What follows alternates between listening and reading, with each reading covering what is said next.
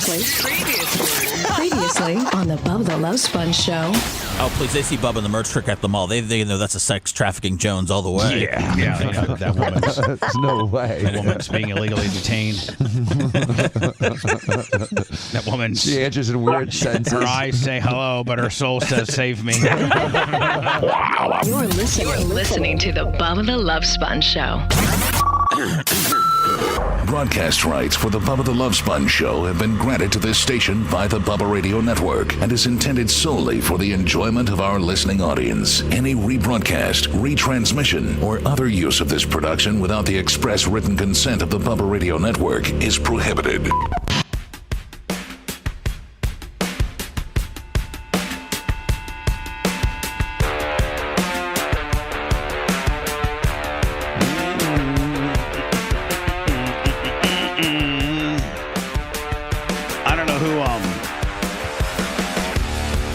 Was in charge of doing today's previously on the Bubba the Love Sponge show. And then it gives you a little 26 second what is supposed to be a funny high spot of yesterday's show.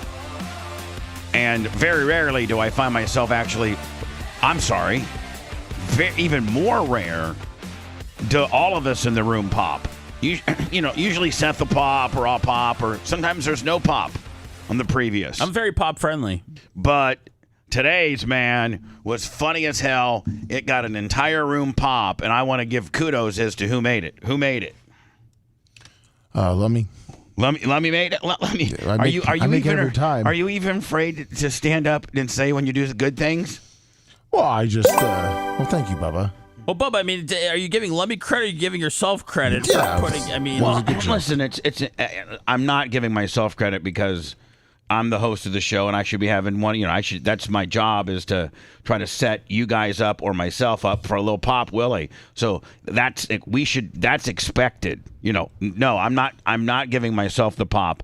I'm giving the person that correctly identified what one of the funniest, because sometimes they get it wrong. They don't pick necessarily the funniest part of the show, or I as a host didn't provide them one. But this was a perfect storm where, one, I provided them, two, they found it and produced it correctly, and three, because sometimes the pop is far longer than 26 seconds, and you got to whittle it on down to try to get, without losing the meaning of not without losing, context. And Lummy, you identified the pop, you edited potentially the pop, you produced the pop, and it was funny. That one's for you. Thank you.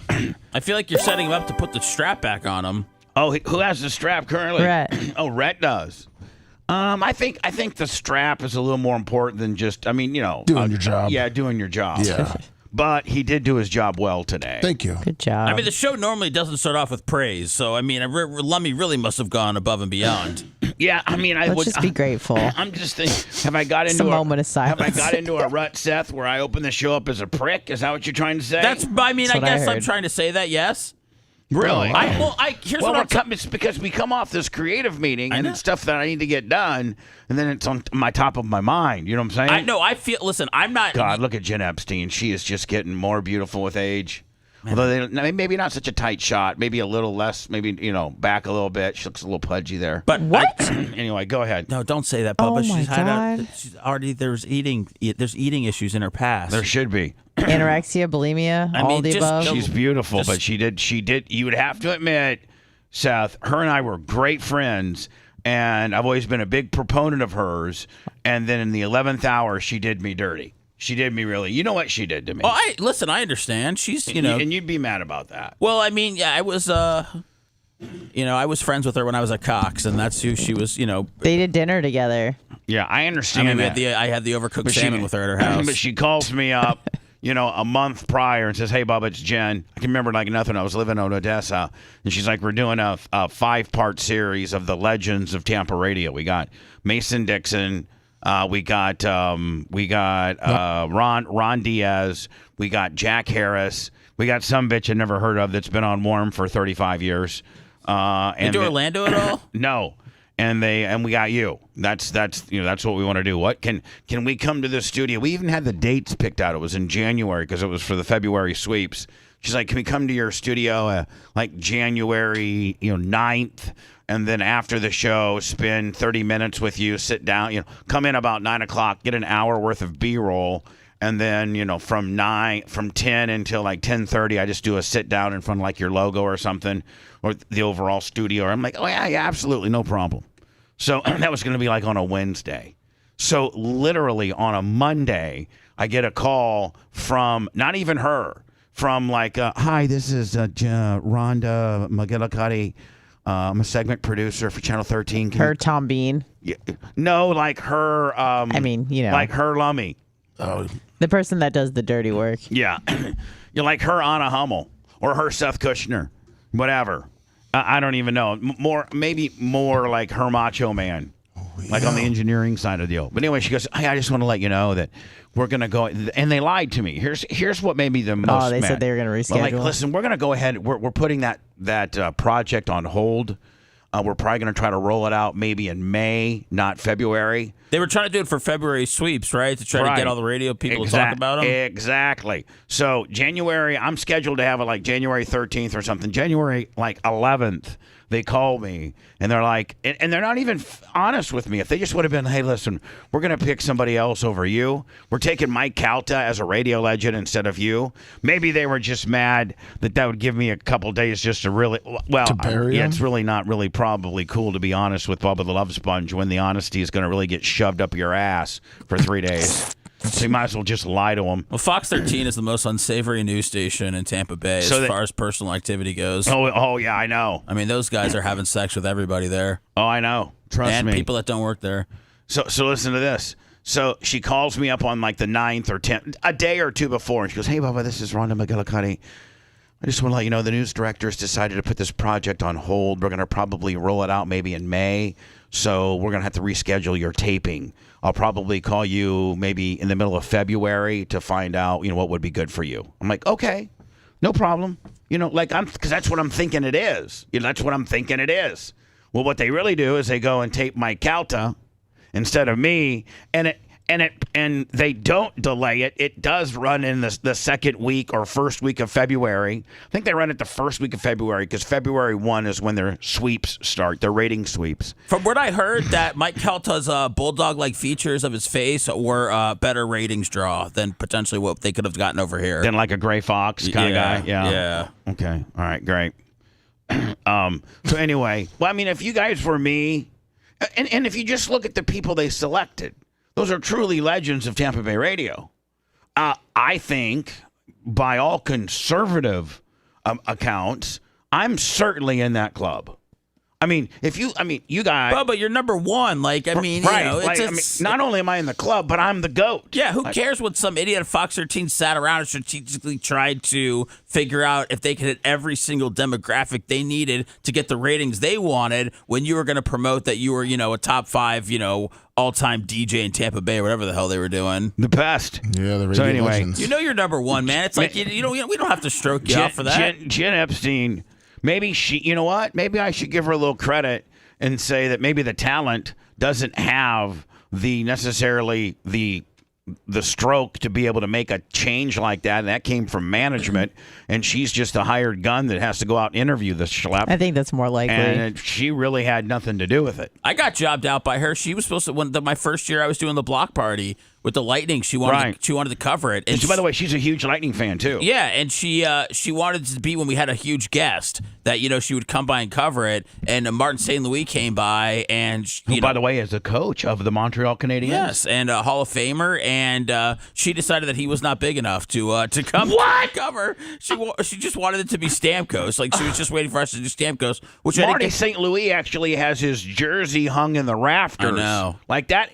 Like, if you got your jersey in the rafters, bitch. Yes. That's about as big as you can get. I know. That's what I just felt like. I was just getting brushed off. So. Wow. I got a Marty St. Louis story, and I wasn't prepared to talk about this, but my previous girlfriend prior to the merch crick was the 6-foot Mingo, Nikki. And Nikki was very beautiful, but Nikki, I'm not saying anything bad about her. I'm not. She wasn't the brightest But bulb. she was. I'm sorry. That's you. That's you saying it. I figured I'd say it for you. Yes, she was. Go ahead. She wasn't the brightest bulb. Let me just tell you this. I'll use an analogy that she literally makes Lummy look like Dan Diaco. Okay. Wow. So yeah. So she didn't really. She's from St. Louis. Is she single now still? I don't have any idea. I would love to talk to her. Do you miss her? No, not one bit. Not compared to what I got now, man. I got the best of. I literally have the best of all worlds. I really do. Yeah, because Merch Crick's running your operation here and your sexual operation at home. I mean, you got all operations taken care of. She keeps me sexed, and she slings out merch like you wouldn't believe. And I've never had. And Nikki did merch as well, but not nearly. I mean, Merch Crick takes it personal. Like, Yeah. I mean, Seth, you've dealt with her, and when you need cards sent, they're sent that day. Bubba, it's not even. It's not It even. almost makes you feel bad, like you want to give her a $5 bill tip or something. I mean, not only is she on top of it, but like when people get their cards and you see that they got like a duck and a sticker, and they get like she like writes a note. Yeah. I mean, she nails every aspect of it, and people love it. And then like the guy, remember, we canceled the cleat deal, right? Yes. Well, she had like 4 or 5 orders. She completely refunded their money. She boom, and made sure that all of their money was refunded and everything. She's just really, really, really great. So anyway, She's great because she refunded money for things people weren't ever gonna get. right? Well, she was timely about it. like the minute I said it, the day that I said I'm not going to do it, like they got their money that day. Like there's no screwing around with her. You're a hell of a guy, Bubba. Well, I got a good one here. So anyway, prior to her, I was with a girl named Nikki for 5 years. And she was from St. Louis, and she was familiar with the St. Louis Blues, and I think that maybe she even gone to a few St. Louis Blues games with her father. But they were more, St. Louis is, blues, schmooze.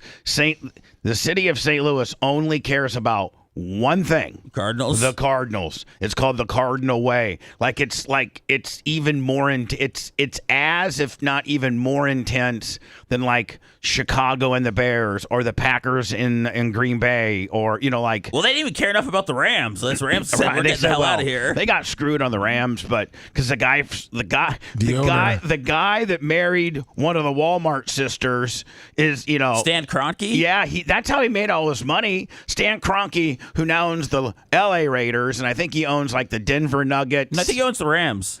I meant the L.A. Rams. He owns the Rams. He moved St. Louis. He's by the way, I think He's got like 8 teams or something like that. Yeah. Anyway, he never worked a day in his life. That bitch has married one of the Walmart sisters. So they got screwed on the Rams. Rams schmams. Man, they love the Cardinals more than anything in the world in St. Louis. So she finally moves in with me. And I had at that time a really, really big hockey connect. Is this before or after you got the coordinates tattooed on your arm? I don't know when it was. When you met at Church's Chicken? Probably before. You're real. If the on irritation's about a 9.75 right now on a 10. Okay, I'm really flipped out. Oh man, she's only said like 7 words today. She's fixing to just get blasted here in a minute. So anyway, she had never been to a Tampa Bay Lightning game, and I had a Tampa Bay Lightning ticket hookup, like the best. My buddy Jim. It's like you're running a Make-A-Wish Foundation over there, Bubba. She's like, hey. I'm like, hey, you want to go to the Lightning game? She's like, sure, of course. So now remember, she's from St. Louis. So we're walking in. Now we may have had some gum. We may have enjoyed a gummy on the way in. Okay, I'm just saying. So we're feeling kind of good, and we're walking down the concourse to like the seats were like right behind the Lightning bench to the right a little bit, like great seats. And it was a little bit of a walk, and we're walking, and she sees it's when Marty St. Louis played for the team, and she's looking at all these jerseys that say St. Louis on it. She's looking. Come on, man. I swear I swear on whatever I can swear on that means anything to me. I swear on the Merch Crick about a story about Nikki. And so she's like, and now, mind you, she's tuned up, and she's not the sharpest knife in the drawer, okay? So she's looking, and she's like, Bubba, is it people from St. Louis night here? Like, is it? what's going on? I go, what do you mean? She goes, are all these people from St. Louis, are they all visiting Tampa? And it's like people from St. Louis get in free? I go, what in the hell are you talking about? She's like, I see all these jerseys that say St. Louis on it. And I don't understand. I'm from, why don't I have one of those jerseys? I'm like, that's a player from the team, and it's actually pronounced Marty St. Louis. He's French. And, no, these people that are all wearing Marty St. Louis. Was he 24? 26. I can't blame her though, Bubba. I mean, if you'd never been to the game and you didn't know that there was a player named St. Louis on the team, and you're from St. Louis, and your boyfriend takes you to the game, and there's all these people that are wearing St. Louis jersey, you may like, maybe my boyfriend played a rib on me, and this is like St. Louis night, right? Yeah, I mean, maybe she thought it was going to be a full-on St. Louis orgy, and she'd maybe lose you in the shuffle. Yeah, I don't know, but it was. That's my Marty St. Louis. That's hot. I would have put a ring on it right there. Well, I'd have married that bitch. Shut up. God, thank God I didn't. Whew. Thank God I didn't, because the minute I wasn't a millionaire anymore and didn't live in the big house, she was gone, hooked up with some fitness instructor, and then tried to sue me for $300,000. Didn't Heather hook up with a fitness instructor too? Spin instructor. Yeah.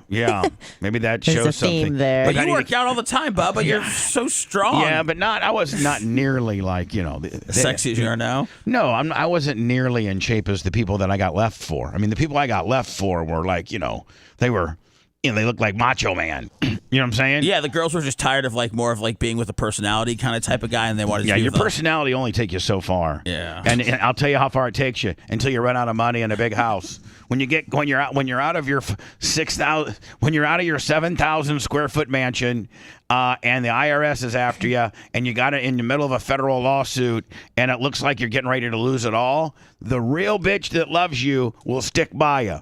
She'll stick by you. But the bitch that's there for the money, for the fame, for the glory, for the private planes to the Bahamas, for all of that bitch is going to go ahead and find a fitness instructor, real hot dude, and you're out. Because I'm telling you, I'm 2 for 2 on that. Oh man! When the Mingo left, is that like when you would make a call to the merch crick to come over right away? I want to listen. How come she never got the trips to the Bahamas? We are not. He doesn't have the plane no more. I don't have a plane no more. No, back then. And she gets trips to Indiana now. She gets trips. She gets to go. What's on that stupid bridge that she likes so much? She gets trips to Indiana. Don't forget Ocala too. And she gets to go to. And she goes to Ocala.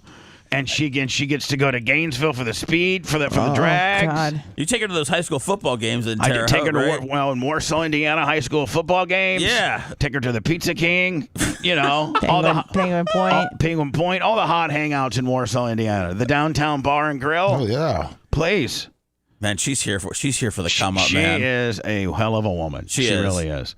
So that's my Marty St. Louis. So Jen Epstein says, Seth, listen, I just I'm not really familiar, or I just don't think Marty St. Louis is that big of a guest, star power wise, for Channel 13. So I think we're gonna go ahead and wait for you to bring in call me back when 91 is scheduled, okay? Right, which 91 was freaking hurt that whole year, and then came back and scored in the Stanley Cup final. And I didn't get to talk to him till the next year. But yeah, no, I love Jen Epstein. I'd risk it all for her. Yeah. Well, anyway. I don't know how I was looking up her. So anyway, hi, Jen Epstein. We were talking about how you start the show.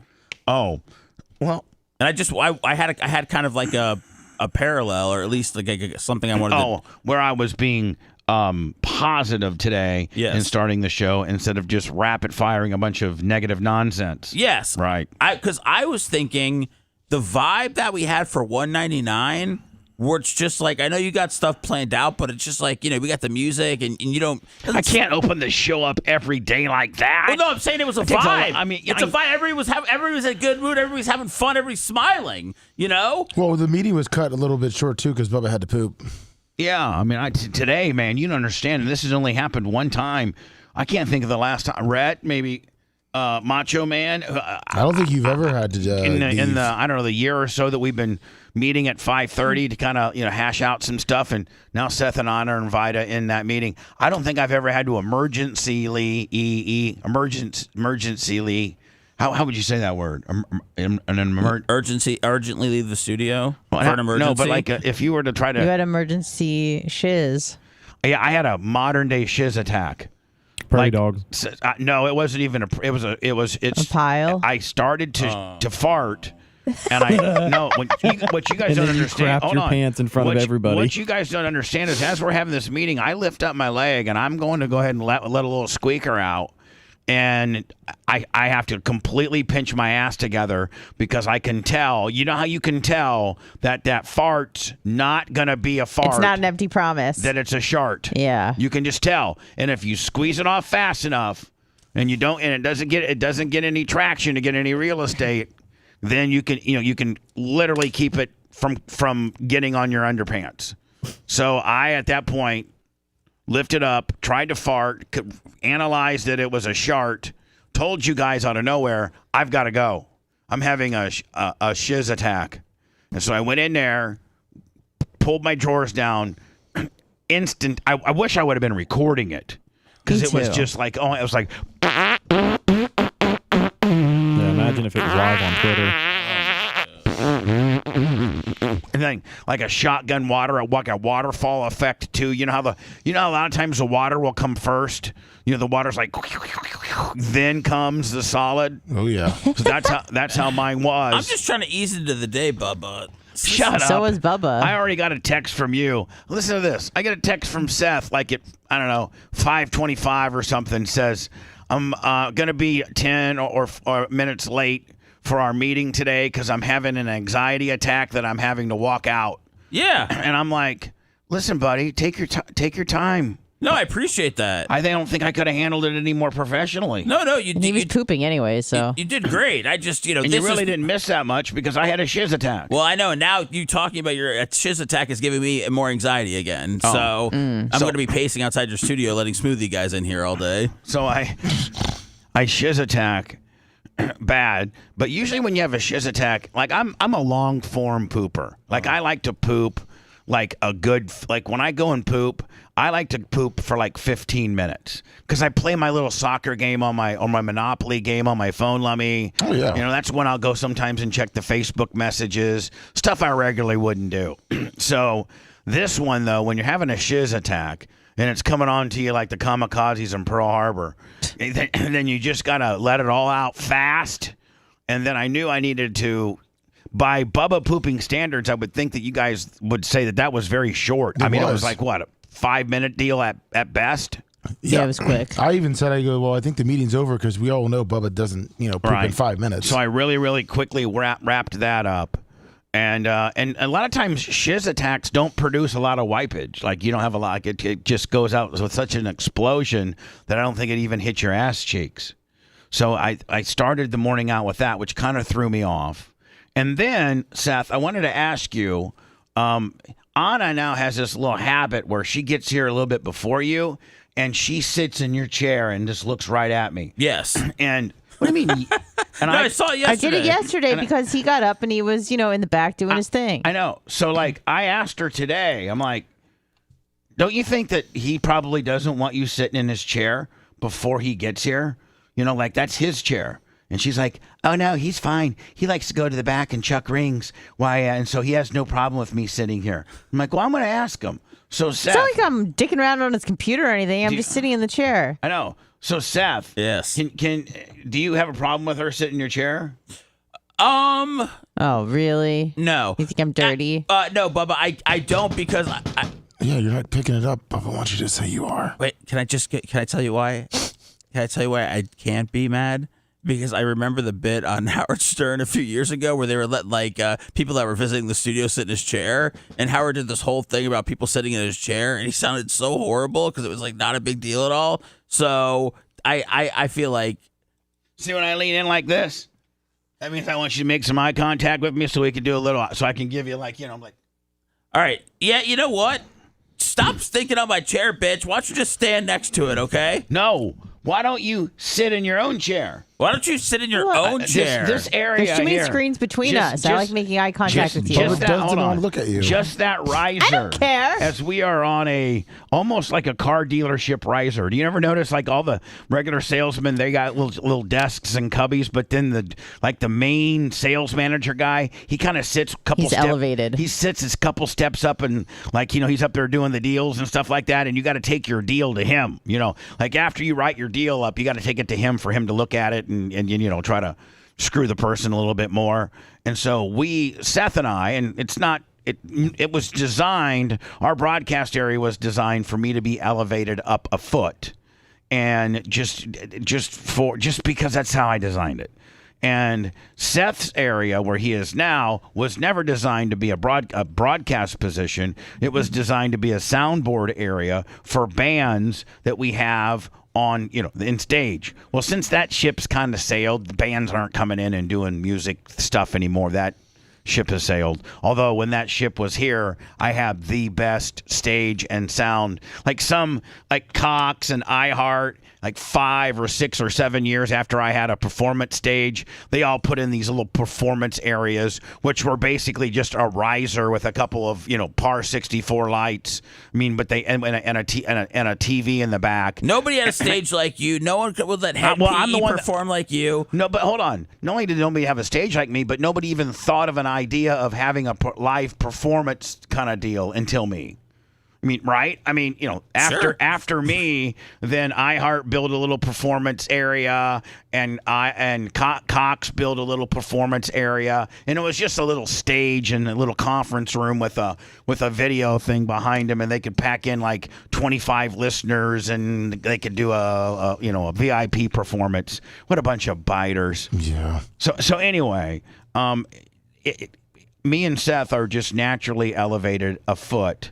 And then when on this area here, Very sacred. Anybody who works here knows that I don't like people up in this area. I just don't like people up here. I don't have anything to hide.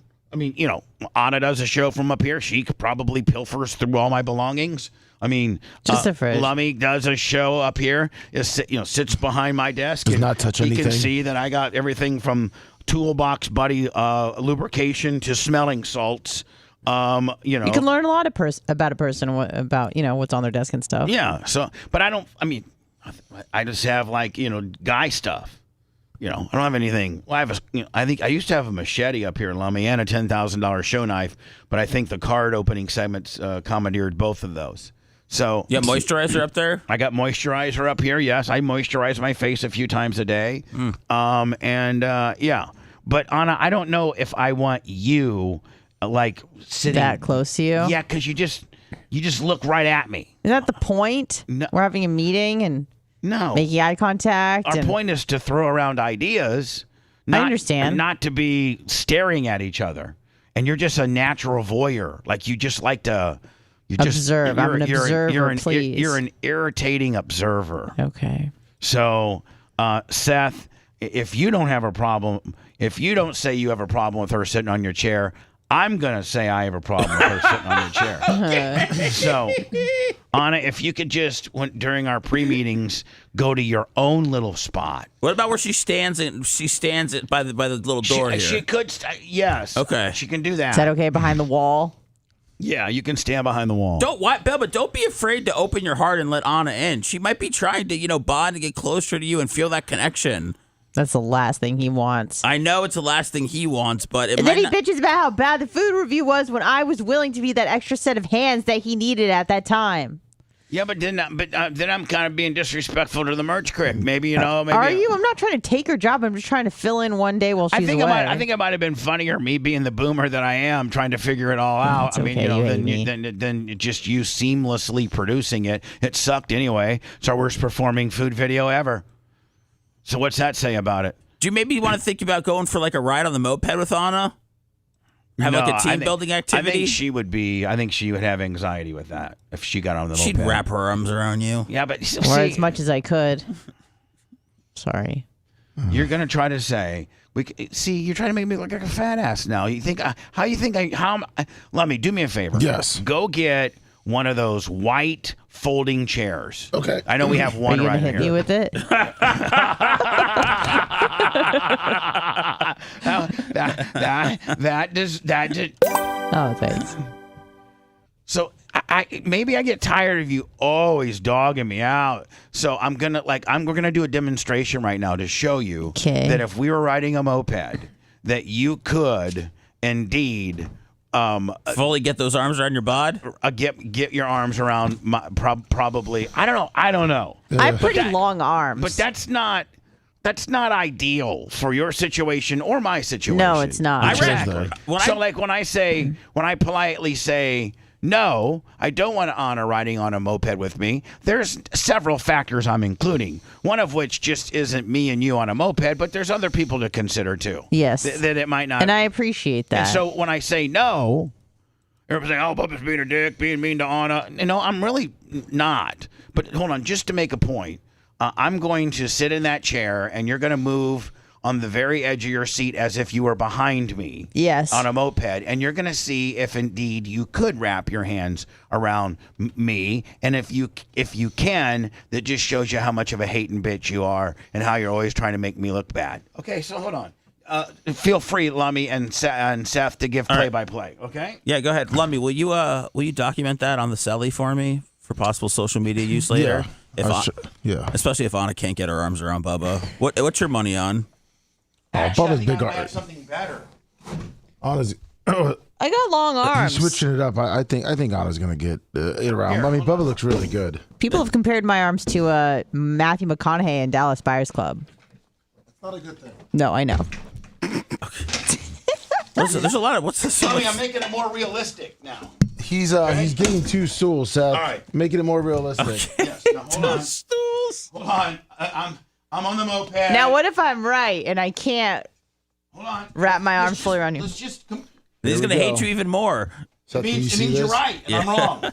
But realistically, you have you do kind of go butt. You got to probably get a little closer. Nuts to butts. Well, I mean, usually the girls' legs are. Usually the girls' legs are okay. No, get closer because easy. you can. Scoot this way. Scoot this way.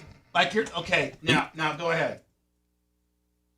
Yeah, she's. I'm driving, Yep. But she's latched on. Yeah. She's latched on. All right. and she's not even. Yeah. She's not even. She's even right. She's not getting on me like she No, was. she could get on you a lot more. Yeah. Look. See? Hold on. She could spider monkey you. She was trying to backdrop me. The bitch was trying to backdrop me. Bubba, you should have suplexed her. Choke her out, Bubba. Oh Choke her out. kill her. Kill her. I mean, women's right. You guys are delayed reaction, but when you saw her, like, kill her! Kill her! The minute you saw me go, a little gorilla, you're like, get her! We have a sign for Macho and Vet to cut the string real quick. See, Anna. Tile guru said Anna looks like a little backpack. She would be my backpack in a moped ride. See, Anna, so you can. Yes. You can. It has been confirmed. Making me not look nearly making me not feel as fat as you tried to make me feel. But maybe you're projecting because we always try to make you feel, flat-chested, raisins. Toothy. Yeah. So maybe that's just a way for you to get back at me, to say if we rode a moped, I could, Perhaps if we were to psychologically analyze it to its core, you might have something there. But I think I But you're right. I can fully wrap my arms around you. You can. Yes. I even made like a what do you call it? Like a cinch. Yeah. I think your one hand. C-grip. I think one of your hands grabbed your wrist of your other hand, which means you got all kinds of leverage. Yeah, and I do. felt as if you were trying to belly to back me. I felt like she was going to give me the Owen to Hart belly to back deal. Oh, that would have been great to see. There's no way she would have got you. Cable grip. That's the word I'm looking close. for. I was able to cable grip I know you. she wouldn't have got me, but just the humanity of her, it's like literally, Did you feel my strength? a football on an elephant that threw it over. I got a lot of strength for someone my size. Yeah, Did you feel my presence? The reason why I freaked out is once you cinched up, and I felt as if she was going to take me to the ground. That's when I freaked out because I could feel that she had. power. And yeah, I could feel her power. Thank you. And I could feel as if I don't do something here, as she starts to power up, we could go to the side, which is going to make me look stupid. Bubba gets, side saddled by, by female co-host. What a puss boy. I would have cut that out of the video. 277 pounds versus, 125. Oh, 120. Come on. Okay, 120. Sorry, 119. Let's call it 119. Makes you feel even better about yourself. Appreciate you. So, Anna, the rule is that you not get near the riser. This is called the golden riser. God. This is heaven, and that is hell. So I'm in hell? Yeah, I mean, makes sense. This is heaven, and that is hell. Don't come to heaven ever. Okay, all right, got it. And stay in purgatory. The only time you can go to heaven is when you're doing a show, a single show, and you're in charge. Got it. But I think during 2 Live Jew, you run the board too. I do, yes. Seth, do you just stay in your spot over there? Yeah, at first I didn't because I thought it would freak on out, but now I just stay here all the time. And, yeah, but the thing about your spot is, like, honest to God, I can't see you. It can be that your spot is the best because it can be the best of both worlds. It can be like a position down, in purgatory, like a position in heck. It can be a position downstream, right? Yeah, oh yeah. Or just one little clover here, and now we're regular. No, it's nice when I have to motion something or animate something with my hands and he can see me because he's right there. It's nice. It's nice, like if you're boom, boom, boom, Seth, and then let's say I wanted to get an Iggy on you. I can't get a visual Iggy on Lummy or anybody, but with you'd hear my voice trailing, knowing that I'm leaning back, and then you'd look at me. So I'd say so anyway, Seth. Then boom, right. see how we are? Yeah. Because we're two. You know why? Because we're 2 radio veterans, That's my friend. right. We know how to work the deal. Thank you. Exactly. Lummy, what? Alex Stein on today at 9:00. 15 early, which means I probably which means I probably need to be more on time today. Yes. Okay. It's the Bubba the Love Sponge Show. Want to listen to the show on demand and on the go? Enlist today at BubbaArmyHQ.com and sign up and start listening. The Bubba the Love Sponge Show will be back after this.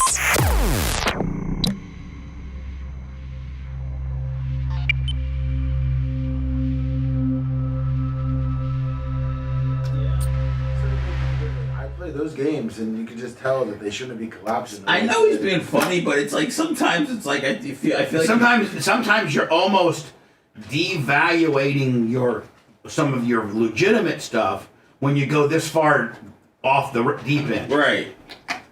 Right. Well, there's a lot. It validates some of your potential cool. But you know what? Maybe he's not a fucking bridge guy out there in fucking Texas. Maybe he doesn't know bridges like we do. We're sympathetic to the cause. Yeah, we're on bridge. Okay. Maybe you're right. He's not as bridge sat like we love like bridges are a part of our DNA. Right. You're either scared of them or you're not. Who knows what these assholes are walking around? They're probably talking about cattle land.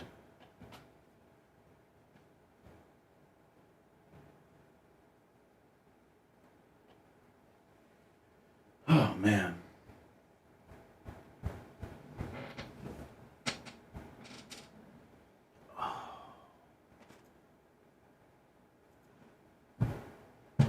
There's something I was gonna. What was I just talking about? I was gonna fucking.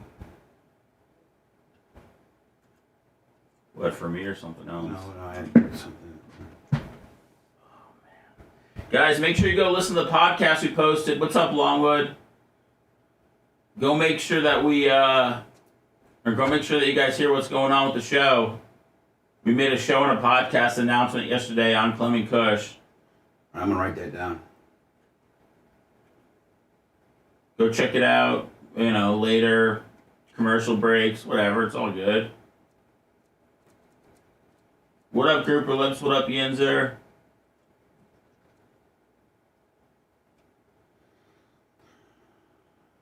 Yeah, I wanted the chick to know what she was going to do about pollen. Guess what? She didn't have a fucking plan.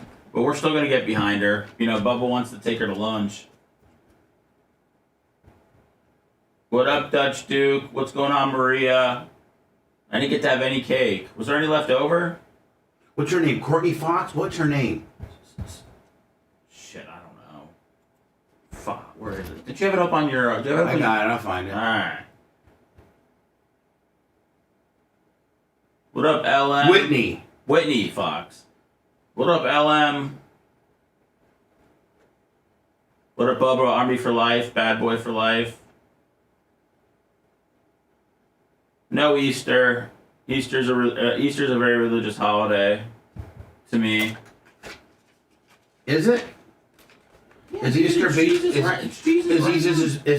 Listen, I ask you this because I don't know. Yeah, okay, yeah. so I'm not asking this in an anti-Semitic way. Yeah. I'm asking this because I don't know. Because I know that the Jewish faith believes in the Old Testament, but not the New Testament. Right. Correct? Yes. I think that's the fundamentally thing about that. Okay. Yeah. So in doing that, is Easter an Old Testament thing or a New Testament thing? There's no Jesus in any of our stuff. So the Jews believe that there's a God, but that he didn't send some homeboy down here to be a carpenter and walk barefooted and shit like that. Right. I kind of am into that. Like I kind of believe that. But the only thing I got a problem with the Jews thing is I can't do all this food, this food shit. Like the matzo balls and the geselfas. Food sucks, man. I can't do that. Like I can't do that. Food so sucks. could I be a Jew? Like where I think religiously, I think it might have went down more towards the Jew way. But I don't have to do all this, brizz and sucking dick. I don't have to do any of that. No, I embrace more of a Mediterranean, diet, which So can I say, hey, listen, you know what? The religion part of Jew, I'm good. But these days where you're making me eat certain geselfa fish and stuff like that, I'm not digging that. No, that shit sucks. I'm an Italian eater. Yeah. So you can be almost like a hybrid Jew. Where you'd be like... The majority of younger Jews don't like the food. It's an older... So the majority of the younger Jew, the Jewish, like the Jews, Gen Z, so to speak, would be like, we're going to kind of refine the religion and take some of this stupid shit out. Like this eating rules and shit. I could be a Jew all day. How do I sign up? You got to go to my temple, give them a couple grand for a conversion class. Mention my name, I get 10% off my next monthly fee. Right. And dude, you're. And then the rabbi goes, "You're Clem. Can I be Clemstein?" Yeah, and then we get to a bar mitzvah kicker, presents galore. The whole town's going crazy. Bubba the Love Sponge is having a bar mitzvah. I'm a Jew now. Yeah. Can I say, hey, listen, man, motherfucker, I'm a Jew. Yeah. Like, so stop with your bullshit because I can speak as a Jew now. Yes. Exactly. We need to set that up immediately. Yeah. And then my name be Bubba Clemstein.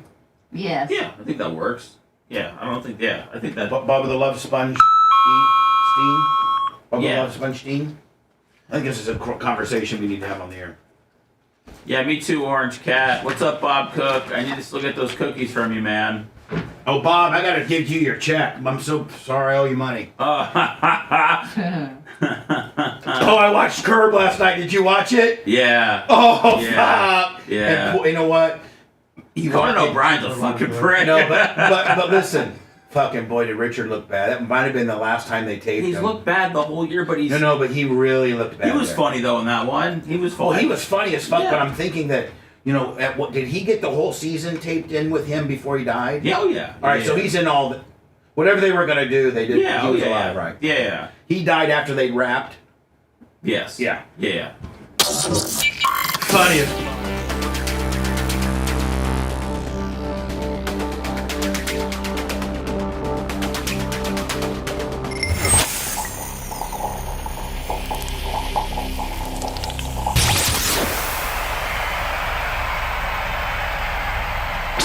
It's the Bubba the Love Sponge Show. Missed part of the show? We got you covered at BubbaArmyHQ.com. Now back to Bubba Live Worldwide. I got to be on time today just to show you how responsible I am in recognizing that. I'm going to talk to you about Super Beat heart chews, my friends. We often think that more heart healthy energy and living a more productive heart healthy life means making some huge, maybe not even sustainable changes. Well, with Super Beat heart chews, you can get a daily blood pressure support mechanism with 2 tasty chews a day, and they even promote heart healthy energy without the stimulants. Paired with a healthy lifestyle, the antioxidants in Super Beets are clinically shown to be nearly 2 times more effective at promoting normal blood pressure than a healthy lifestyle in itself. That's the number one, Super Beets, that is. The number one doctor, pharmacist, and cardiologist recommended beet brand for cardiovascular health support. Super Beet Heart Chews are also support healthy circulation without the stimulants. It's plant-based, and there's no artificial sweeteners or colors. Double your potential of Super Beet Heart Chews and get a free month supply of Super Beet Heart Chews all in all bundles. And a free full-size bag, $20 to $5 value of what, Lum Lum? Turmeric. Turmeric. That's really, really good for you, too. I know people that just take that in itself. You get all of that by going to BubbaLovesBeats.com. Get this exclusive offer at BubbaLovesBeats.com.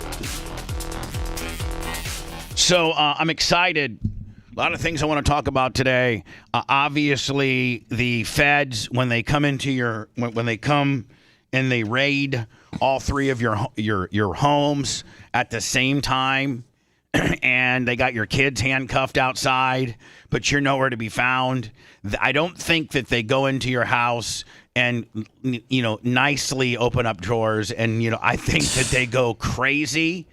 And I don't say I have a problem with it, but the more that you don't find, the more dick of a move it is, because they ransack your house. And to think about how much time and effort it would take to get your house back from it being ransacked to not being, getting everything back in order. Yeah. I'm telling you right now, I watched that video last night, the one that kind of is playing on the Daily Mail right there. And as someone with OCD, I had like a full-blown Seth anxiety attack. Right. Like that was horrendous. And the other thing is this, like I know guys that have worked for local municipalities that, they got a hit on a drug. They got a hit, they pull a car over. The standard Indiana. First of all, Indiana's the worst at it because, you could get pulled over with some weed here in Florida, and they're going to be like, as long as it's not, 17 pounds. Right. I mean, intent to distribute. If you got a half a bag of weed on you, half ounce or something, maybe you have your card. Maybe you don't. But the cop, for the most part, at best, is he's going to write you a ticket. And it's a misdemeanor if it's under 20 grams. And it's not a big deal. It's really not a big deal. 9 times out of 10, they're just saying, and it really, really sucks because sometimes maybe you just got some really good purple haze or some of that Angel Starfire or that. There's some really good strands going around right now. Really? Let's say you just paid like $1.80 for some, and then you get pulled over after just getting it. You're like, oh man, I'd almost rather get a ticket than have to dump it out. But Such man, a shame. I've been trying to get this. I've been trying to get this little amount for such a long time. Well, in Indiana, man, if they had found like a half a bag of weed, just a little bit, man, they will. And my friends have done it. They take like box cutter blades and they slice your seats open. I'm talking about like if you had a brand new Benz or you had Dan. A Lamborghini. Oh. They literally will slash your seats wide open, all of them. The headliner, tear the carpets out.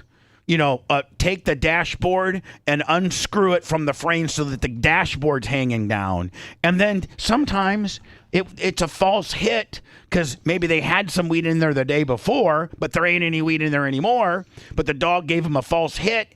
And they've done all that to your car, and guess what? They give it back. Like, I don't think they're on the hook for it. I don't think they're on the hook. They literally, on a $500,000, $600,000, $800,000 Ferrari. Think about how much. I mean, they could do a couple $100,000 worth of damage. Oh yeah. So we got the P. Diddy stuff to talk about. I want to talk to everybody about this right now, and I think it's important. Maybe you're not. Maybe you are a casual listening fan on, 103.1 in Orlando. You're flipping between me and the monsters and you figured out, but man, the Bubba the Love Sponge show, they have far more characters. There's far more people. And I think Bubba runs a little quicker show.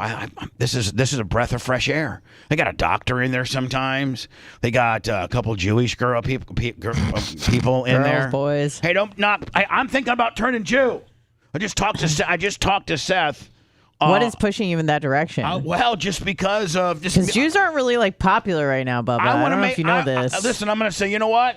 I'm coming over to be a Jew because the Jews are getting a bad rap right now, and they need somebody cool like me to be a Jew. I mean, they would. Rabbi would still take you and let you sign up. And Rabbi be like, so listen, you will promote the religion, and you will, and I'll be like, yeah. I'll promote the religion. No, we're not. I just don't want you. Listen, hey, Bubba, we're not Jehovah's Witnesses. We don't really promote it, you know? Rab, Yeah, we're not looking for recruits. Hey, Rab. Okay, hey, Rab, here's the deal. Yes, I won't sir. promote your religion, but I'll stick up for religion when the media's giving you how about that? How about I don't promote saying, hey, you need to go to Rabbi Jones's synagogue, but I will, anytime that people are writing bad stuff about Jews in the news, I'm going to get on here and say, Let my people go. You guys need to burn a timeout on being mean to the Jews. See, We need a guy like you. You yeah, do, yeah. Be like, man, hey, we need a mouthpiece. Whoa, I'm a Jew, bitch. Don't be getting all un-Jewy with me. I'm a Jew. Don't be getting no, I ain't having it. Nope. Get that anti-Jew stuff right out your mouth, bitch. I'm telling you that right now. I'll tell you. All right, I done talked to my rabbi, and he said, less the food hang-ups, the matzah fish, the gabatza balls. They hate it too, Bubba. I don't have to go to no. It's I don't have to go to no. gross. I don't have to go to no brisks and watch. A moy. But the deli game is pretty strong. I don't got to do any of that. I can just be a Jew that believes in the religion, because deep down, I kind of think there might only been. Here's the bottom line with being a Jew. Oh, God. Okay? Yeah. You believe everything in the Old Testament for the most part, because the New Testament is the birth of Jesus for them. That's where they introduce you to Jesus. Yeah. Well, the Jews think that there was no Jesus. The Jews Well, think. we just don't think he was the son of God. Okay, so. Maybe he was a person. Okay, maybe. Yeah. He gets person credit. Okay, Yeah. but he certainly wasn't. Yeah, cool he ass wasn't dude. rolling around doing miracles. He wasn't the son of God. He was just a hippie. Okay. Yeah. So I could go with that. If I can go with that, I could be like, okay, maybe Jesus was not really Jesus. But I do believe that even before Jesus, there might have been a God, and he created all this craziness. And so, yeah, now I'm a Jew. Isn't that kind of like what Whoopi Goldberg does now, too? Whatever. Lemmy, don't you ever besmirch my great name by associating me with Whoopi Goldberg. Well, she's Jewish. Where in the hell is I made a terrible mistake. She's Jewish. Sounder. Are you going My God. to besmirch your Jewish partner? Don't tell me. Whoopi's Jewish? Yes. Don't tell me. She Don't. convert? 'Cause I don't think she did. Don't. Yeah, She- she is. She's Did she? Jew. She's Jew. Yeah. But don't you ever align me with not fellow so, Jewish person? No. A black person? No. A black Jew. No. A woman? Best of No. both worlds. A person that acts like Whoopi Goldberg. That's my official answer. I wasn't comparing to you. I was just I'm saying. she When you say, "Oh, Bubba, you want to be a Jew?" Think of a cool Jew. Like Larry David. I meant like a person that wasn't a I want to be into like Larry David. Jewish. I want to be the 50 Converted? Yeah. I want to be like Larry David. He rolls around real Jewy in Beverly Hills, and he's super cool. But you don't ever see Larry recognizing the stupid you can't eat for 3-day holidays and the Gewelche Fitch and the Matcha balls or anything Most like Jews are non-religious, by the way. Exactly. I was just trying to find someone that wanna be a Jew. converted to a Jew. I just want to be a Jew, and I only want to be a Jew, and I sit here on the Jew Hill. Remember, I want to be a Bill. I'm just a Bill, and I'm only a Bill, and I'm sitting here on Capitol Hill. Well, I want to be a Jew. Wow. Period. I mean, you got about $2,500, so you can make it happen by the end of the year, Bubba. No problem. You already got the yarmulke that I gave you. I'm not wearing I'm not wearing a yarmulke. Why? I'm not going to be one of these Jew. I'm not going to be really Jewy. Well, I mean, it Be helps just for enough other to reasons. cover my ass. Hello. Cover Hey, my Bubba, ass. Las Vegas Mario, how you doing What's today? going on? How's my good friend doing? Who was ready to save me from a kidney stone when I had a kidney stone in Las Vegas during Ronnie Munn's wedding? But yes, sir, go ahead. Was it going to milk it out of you? I don't know. I just wanted to say yesterday's podcast. I was looking for pain pills. I had to pull over.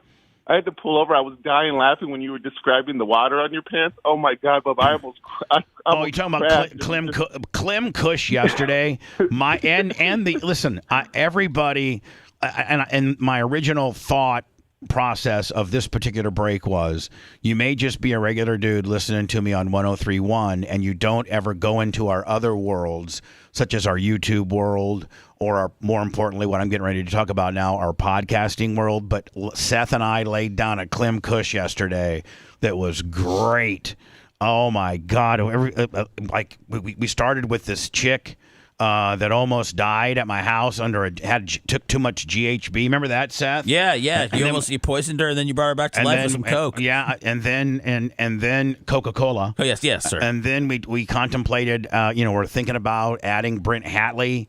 To our Clem Kush deal. If that's the case, we're going to have to probably turn it in from a podcast to maybe something that's a little bit more massively distributed. So yesterday's Clem Kush not only kind of got into some of the secret infrastructure that we're working here at the BRN, but it also got into, me, a girl practically ODing in my bed, and it was just, it was a really, really good podcast. And the wrong call, and the wrong number. That turned out to be a... Oh, yeah, that Whitney girl. The Whitney, so then, whoever owned my phone before I did, because Alan. Mario knows. His name's Alan, and he must have been the most staunchest Democrat in the world, because every day I got a Democrat congressman, a Democrat senator, somewhere from like Delaware. Hey, Congressperson Ron McGillicuddy in the 8th District of Montana has a real fight on his hands. $10 more will put Ron over the edge. You being the strong Democrat donor, Alan, we need your help now. Please, only the smallest of 5, even 5, and I get them every day. And I hit stop if it says stop to get out of this text, and I hit stop, and they don't get. But I still get them all the time. I'm on some kind of Democratic call list. So yesterday, we're doing Clem and Kush, and my phone rings, and it says, Whitney Fox. I'm like, Whitney Fox? The only Fox that I know is Samantha, and we all know that story. Maybe this is her mom or her sister or somebody who knows her that are ready to try to, sue me for saying that I blasted Samantha back in '89 in Chicago. Right? Yeah. So I answered the phone. Hello? She's like, and then it ended up being a woman named Whitney Fox, and she is running against Ana Luna Polina to be a congressperson. Is it Pinellas County in or is it St. Pinellas Pete? County, our area. Well, I start talking to her. I figure out all this, but I didn't know she was a Democrat. I did not know, and I'm like, oh, hey, Whitney. I can get you Grady Judd, which, by the way, is the most Republican man in the world. Yeah. Bubba, you prefaced at the beginning that you've had a lot of Democrats contact you. Right. So when you said you didn't know she was Democrat, that's kind of why I thought it was hilarious that you offered her Roger Stone an endorsement. Maybe that blew her away. I mean, I wouldn't be surprised if Rogers maybe. As much of a loose cannon as Roger is, Roger hated Rick Scott, hated him. So I wonder when Rick Scott ran for Congress, if Roger would endorse a Democrat. Yeah, I'm saying if he hates because there comes some instances where he doesn't like the Republican candidate. I wonder in those cases. He goes Democratic, and he's also a very good personal friend of John Morgan, who's one of the, most influential Democrats in Florida. So maybe sometimes Raj does switch it up and go Dem.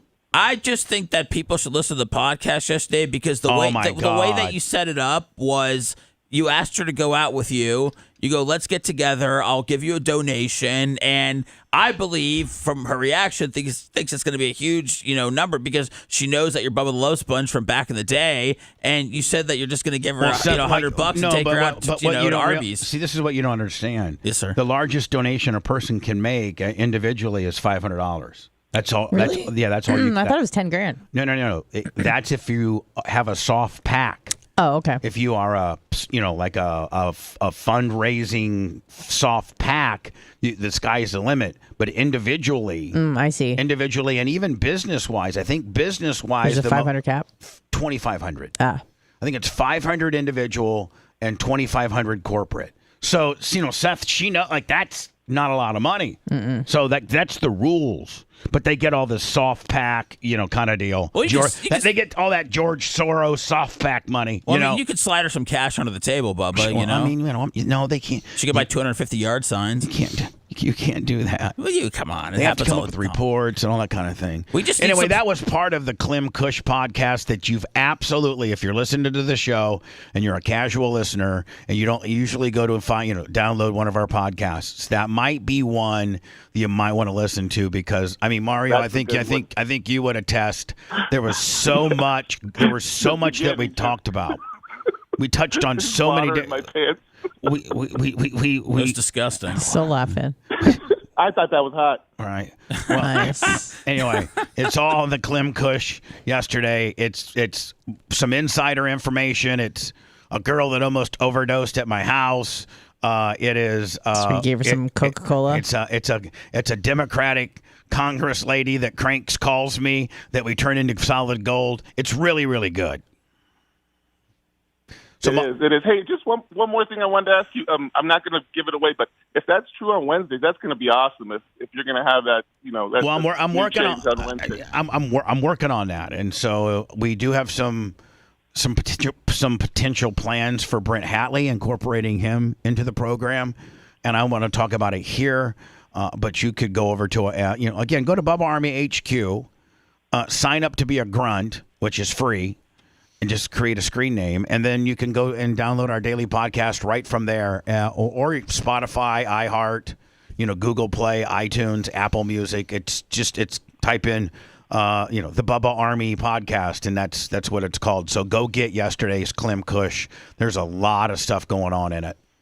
I felt like I needed a nap afterwards. I was so exhausted because we were just going so hard on the paint, me and the Kush over there. It was a good one. You have to listen to that one. All right, buddy. Thank you. Thank you. Bye. So today, I'm going to go into words, but today, because Seth, I think if you guys remember a few Fridays ago, I told you, hey, listen, I don't want anybody to be afraid of me.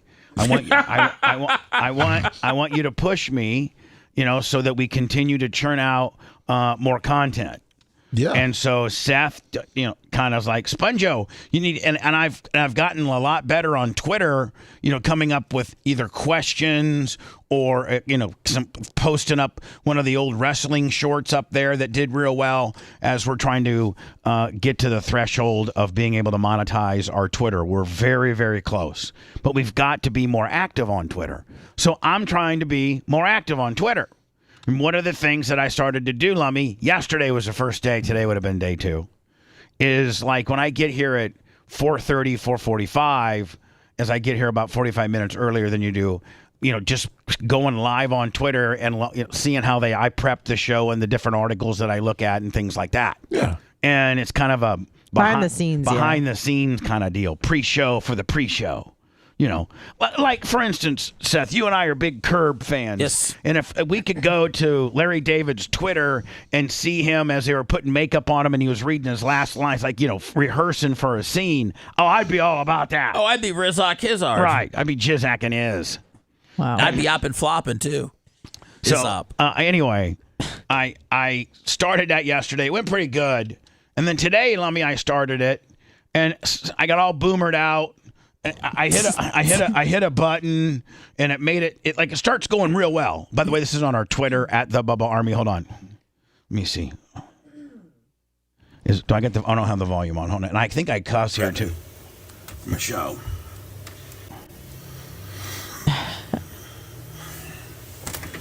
Hey everybody, I don't know if anybody's here or not, but I'm prepping for my show. So I'm going through my show, and I'm looking at stuff. And, going through my deal. And then... Fuck. Oh, Jesus. Let me turn this off. I realize that the light is kind of like really blinding, like really kind of... That's far better. I can turn it back on later. I can't see no chat. So here from... Maybe I hit that button. I feel like I hit a button, but I forgot that on Twitter... There is no chat. There is no chat. So I'm trying to find chat where there is no chat. Oh. And all it does is screw my phone up. Straight boom. Oh, I think I better stop. Uh-oh.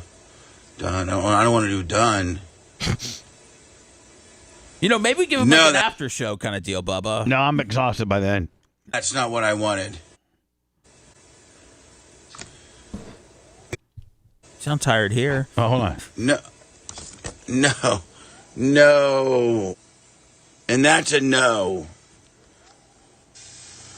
I don't know these fucking buttons. Oh, boy. Hold on. Oh, boy. Yeah.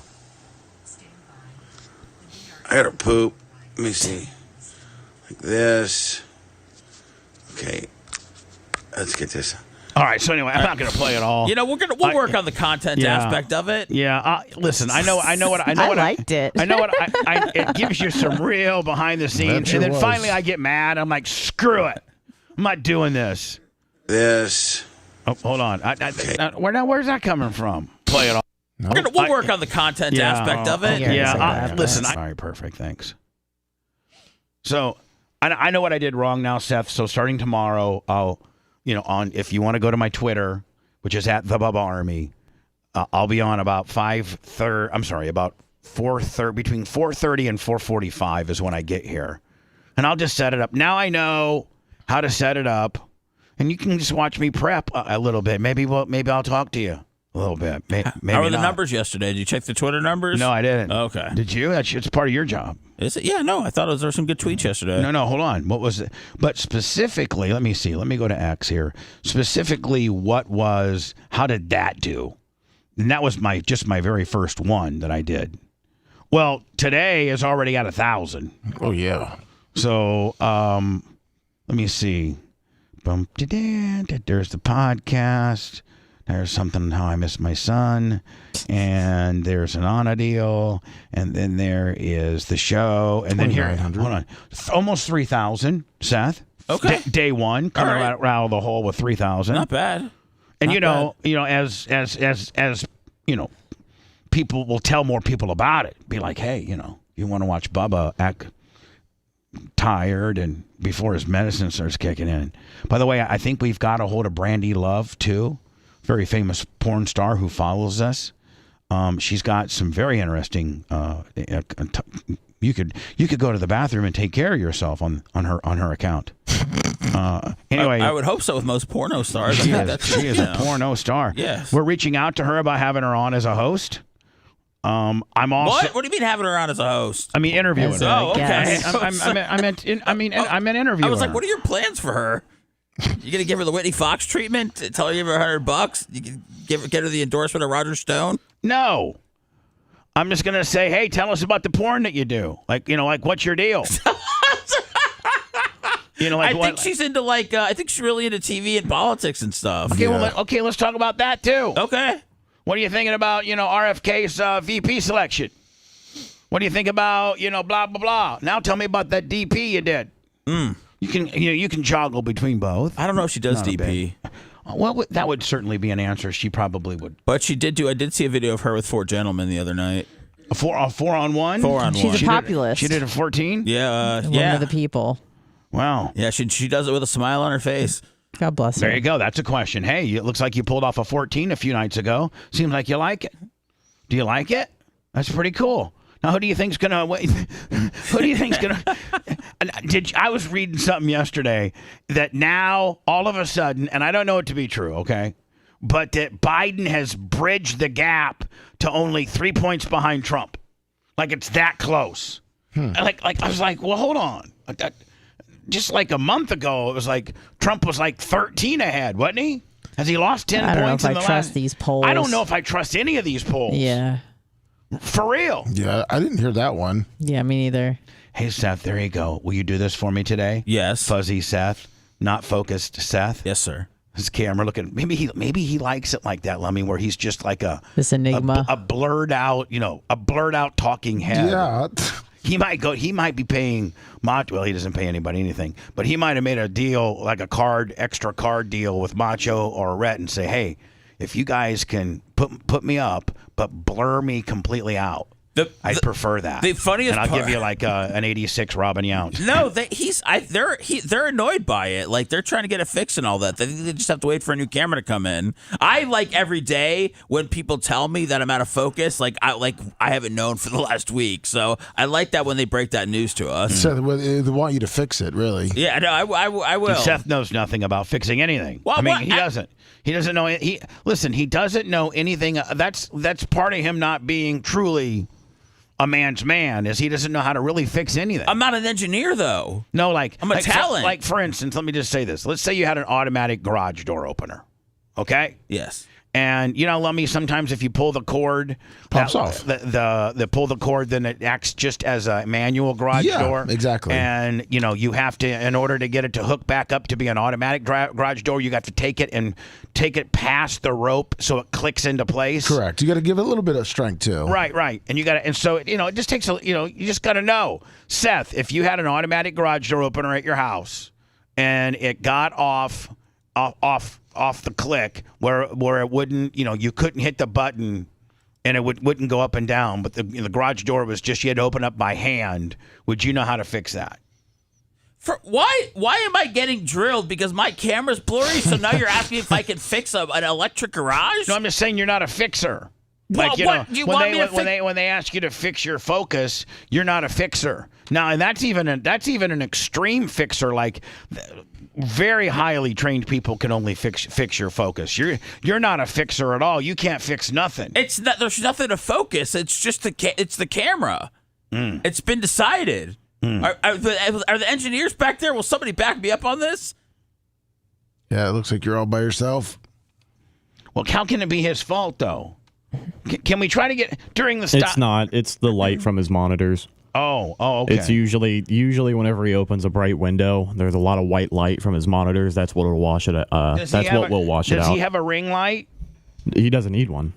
Oh, if he had a ring light, it'd look worse. All right. So, does he need to turn off one of his monitor? No, we just need to move the camera. To be honest, I think that's going to be the best solution. Okay. To maybe even get a better, like, this might even be the most flattering angle. Let's really make Seth look like a real, rugged, good-looking dude. It's kind of mysterious if you're just kind of flipping through like Rumble or whatever, and you see this, you think maybe like I'm a criminal or something like that. Yeah, like maybe like in a witness protection program. Yeah, conceal your identity. Right, where you killed a family. You were a mobster, and you made a deal with the feds. You used to be like, or I was in like P. Diddy's crew. Right. You're in P. You're the whistleblower on the P. Diddy stuff. That's right. I was a producer. I got touched in the studio. Yes, this is a daily telethon. We got to keep the lights on somehow. So don't forget PayPal, Cash App, and Venmo. All at BubbaArmyHQ.com. Bubba the Love Sponge. We'll be back after this.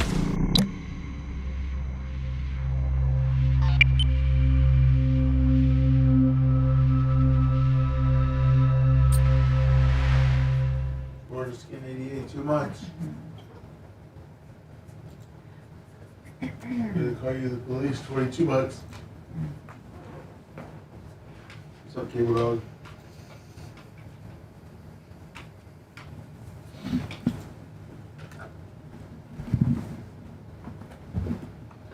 When's that promo code, Bunny?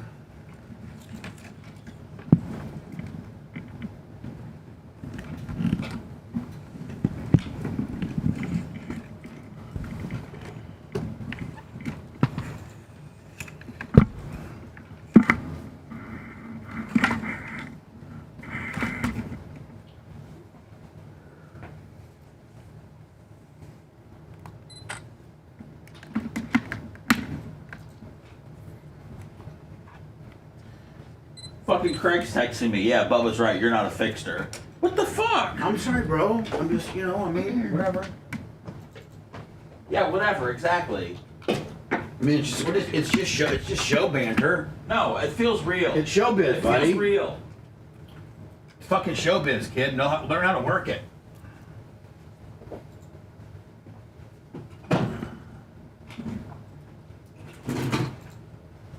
Showbiz, kid. Say it.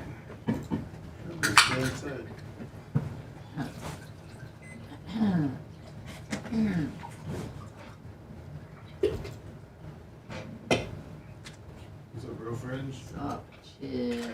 That. Lodge, can you go back to the 4-shot?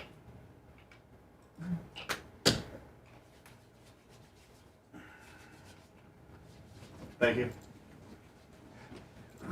That was some real inside jargon right there. You know that? Can you go back to the 4-shot? Oh, yeah. Hey, Rep, can you go back to the 4-shot for me? He sure did. Yeah, thank you.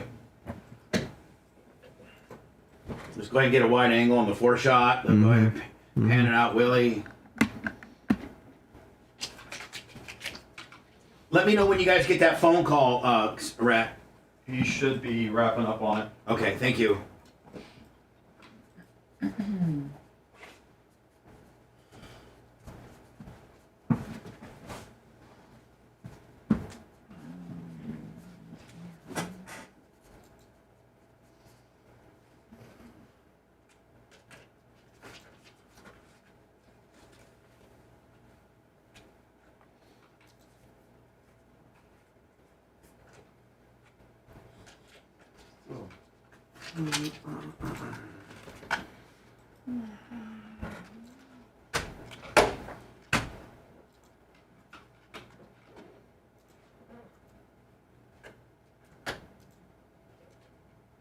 There were also a couple of people. What's that, buddy? I was just going to say, there were also a couple of people complaining about overexposure on the Rumble feed. That's a Rumble bug. I don't know why it happens on some browsers and not other browsers. But if you Motherfuckers, hey, everybody fucking listen to Rat right now, okay? Right I now. mean, everybody's an expert, so I get it. He's but, breaking it fucking down. Yeah, for some reason, there's an overexposure bug on Rumble for certain browsers. I use Google Chrome in engineering, and it looks overexposed, but I'm sitting here on Seth's computer using Microsoft Edge, and the stream looks fine. This is that motherfucker looking at If you do have overexposure issues, go to any other platform. Go to Twitch, go to YouTube, go to Twitter, go to Facebook. Everything looks fine. So if you are having issues where the show looks too bright, consider using a different platform or changing your browser. Yeah, motherfuckers. Unfortunately, Rumble still has some bugs like that. So quit motherfucking. Yeah, quit fucking belly aching. Yeah, just fucking chill out. Bunch of fucking experts. We're trying our fucking hardest, okay? It's not gonna be perfect. This isn't NBC, motherfucker. We got the budget of PBS. PPS. We don't even have PBS budget. We got fucking CW44. Whoa. Red, am I really too white? My TV Tampa Bay. No, it's just the white light from the computer. But you are tan. But Seth, you are vampire-y. Well, I know. Well, I mean, I'm really starting to believe I'm too white for the camera. No, I moved the camera further back, so the light from the monitor shouldn't mess with it as much as it did before. If it does, then we just need a new camera. You're too white for the camera. But those handy cams are really shitty with the autofocus and the auto exposure adjust. Well, so that's why most Thank of you, the time, Doug Brown. if you have like white on your I better check my. Yeah, I got the. I better check my PayPal. See if I got any. If anything, of my if I need to lovers. do anything on my end, let me know. John You're good. Castica, Actually, Scouting Big Dog. While you're standing there, if you want to sit down. Yeah. Nope, John Castica threw me a hun yesterday. That was the last. Him, Brian from Make sure you're Philly, framed up Mick, correctly.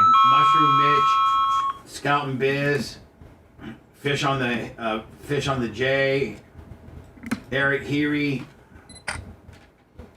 Those were all yesterday's. Yesterday was a good day. I ran my own personal PayPal yesterday off my Instagram and poppin'. I don't even know what the fuck he said, and so I'm not even gonna. I kind of do like my own little donation show. Jesus, really? Wow. What the fuck, man? That's stealing from the brand. What a fucking wow, Lummy. Wow, homo. What about that? Yeah, no kidding. Jeez. Jesus. I'm just selling spots for our card breaks. That's all. First one sold out.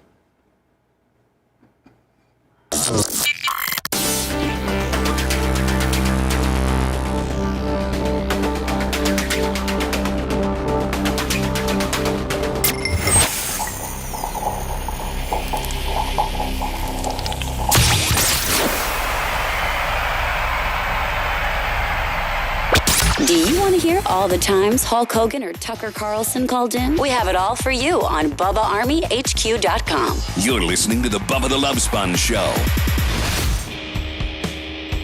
Lummy sent me, and we'll do this later today. Sent me the entire. Lummy, maybe we got a pirate copy of it. What's Vice gonna do? Come sue me? Yeah. We got a copy, or Lummy has a link or something to the Vice channels. They have this ongoing series called The 9 Lives of, and it's people that have gotten in trouble over the years and been able to survive it. Well, they had Vince McMahon on there. They had like Ozzy Osbourne.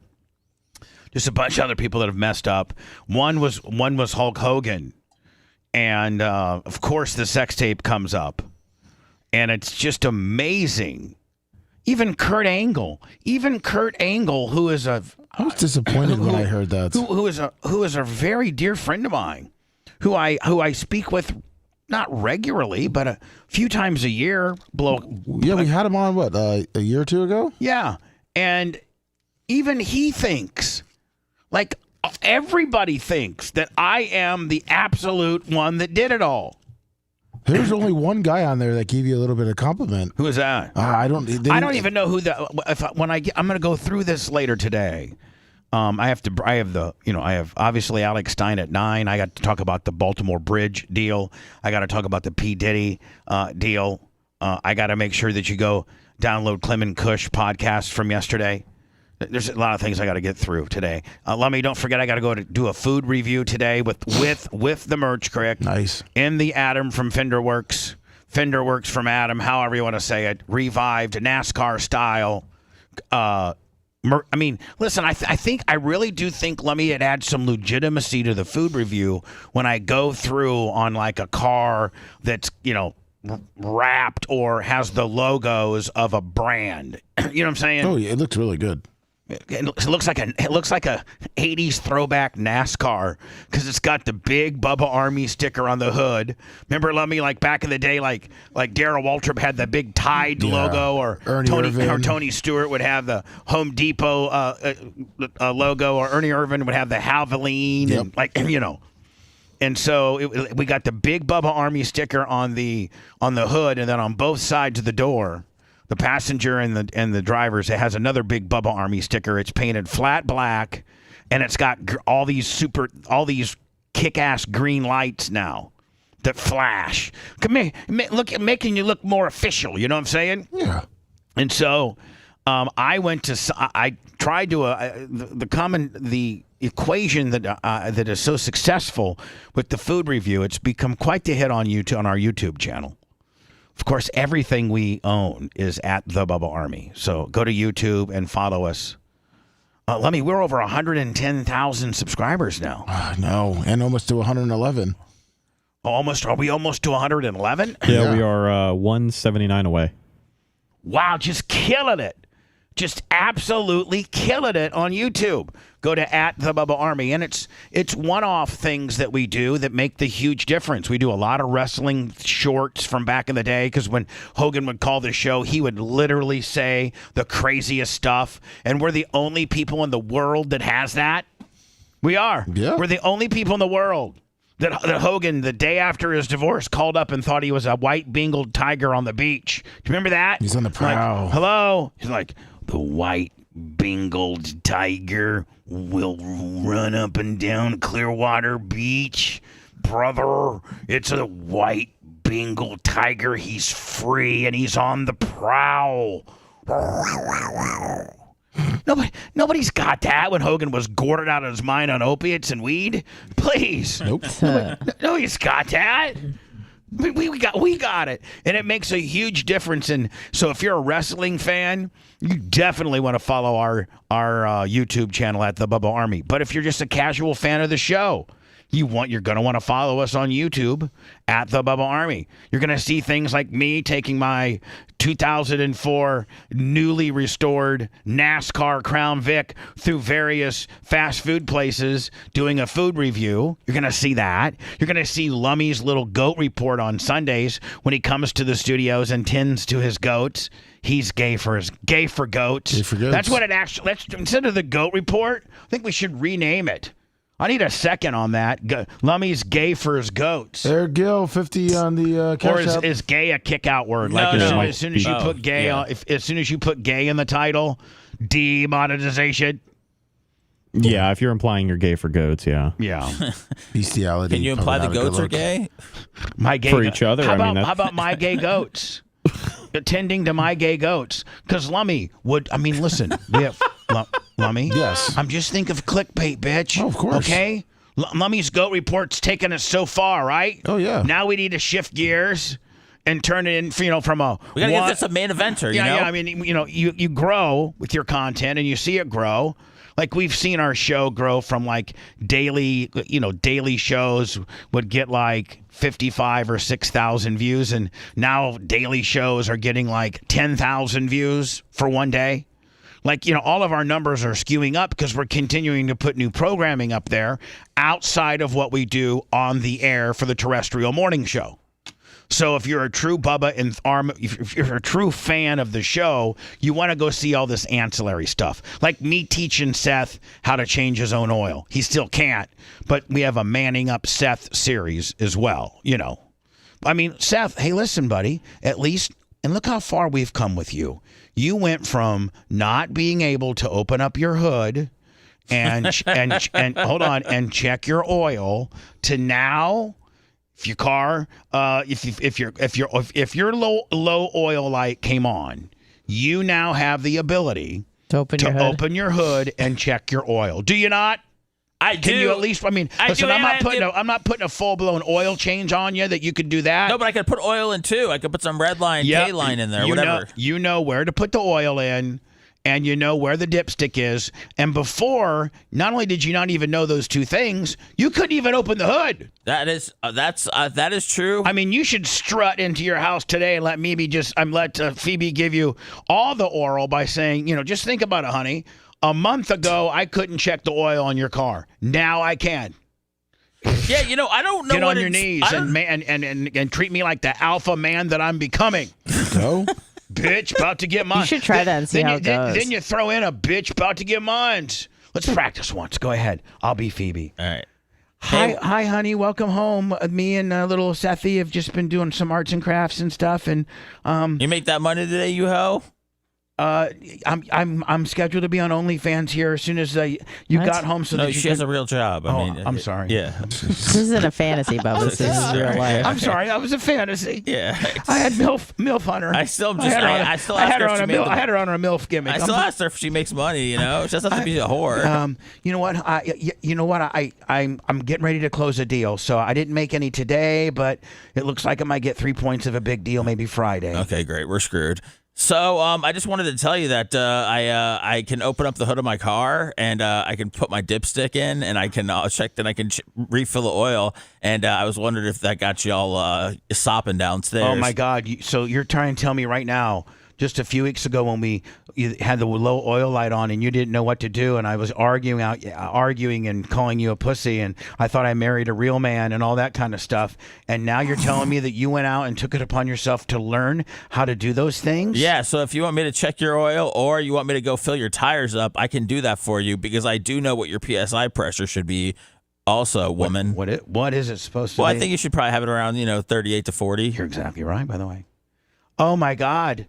You can even now mount me, bitch. So hold on, before I mount you. Yes. I just want to make sure I have it all understood. Yes. You now you can check air tire pressure and the oil.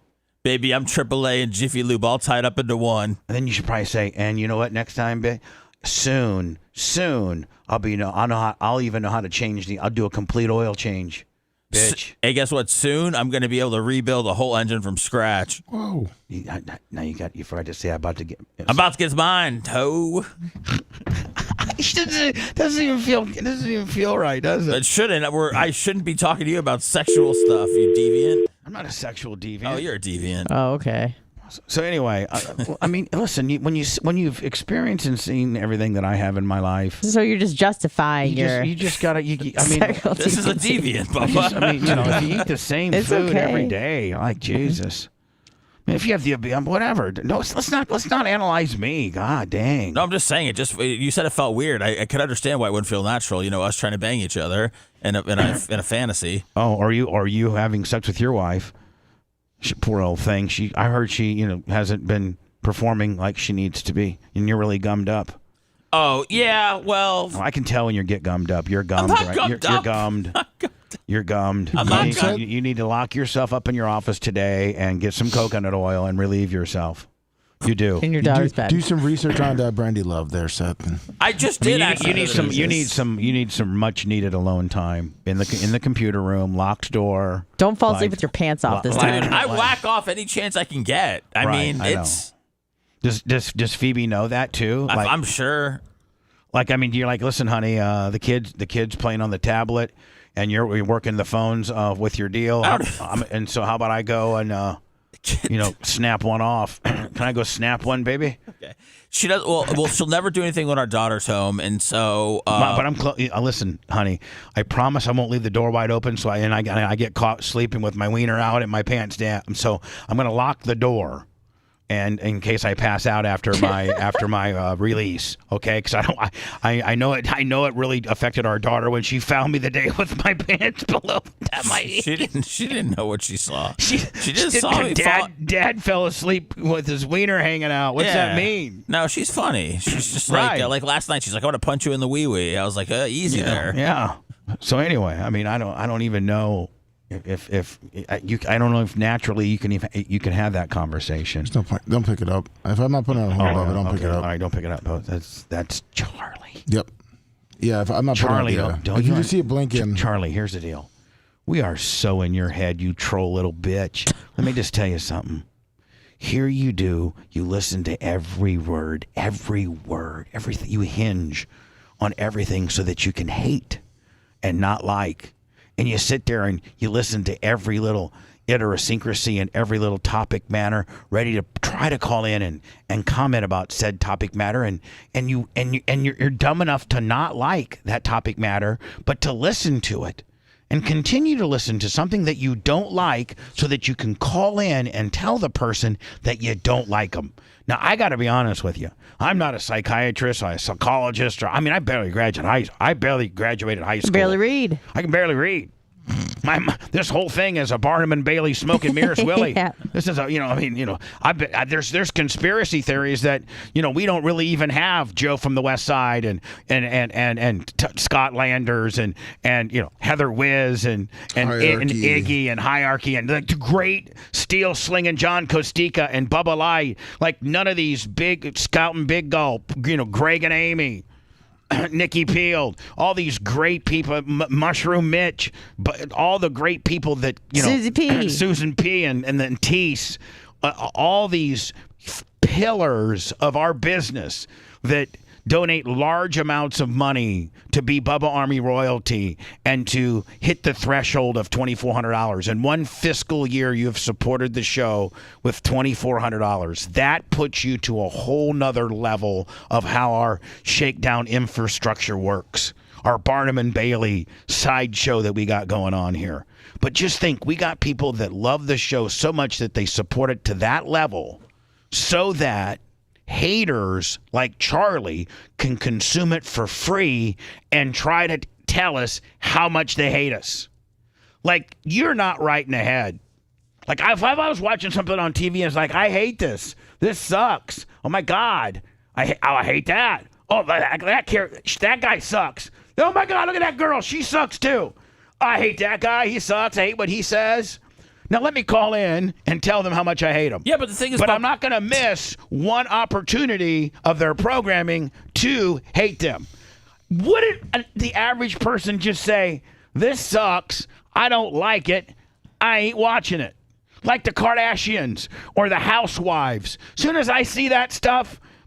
Like, as I'm flogging through my TV and it shows you what's, on next or what's playing, as soon as I see Kardashians or the Housewives of Atlanta or Andy Cohen or some shit stuff that I really don't like, I'm like, no way. I don't watch Bravo. I don't watch the Housewives of Atlanta so that I can call the Bravo network up and grease them about how much I hate them.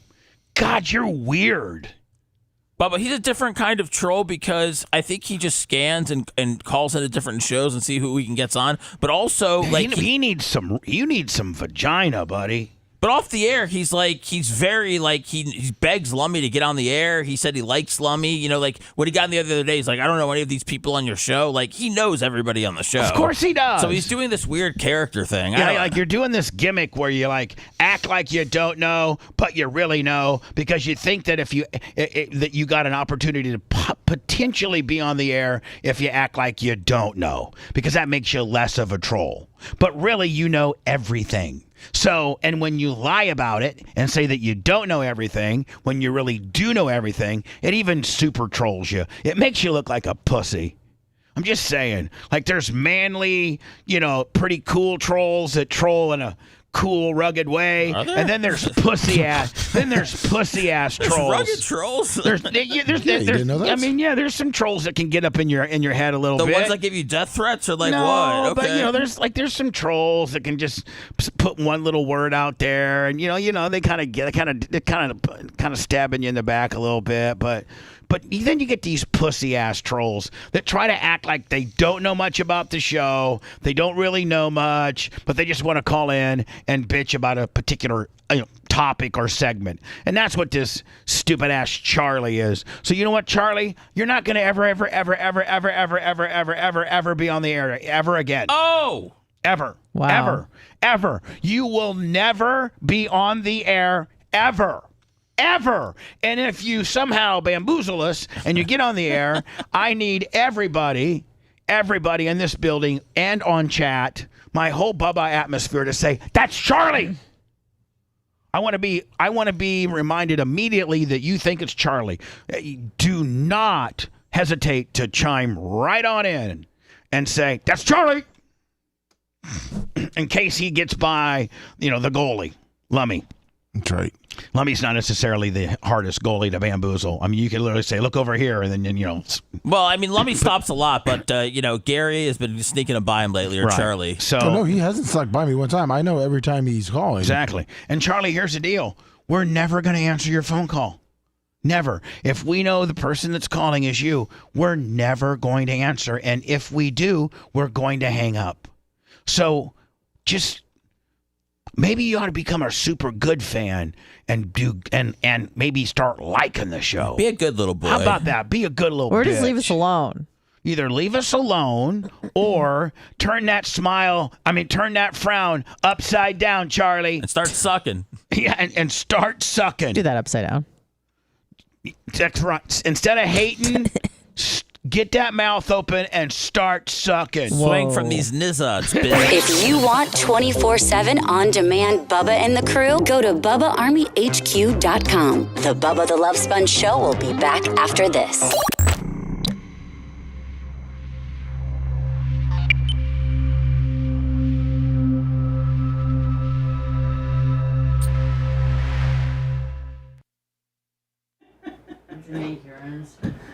That guy's never gonna be on the show until fucking Friday. When he gets in, guy's gonna go buy a fucking burner phone down at the fucking Hess station today. No, I'm gonna give Charlie an option here. Is this the fuck off or all right, yeah, die? Just dance with me. Just dance with me. Let me. I'm gonna get the BetterHelp out of the way. Oh, sweet. Nice and early. Oh, thank you, E. And don't forget food review today. I know. Where are you guys going? Sonic. Oh God. You gonna get the black slushy? Yeah. Okay. Oh, I want to dance with somebody. I want to feel the heat with somebody. Don't look at me when you sing that song, okay? No, bitch, I'm looking at your fucking this little painting of you in this little hat, little Roman guy. Yeah, what do you think about that business, huh? It's weird. It's like when Paulie from... Now, let me ask you a question. Should, honestly, as a rib, should that be in the back of us during the podcast? Organic gene. Yeah. I mean... yeah. As a rib? Yeah. And then maybe the YouTube 100,000... yeah. Maybe like a picture of a babe or something, you think? Or maybe just like a picture of a woman? Why? Well, they tune in, see me, you, Brent, a picture of you, It's nothing for anybody. Oh, I know what we do. Nothing for anybody to jack off to. I know what we do is we go and find all the pictures I've taken with the porn whores over the years, and that's like a picture because it's a picture of me, the host, with a porn star. Like, well, we're not doing really porn related. Well, we'll figure something out. You're just mad because I thwarted you with a good idea on what. No, I keep up the picture of me and Taylor Swift and put it back there, dude. I mean, let's get some attention here on YouTube, baby. We got to get attention. But okay, yeah, get down with the jokes. Yeah, for sure. I feel like I'm Leon and you're Larry David. I don't really know who I feel like. You're Jeffrey. Uh-huh. I'm Larry David. I'm Leon. I think I'm Leon. And you're Jeffrey. Money Burger Babyface is Will Ferrell. What? What? There was no Will Ferrell. Not Will Ferrell. Vince Vaughn. Vince Vaughn. That'd probably be Dan. Don't you think? Yeah, I don't think Brian fits the Vince Vaughn character. Brian would be the guy they just bought the Mercedes from. Oh, Steve Buscemi? Yeah. Brian would be a good Susie. Yes. Yes. Oh, look, Deion Sanders. Deion prefers Florida recruits. Yeah, no shit. Dude, I love he said he's going to fucking pull an Eli with Shador. Holy shit, man. Is he really gonna? That's what he said, yeah. Meaning they're only playing these. He said he's the only certain situations are Shador and Travis Hunter are going to go into. He said he's looking out for both of them. Which is going to be really fucking fun. Which at that point, you pretty much, because he did the same thing. He told Green Bay and Detroit not to fucking draft him because I will not go. Yeah. Just like Bo Jackson told. He doesn't want to deal with that cold shit at all. Like, I understand, but I mean, think about. There's only been a handful of people in the league ever been able to even fucking pull that shit. Well, I mean, especially on a draft. I mean, right. I mean, like Archie said, or was it Archie? Yeah, he said don't draft. They said don't draft Eli, and they did. Everybody got a good deal out of it. But I don't think he's gonna let Travis or Shador go play anywhere where it's cold. He's gonna get him into Miami, L.A., Vegas, Tampa. Yeah, I didn't. Tampa, maybe a Jacksonville. At any California team. But the bad thing about Jacksonville is that you play in the cold a lot because of the division. Mm-hmm. But look at Tampa's division. It's two are domed. Yeah, so I'm saying it's like you're not. You got Tampa, which is not weather. Like problem. Carolina might be a little cold, right? But it's only one game a year. Like Tampa really jumps out at you because. Think about, I mean, they're in their division, the most northern teams, Carolina. Yeah, no, it's a good division as far as if you're looking to. As far as weather. Not playing the, yeah.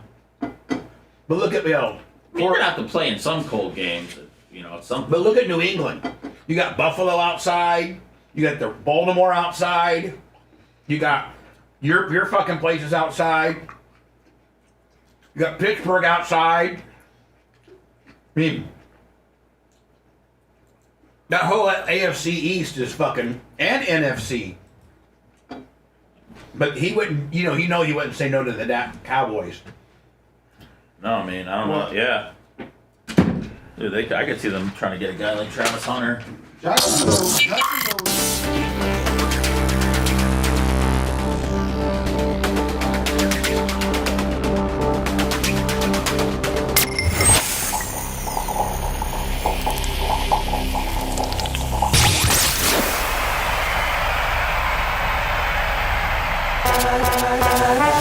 You're listening to the man that is best friends with Deion Sanders, Tony Stewart, and not Hulk Hogan anymore. Now, back to the Bubba the Love Sponge Show.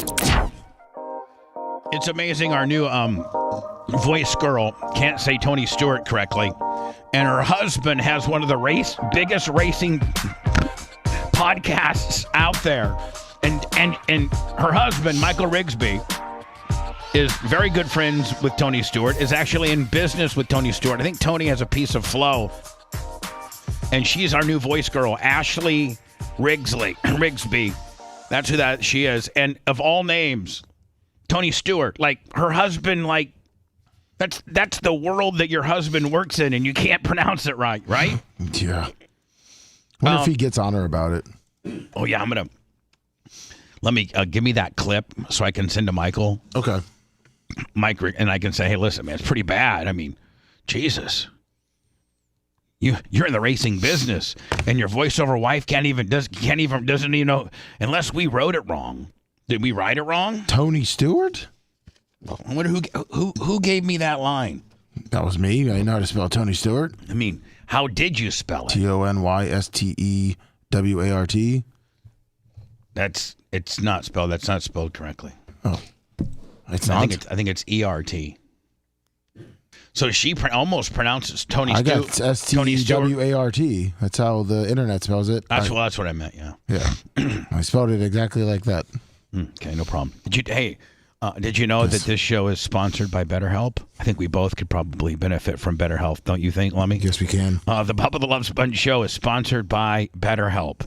A lot of us spend our lives wishing that we had more time. The question is, for what? If time is unlimited, what would you use it for? The best way to squeeze in that special thing is into your schedule is to know what's important to you and to make it a priority. Therapy can help you find what matters to you so that you can do more of it. If you're thinking about starting online therapy, give BetterHelp a try. It's entirely online, designed to be convenient, flexible, and suited for your schedule. Just fill out a brief questionnaire to get matched with a licensed therapist. You can switch therapists at any time for no additional charge. Learn to make time for what makes you happy with BetterHelp. Visit BetterHelp.com /BTLS. The /BTLS thing is very important. That's going to get you 10% off your first month. That's BetterHelp.com /BTLS. What were we were talking, me, you, and Seth were talking about some sports. Dion? Oh, yeah, sports things. So I texted Dion 2 days ago because he's coming to Tampa for some kind of what's it called, Anna? Rise Con or something like that? Yeah, Rise Con. And so I texted Dion and said, hey, Dion, would you be able to slip in on the show while you're in Tampa? He texts me back and says, literally every minute I'm on the ground because I'm missing spring football. Every minute that I'm on the ground, I literally have accounted for. I hit the ground, I go to a book signing, then I go to my speaking engagement, and then I literally, he flies in the Colorado private, GC650 now. Yeah. Did you know that, Seth? I think he has unlimited use of the Colorado. I expect nothing. I would expect nothing less. I mean, he might single-handedly have made more money for any university as far as what they made the year before, percentage of sales, so to speak. He might have made University of Colorado $300 million last year. Jeez. Right? I mean, there's also a story about how many people how admissions were just going all the way up in Colorado. Including on that, and they're actually doing in Colorado, in Boulder. They're actually during games and stuff like that, when they have each team gets like 2 or 3 commercials to promote their university. Anytime you're at the game of the week, it's part of the deal. And the University of Colorado, with the way they promote their school, is the entire 30-second commercial is called The Prime Effect. And it goes in and it shows, full classrooms and then some kids, that Prime Effect. And then you see this courtyard full of just, kids having fun and riding their bikes and frisbeeing and going to class and the Prime Effect. And then it shows like a guy in his restaurant in downtown Boulder, completely packed and a line out the door. And the restaurant owner goes, this is the Prime Effect. So not only for the university, but for the city, Dion has brought a huge economical, upswing that not only is it happening, but they're promoting and acknowledging. That's Seth. That's when you got all the power, right? When you got the community giving you as the head coach of a football team credit for the local economy being up, $200 million. I mean, I don't know of a coach that's ever done that. Well, I mean, just imagine if he starts winning. I mean, right. I mean, it's going to be insane. Imagine, if he wins. Okay, what were they? 3-8 this year? 4-8? Yeah, something like that. Let's say they go, 7-3. By the way, they're in a more favorable conference. Yeah. Right? They're going to the Big 12. Or is that where they're going? Yes. Yep. They're going to the Big 12, leaving what were they? What Pac, which was loaded. I mean, last year you had Oregon, Washington State, UCLA. I mean, Stanford. That's a far comparison. What's the Big 12 consist of? Baylor, UCF, Kansas State, Cincinnati, Texas Tech, Utah, Kansas, Oklahoma State, teams like that, Nebraska. I mean, I don't know. It sounds like it's a pretty good division as well. But I mean, so anyway, I texted Dion, and he does not have a spare minute at all, like zero, because I wanted to get him on the show, and we were talking about how Dion has already came out for next year's draft, the draft of 2025, and said, I got two players. Travis Scott, who's a two-way player, a wide receiver, and cornerback. And a rapper. Yeah. Travis Hunter, I meant. Yeah. Son of a bitch. And Shador. And he said, it's looking like Dion's going to pull these players, Shador and Travis Hunter, they will not play for the following cities, and they are available to play for, and then he picks hot city. He hates the cold. Dion hates the cold. He thinks players don't have near the ability, like it just for several different reasons. And listen, you can't argue with the guy on not having a legitimate standing and being able to make that statement, because the guy played in the league and to the highest level known to man, to the point where he is in the Hall of Fame. He's recognized as one of the greatest NFL football players of all time. Oh, yeah. He's in the conversation of at least the top 5 of all time. Bo Jackson, I don't know if you make Bo. I don't even know if Bo Jackson is as far as potential to be. Yeah, because he got cut short. Greatest athletes of all time. I think Dion and Bo are. I mean, they're 1-2, 2-1. Yeah. I mean, and Dion will even tell you he thinks Bo is 1 and he's 2. Dion says that. Dion says, Bo was a better athlete than me. Well, can I tell you what Dion said? Dion said, I know where I want them to go, so it's certain cities that ain't going to happen. It's going to be an Eli. Yeah, so meaning like the last time somebody pulled this in the NFL 04 was with Eli Manning. And Eli Manning used his dad, Archie, to deliver the message that he wouldn't play for X amount of teams. It was the Chargers for sure. He didn't want to go to the West Coast. And so the Chargers, I think the Chargers actually did draft Eli. Yes. Yeah, he wouldn't put the hat on or hold the jersey up early. And then the Giants were next, and they picked Ryan Leaf. And Phil Rivers, right? I mean, Phil Rivers. I'm sorry, Phil Rivers. And they just did a flip-flop applesauce. We have a trade, Ryan Leaf to the Chargers, and the Chargers give the Giants Eli Manning. Boom. It wasn't even like and a fourth rounder. It was like just we're swapping players. Why did they do that, Seth? Was it just because they wanted to ensure there was no funny business? I mean, why did they do that? Because the Chargers weren't going to let Eli Manning, who was the number 1 overall player, they weren't going to let him dictate. Like they weren't going to just pass on the guy and lose their leverage. Well, I mean, they did, but they ended up getting. I mean, they got more than just Phillip Rivers back in the deal. Like they got good compensation. Oh, I mean, yeah, they got. So it just wasn't a player for player swap. No. Oh, so they drafted Eli and said, "Listen, I know he ain't going to play here, but if you want him, Giants, you can have him. but we need your third and your fifth. Yeah, exactly. Like, come get him if you want him, kind of thing. And They sorry, got a third Eli. and a first rounder for him. Yeah, there you go. They got a first rounder for that deal? Yeah. Phew. Well, anyway, it looks like Dion has positioned himself to declare Travis Hunter and Shador, which everybody's assuming are going to be probably maybe top 5 picks. This next year is really a true testament as to how good both of those guys are. You know what I'm saying? Oh, yeah. Shador has lit it up everywhere, starting in Pee-wee football. And you know what? Here's the one thing. When people knock Dion and say, well, he never really coached anywhere and he never put his time in. Because most Power 5 head football coaches, here's their resume. Maybe potentially former player, but if not, graduate assistant for Northern Iowa. And then, head of scout, then they go to University of Illinois scouting. And then they go to Kentucky wide receivers coach.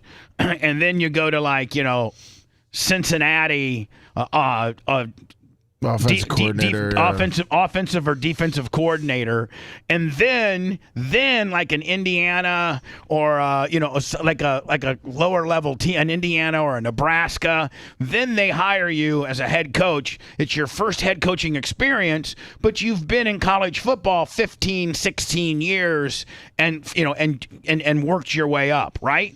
Dion went like this. I coached Shador and Pee-wee. I then followed Shador to 7th and 8th grade and was his head coach.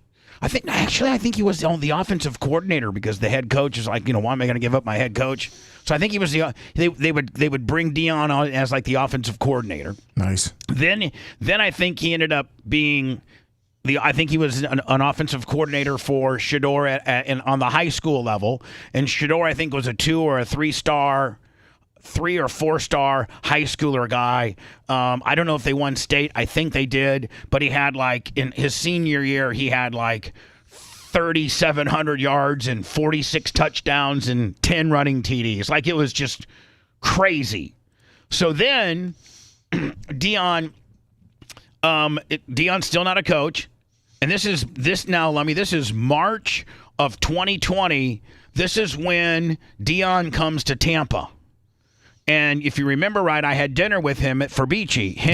It was me, Shador, and Dion. And then I forget the other guy. He had a camera guy. I forget what his name was. Because he brings a camera guy everywhere he goes, Seth, to document everything. You're talking about Bucky? Which is brilliant. No, Bucky didn't take over that until they went to Jackson State. Bucky was doing his own clothing deal. This was not Bucky, because I've known Bucky for a long time. So Bucky, when they came to get their Tom Brady instructional deal, Bucky wasn't there. Bucky wasn't the camera guy. I think his name was Craig, maybe. So anyway, at that point, Shador had all these offers: Alabama, Clemson, Florida State, Florida. But Dion knew that he wouldn't be a starter. You're not going to come in as a redshirt freshman.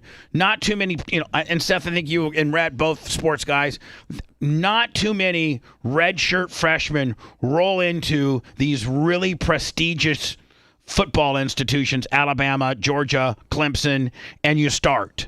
You've got the college. They groom their quarterbacks much like the NFL does, and you sit for your first couple of years. Well, it's changing now, Bubba, because the big recruits, they want to come in, they want to play, they want to get their NIL money, and they're not going to sit behind anybody. So if there's a promise of, hey, but that's changed just since the NIL came when the transfer portal.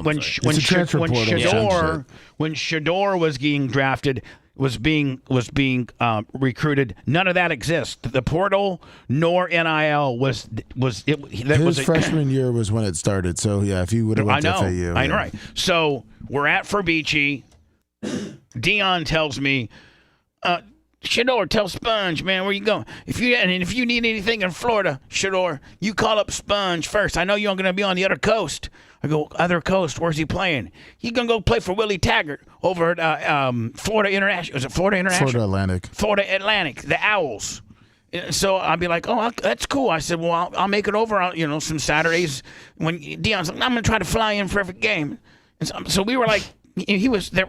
There was a time of 2 or 3 months that Shador Sanders, and I mean, you can go back on the internet and go look for yourself, but there were several times, there were several articles, and there was a few months or so that Shador Sanders was a Florida Owl. Yes, he was. What is it? Florida Atlantic. Florida Atlantic. A Florida Atlantic Owl. And then about a month later, about June, just maybe the last couple of weeks of June, Jackson State starts, saying, hey, we need a new coach. We've been like 0-900. I know we're in Jackson, Mississippi, and we're one division. We're in the FBS. We're in the FBS, but the HBCU. We're in the HBCU. This is not the strongest of divisions. It's like a Division II. No, it's Division I AA, FBS. Yeah, but it's not like it's not a Power 5. No. It's not bowl eligible. It's bowl eligible within their world, but not real big bowl eligible. I don't think. No, they're just Division I AA. They normally play a playoff. Yeah, you play a playoff, and so but it's college football, and they get this brilliant idea. Hey, let's give Deion Sanders his first chance of really coaching football. He's been an offensive assistant on the high school level. He has been a head coach on the peewee and middle school level. So they take a huge chance on Deion. This is summer of 2020. Well, immediately, Shador, who's now has not even, I don't even know that he's had one practice. No, he left before, as a Florida Atlantic Owl. And he gets into the transfer portal, which they've now developed because of COVID. And he gets in the transfer portal, goes to Jackson State, and then his brother, Shiloh, he is a cornerback for South Carolina and had been there for 3 years or 2 years. He gets in the transfer portal, and they all meet at Jackson State. Deion goes, it shows the world how to kind of coach, goes back to old school. Deion goes back to old school.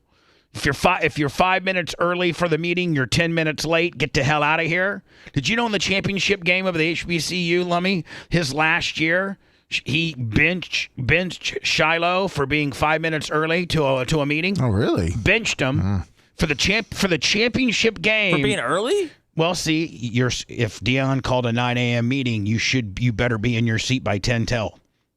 Oh, okay. That's the way it was. And so Shiloh comes rolling up at 9:55. Deion has already started the meeting.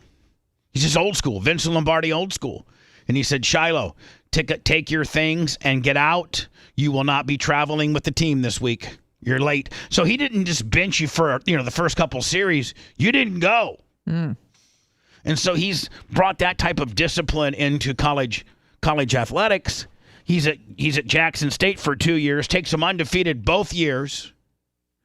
And then now the big boys start calling, and it comes down to Colorado and the University of South Florida. Listen, I've had Deion on the air before, and he talks about it. It came down to those two schools. He picked Colorado. And now Colorado is well on their way to probably being a really good franchise. And just within his first year, I don't know what, I've not seen data, Lummy, but within his first year, I think I've seen where he might have made a $300 or $400 million impact into the community. Oh, yeah. And, made the school all this money and all this kind of stuff. He did it in the first month and a half. Yeah. Yeah. And so, that guy has these two studs of a player, and he's told during the NFL owners meeting, he told, I don't know if it was there or he's just sent word out, Lummy, that no, he was on a podcast. Yeah, that next year for the 2025 draft, you better be talking to me because I'm gonna tell you where Travis Hunter and Shador would play. And if you're Green Bay or Detroit or Minnesota or Chicago or Buffalo or Baltimore or trying to think, maybe Seattle, don't draft them because they ain't coming. And now a guy doesn't have to. He can sit out a year and get redrafted. Right? I mean, yeah. But nobody's going to do that. Nobody's going to let these two kids sit. So they're going to play by Deion's rules. They're going to be like, hey, for Green Bay, we'd like to get Travis Hunter as a lockdown corner / return guy. Nope. He's not going to. It'd be a wasted draft pick. Hell, didn't the Bucks? The Bucks wasted the number 1 overall pick on Bo Jackson. Bo Jackson told the Tampa Bay Buccaneers, do not draft me. I will not be coming to Tampa. Don't think you're going to draft me and I'm going to change my mind, bitches. He told him that. What's dumbass Tampa Bay do? They draft him. And guess what he did? He went and played for the Royals. Yeah. He's like, screw you, Tampa. And do you know what that was all over? It was all over the fact that our stupid-ass racist owner at the time... That's come out being false, just so you know. Oh, hold on. Bo Jackson's been married to the same black woman since he was in college. It's come out now that was false. It was actually over his ineligibility in baseball. So it was the fact that we sent a private plane and told him it wouldn't mess up his eligibility, and instead it made him so he couldn't play the playoffs. And that the Bucks wouldn't want him to play baseball. Right. Like in the majors. So it had nothing to do with the fact that he was dating or married to a white woman. No, he's married to a black woman. That was all rumors. I really feel stupid now. It was all rumors that Barry. It just came out. It was all the rumors that Barry Culverhouse. Well, anyway, listen. In any constellation, regardless of what it was over, he was pretty much stiff on when he told the Bucks, "Do not draft me, bitches. I am not coming." And guess what? Bo Jackson never spent one day as a Buccaneer. Nope. So when the player tells you, "Don't draft me," don't try to play chicken with them. It'll just be a wasted draft pick. Period. Do you have September 28th circled on your calendar and free? Colorado's going to play in Orlando at UCF. For real? Yeah. I can't miss that game. Yeah. Hold on. What day? September 28th. September 28th. I hope it's not when I'm in Indiana. Field trip. That's UCF versus Colorado. Yes. Yeah. Okay. Well, they probably get in town on Friday, don't they? Oh yeah. Yeah, Thursday or Friday. Yeah. I don't want to get in the way though. Well, I mean, just you could be on the sidelines again like you were for the Cowboys-Packers game. Yeah, but that was won't be in the way if you stay out of the way. Shut up, Brett. I get some really good. I could get some really good footage. Oh, yeah, we could. Yeah. Yeah. Maybe I'll let you call a couple plays. Let me call a couple plays. Let me check in for a tackle eligible play. Exactly. Colorado's got the ball at the 2. It's 3rd and 5. And Sponge, what? Put on that helmet in there. Put on that jersey, number 65. You 64? Yeah, 64. And tell the receiver, tell the linesman that you're tackle eligible. This would be under the guise of it was a Make-A-Wish Foundation. Hit that big 6'7", 300-pound black guy. Make sure you chip him. Guy that can run, a 4.1 40. Make sure you chip him so he doesn't get up on Shador too fast. Then we're gonna lob that ball right into your little T-Rex hands. Do all kinds of dances and stuff. Sponge, it'd be viral. I'll do that for you. There you go. So am I assuming the person that's calling is Charlie? No, he's on hold. Oh. So if I put him on hold, so from now on, just hang up on Charlie. I do, but that's when I got caught last time because I kept trying to hang up on him. Oh, hello? People were begging for Charlie in the chat. I know. I got a Charlie solution. Hello. By the way, Alex Stein in an hour, and he supposedly has this kind of like Baltimore Bridge conspiracy deal where he thinks this. The boat lost power. They couldn't steer the boat anymore, and it rammed into one of the pillars that hold the whole bridge. They're saying they blew the bridge up. Oh my God! Who is they? Who is Stein? Is Stein on this? I'm not sure. But I'm reading the conspiracies that are going on in chat right now. It looks like there's at least a couple. Yeah, Andrew Tate said yesterday on Twitter that it was a cyber attack. Yeah, that's another one. Just carelessly spouting. It's an Asian boat, I think. Nonsense. Anyway, I got somebody potentially here on the air. Hello. All right, well, perfect. That's great, Lummy. That's even worse than Charlie. Good call. Now, here's my option to Charlie before I go into words. I don't want to be late. But Lummy, Charlie, maybe we can take that frown and turn it upside down and turn you into not a troll, but like an ambassador, like somebody that really likes the show. And you listen to the show like as intently as you do. And then you call in and you're like, hey, Bubba, it's Charlie. And I'm like, hey, Charlie. You're like, hey, man. Guy's sounding good, man. Seth had a couple zingers. And Lummy, God, everybody loves Lummy, even though he's the dumbest. And Anna, look at her, looking smiling, looking great. Rhett's been doing great on the video stuff. Macho Man, I don't know if he's there or not, but he's probably doing push-ups right now. Hell yeah. Love the show. If I had a few extra dollars, I'd be giving you some PayPal love, but I don't have that right now, Bubba. But I do appreciate the show. Charlie, over and out. Yeah, his $300,000 to $500,000 salary can't afford. So a couple Charlie, shekels Have you ever less. converted a troll before? I don't know. I'm trying to. Convert a troll. It's tough work, man. Operation Convert a Troll. Charlie, if you would like to consider that deep in your little heart, then that would probably, I think, satisfy a couple different things. One, because deep down, all you really want to do is hear yourself on the air, because I know that you replay the tape and masturbate to yourself. Like, oh, God, listen to me.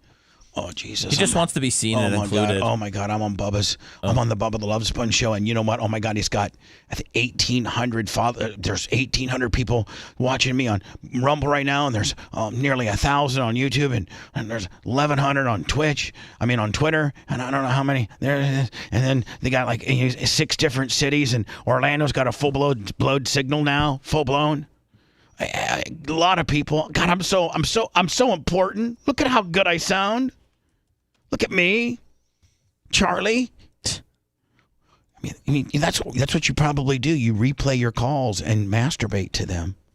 Well, why don't you masturbate to something nice for once, then something mean-spirited?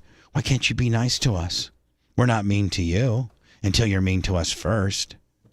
And at the end of the day, man, don't you think we're giving you a little bit of relief here in the fact that thank God you hate us to this extreme, or you might be hating something else in your life as this much that could be causing even more chaos. Like, what if you hated your wife as much as you hated us and you started beating her because you didn't have us as an outlet?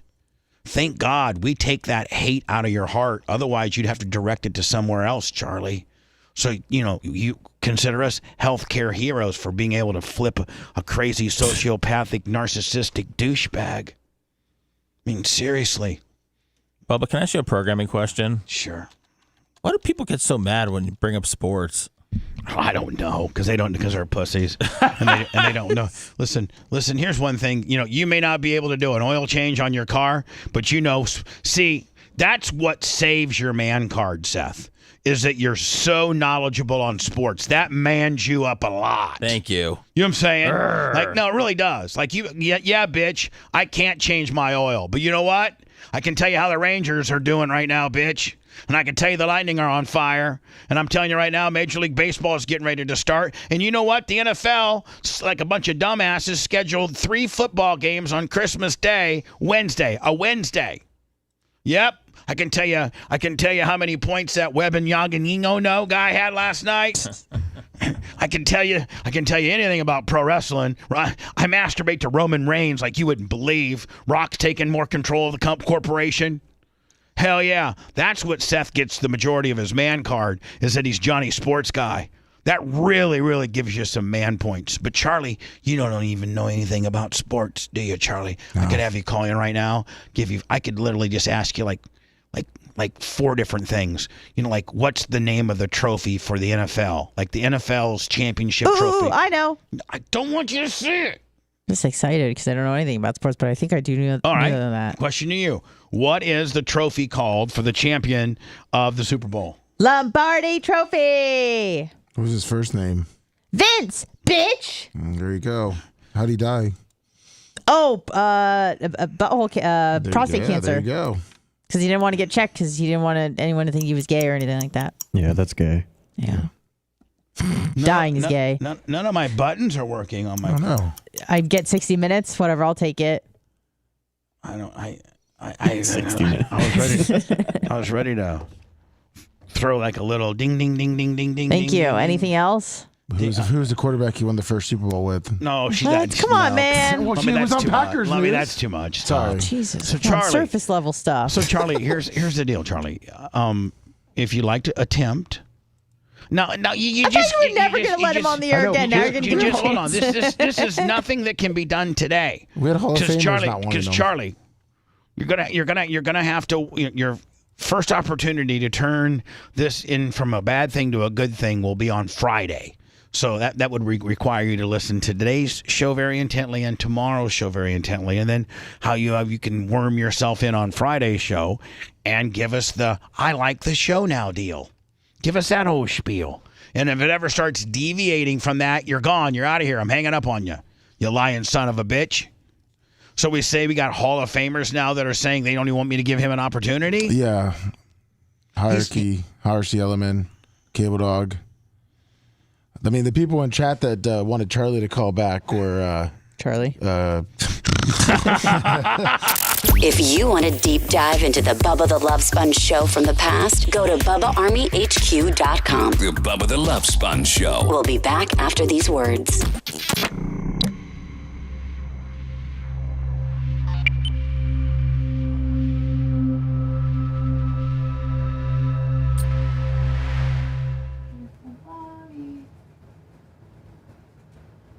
Bubba's Cankles 49 mods.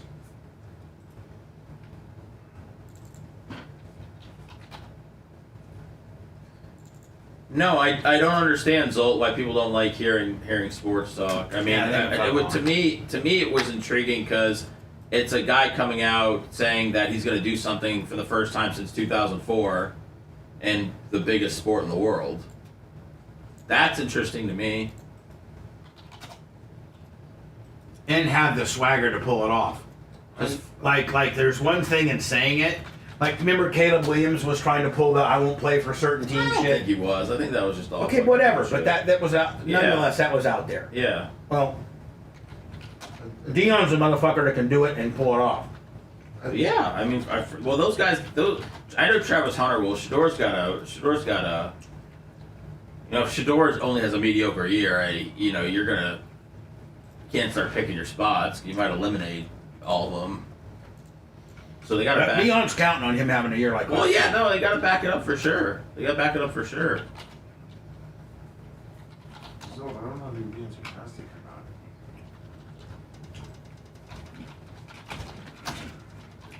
not. What up, Internet Fred?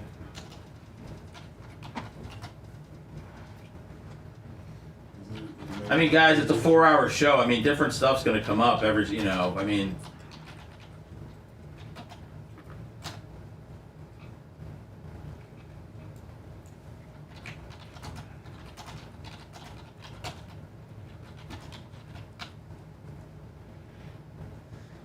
Somebody. What did it do, Permagram?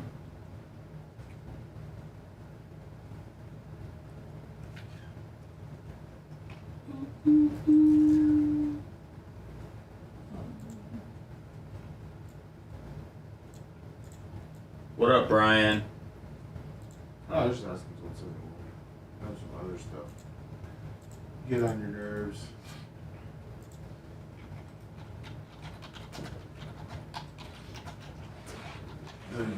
What up, Timothy?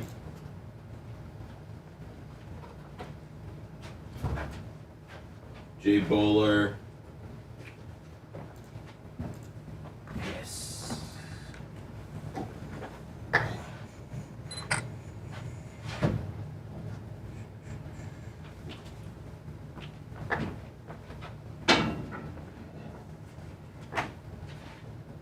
What up?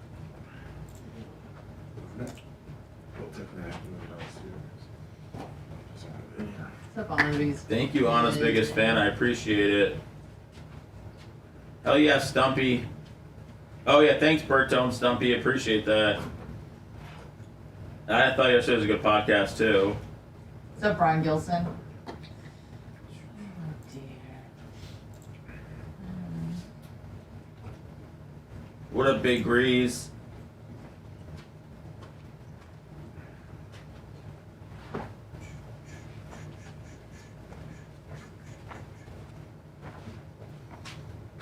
organic. It's organic gene. What a good name.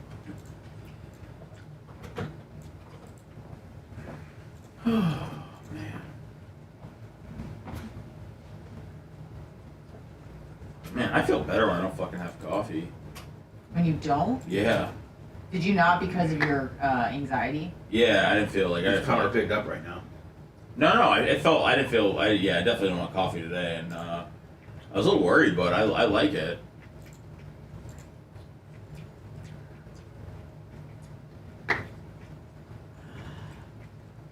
What up, 2X? What up, 916? Sorry if I'm yelling. I don't know why. I don't know. Just sorry for being live.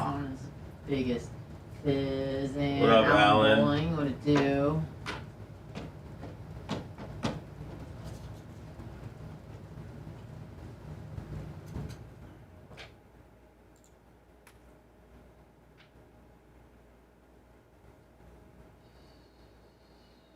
Yeah, Zach, we saw that Carlos got canned. Bubba's been reaching out to his camp, but no, so far, nothing.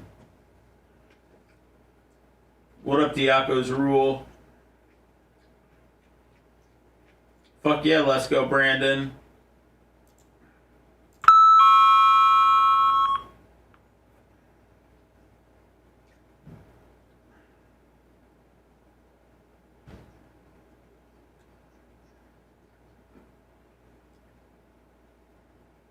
Justin Jefferson just signed?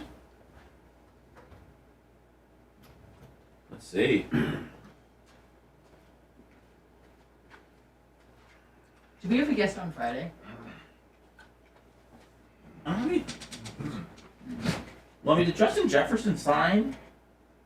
Unless it just happened now. I'm looking. I don't see anything on Twitter yet. Somebody.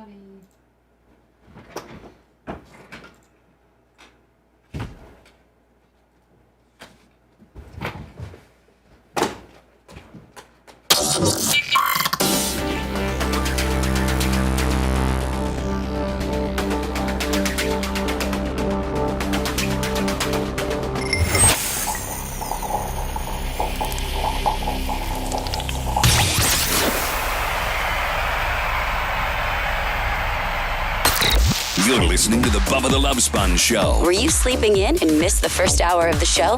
Don't worry. It's all at BubbaArmyHQ.com. Now back to the Bubba the Love Sponge Show.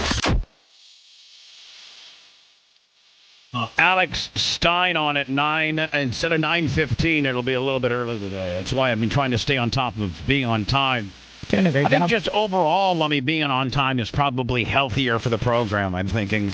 Oh, and especially Don Miller. Especially Don Miller, yes. You short space. PayPal, Venmo, and Cash App, all at the Bubba Army.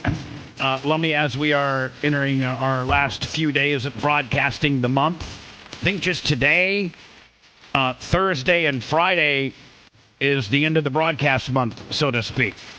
So, got to sell some merch. Got to have you go to my YouTube channel and sign up. Got to have you maybe join Bubba Army HQ. There's several different ways to help us out. Let me. Please. Please. So yesterday we were talking about, P. Diddy. And there's now various reports of how how the feds left the house. And I think this is one. There was 3 houses they invaded: Miami, Los Angeles, Beverly Hills, and then I think New York. Yes. Some people reported that only 2, but I didn't see anything about New York, but there's an article. Maybe I missed it. It was kind of conflicting. Some people reporting that New York didn't get raided, and then others said that it did. Now, can you imagine if you're like P. Diddy, and you're a billionaire? You might have for your home studio or whatever this type of infrastructure and wiring, and can you imagine if they just go in there and just rip it all apart, just literally rip it all apart? looking. I don't know what they'd be looking for in there, unless they were probably taking Macho Man. I really need your input at this point. Would this be probably because they were maybe taking servers or something? Yeah, like it's a server room. They got some phone blocks there. I'd be really upset right now. I know, but like that is what, 30, 40, 50, 80, $100,000 worth of damage. I mean, if not more. Easily. Yeah. Well, is that where the most stuff is? I'm sure they got more information. It's a data center for sure. Yeah. More information than that they got in Diddy's bedroom drawers. I understand, but so this is some various video of the ransacking the feds did to P. Diddy's home. Like, okay, to me that looks like a television. Security looks like. Yeah, so it's a security system. Boy, mine never looked like that. Wasn't that sophisticated? But anyway, okay, so that's an insider. So like, do you really need to just? It literally looks like they just took wire snips and just snipped the wire. Like, I can see if they were going to go, okay, we want to take this component right here, because this component right here may have some data. You don't know what components on this have any data. Hold on. I'm just looking at the picture, Seth. You're right. I don't know. Which is why you take it and decide later. So what I'm saying is, what's with all this puffy apologists? But hold on. Shut up, Seth. But like, no, it's not puffy apologists. It's like, man, the feds are just a bunch of dicks. If this is the box that you want, then snip the wires nicely and take the box. You don't need to go in here and just rat's nest this whole area. But Sure they do. They got it for sex trafficking. Like, they're looking into that kind of stuff. You got to snatch anything you can find. Yeah, including snacks. Now you're growing into my captivating things with that system for a while. Now you're going into my. I mean, look, like that's an office. Honestly, the closet was the most distressing for me. That's somebody's office. Oh, a little bear on the floor. It's a giant bear. There's your That's where he used safe. to hide the kids. I bet you if that was Hillary Clinton's house, it'd be a lot more gentle. No, of course. I mean, they literally just dumping over file cabinets. Literally. And Am again, I missing something? Like, Diddy or his maids don't have this cleaned up by now? You mean his slaves? I mean, I feel like there's a lot of really feel bad for the guy right now because his house is messy. That wasn't even the worst closet. Oh my god, that would make me so mad. And the couch is all effed up. Yeah, look. What? You can't put the cushions back? That freaked me out. What if it looked like that before? Oh my god. No, but I guarantee you that it didn't. Yeah, it's certain. I mean, look, when you got clothes that are folded like this, and this stuff here that they didn't seem to mess with, then all this stuff here that's been messed with at one time was as uniformly nice as that was. Yeah. Maybe they were looking for certain clothes that might have had certain things on it. I don't know. DNA. Oh, we need this pair of slacks because supposedly Rhonda McGillicuddy got rubbed through those slacks. Mm-hmm. There's somebody's bathroom. That actually is not that big a deal. This is the FBI footage of a home. One of P. Diddy's homes that got ransacked yesterday by the feds. We're watching it now. It was Homeland Security went to town on it, right? Yeah. That was the main agency. Look at this, man. That was freaking me out last night. What, that you were going to get raided by the FBI? No, just the mess that you would have to clean. And they touch everything and they're dirty. They probably don't wash their hands after they go to the bathroom, so you have to clean everything. Oh, I mean, yeah. Hold on. Was that a wrestling belt? Was that a wrestling belt? Look, hold on. You're going to see a wrestling. See the Oh, wrestling. on top of the Seth, safe. It's a boxing belt. Yeah. Hold on, right? Yeah. There.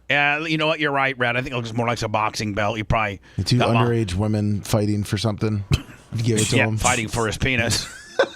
We got two underage chicks fighting for P. Diddy's penis. The winner not only gets his penis, but she also gets the penis belt. Hey, Mom, guess what I did? I've been at P. Diddy's compound since I was 14, and I'm 16 now. And I know you guys think that I've been going to a private school, but it's the P. Diddy grooming private school. And guess what I won for the first time yesterday? I won the penis belt. Yay. And he gave me his penis. We're so proud of you. No, let's file a lawsuit and get paid. I mean, think about if indeed P. Diddy, who now see when they got R. Kelly, I think R. Kelly had exhausted so much of his money and didn't have. Listen, I don't think R. Kelly had P. Diddy type money. No. I think R. Kelly had like, No, Diddy's a billionaire. Yeah. Like I think R. Kelly had maybe like $100 million, 50, I don't know. That kind of, but P. Diddy's got long money. Like he's got intergenerational wealth. Yeah. Every rapper references still to this day Puff Daddy as like the richest guy. I think Jay-Z probably has surpassed him. Yeah. But or P. Dr. Diddy, Dre, maybe. P. Diddy's he's on the Mount Rushmore. Absolutely. Of guys that have made how much money you've made in rap. That's it's like they tore the. Oh, this is the Addict, and just they really didn't tear through that much. It looks pretty cluttered in itself. This looks like somebody that works there. Like a security room. Yeah, or a merchandise. I don't know. He's got a lot of safes. Sure does. And here's what I don't understand is how do the feds get in the safe if they don't know the combination? Because every one of these ways. Because they're the feds. Rhett, we had 10 years of a safe that we couldn't get into. Right? Bet the feds could get into it. Hey, and getting in that safe, Lummy, has it helped us tremendously? Oh yeah. I mean, have we been able to find a treasure trove of stuff in there? Yeah. Good. But they sent like 42 guys into the house. I mean, I would imagine at least one of them you would know how to crack a safe. They probably bring a safe cracker with them. They probably do. Oh, yeah. Look at this is not racist. This isn't a safe cracker here. This is a steel bolt guy hitting the door jamb. Steel-toed guy hitting the door jamb. That's a broken door jamb there, isn't it? Yeah, it is. They kicked the door in there. Oh my God! We got to get the GoFundMe going. I see some Diddy's dumbbells. door jam. Yeah, hold on. It looks like he's got like a curl bar back there or something. Some guys, curling the day away. So that's the first report from P. Diddy. Wow, that's just disgusting. Now footage. you got Usher. That's coming out. This is from a while ago, I think, when he was on Stern. I know, but it still is, it's probably... It's pertinent to what we're talking about. Right, and it's probably going to be now a thing. It may not have been a thing back then, but it certainly is going to be once they finally arrested you for being a perv, then things... Start to come out. Yeah. Fringe things will start rearing their... Things that weren't really that big of a deal in context, now in context, are a big deal. Mm-hmm. I moved to New York City, and I lived with Sean Puffy Combs for a year. That's the crazy thing. Now, that was L.A. Reid's idea, right? We're sending you over to something. Oh, sorry. It's one of those. It's fine, though. Just press play. I'm trying. Okay, let me see. No problem. Sorry. Called Puffy Flavor Camp. There you go. To learn Flavor Camp. Yeah, Flavor that's Camp. what it was called. And you're going to go to Puff Daddy's. He's going in the 90s. Do you understand what that's like? Puffy's place was like just filled with chicks and orgying like stop, right? No, not really. Come on. But it was curious. I got a chance to see some things. See, now Howard knew. Howard knew that the reputation, because How's the fruit? Good as hell. Yeah, but you were 13. What were you seeing? I went there to see the lifestyle. Right. And I saw it. And it was but I don't know if I could indulge and understand what I was even looking at. It was pretty wild. So nobody tried to. So he's saying. This is in 2016, by the way. So he's saying, at 13, I'm seeing adult-like things, and I can't even probably really digest what I'm seeing. Does he ever get into that he was that he was touched? No. No, some woman didn't come along. I didn't say that. Okay. This interview years ago, so if he had said that, it would have been a huge story then. Right. Is that there were very curious things taking place. Well, but hold on. Now, don't think that the feds aren't going to call Usher as a witness now and say, okay, you publicly said, so you can't say that. I perjure yourself. What did you see? I don't think he has to answer. In fact, if I was Usher's lawyers, I'd be like, "Hey, P. Diddy, you want us to talk, or do you want us to plead the fifth? Fifth. There's so many to choose from. I'll take 5. Is part of this for the? Is part I'd be a shake. I need $1 million. Usher needs $5 million to keep his mouth shut. there's a lot of people because a lot of stuff came out. I even just sent Lumby something to send you, Bubba. It was Cat Williams on Club Shay Shay talking about Diddy, Kanye West. You go back and look at some of his rants where he talks about Diddy got hired by Jeffrey Epstein to keep track of all the rappers and all that stuff who are pedophiles, and he would keep track on give all the information to Jeffrey Epstein. So I'm just wondering all this stuff coming out now about Diddy. I don't know. It's gonna be an avalanche. Is it part of a don't snitch culture? Yes, and then once it's kind of that. It's kind of a don't snitch deal. But once somebody finally snitches, or the media gets on it, or there's a documentary on it, then it's everybody for them. Everybody grab your best hold for yourself and cut your best deal to try to distance yourself from this guy so that you don't get wrapped up in it, because you might have been part of when the two 18-year-olds were in the pool party giving oral. Right? Yeah. So now at this point, man, you jump ship. What was an underwritten code of ethics that you do not what happens at P. Diddy's house stays at P. Diddy's house with these guys like Usher and Cat Williams. But once the feds are in on it, the people who handle you are saying you need to come out and get ahead of this. Right? Yeah. It's God's side and the other side. And we don't care nothing about the other side. Period. All of these big deviants is all catching hell in 2024. It's up for all of them. It don't matter if you Diddy or whoever you is. TG Jakes, any of them. All lies will be exposed. That's all.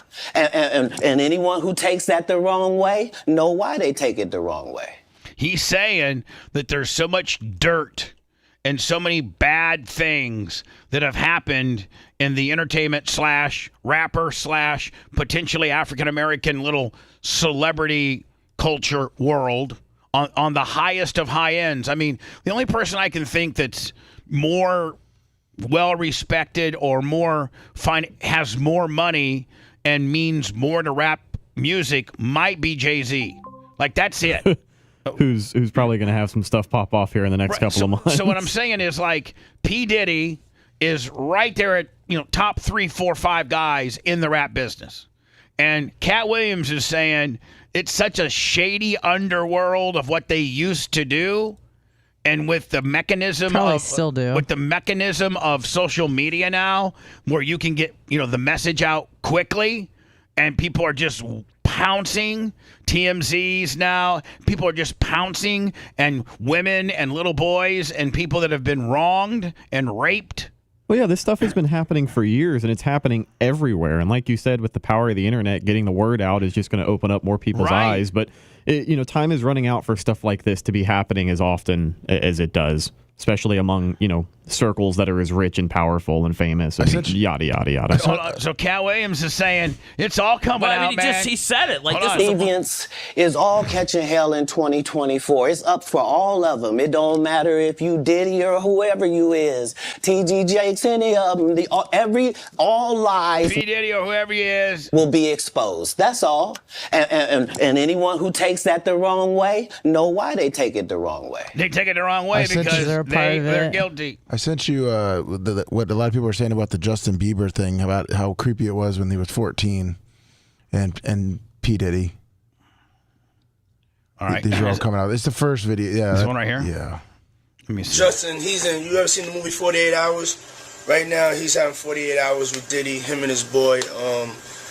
They're having the times of their lives. Where we hanging out and what we doing.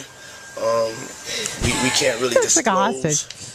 But it's definitely a 15-year-old's dream. I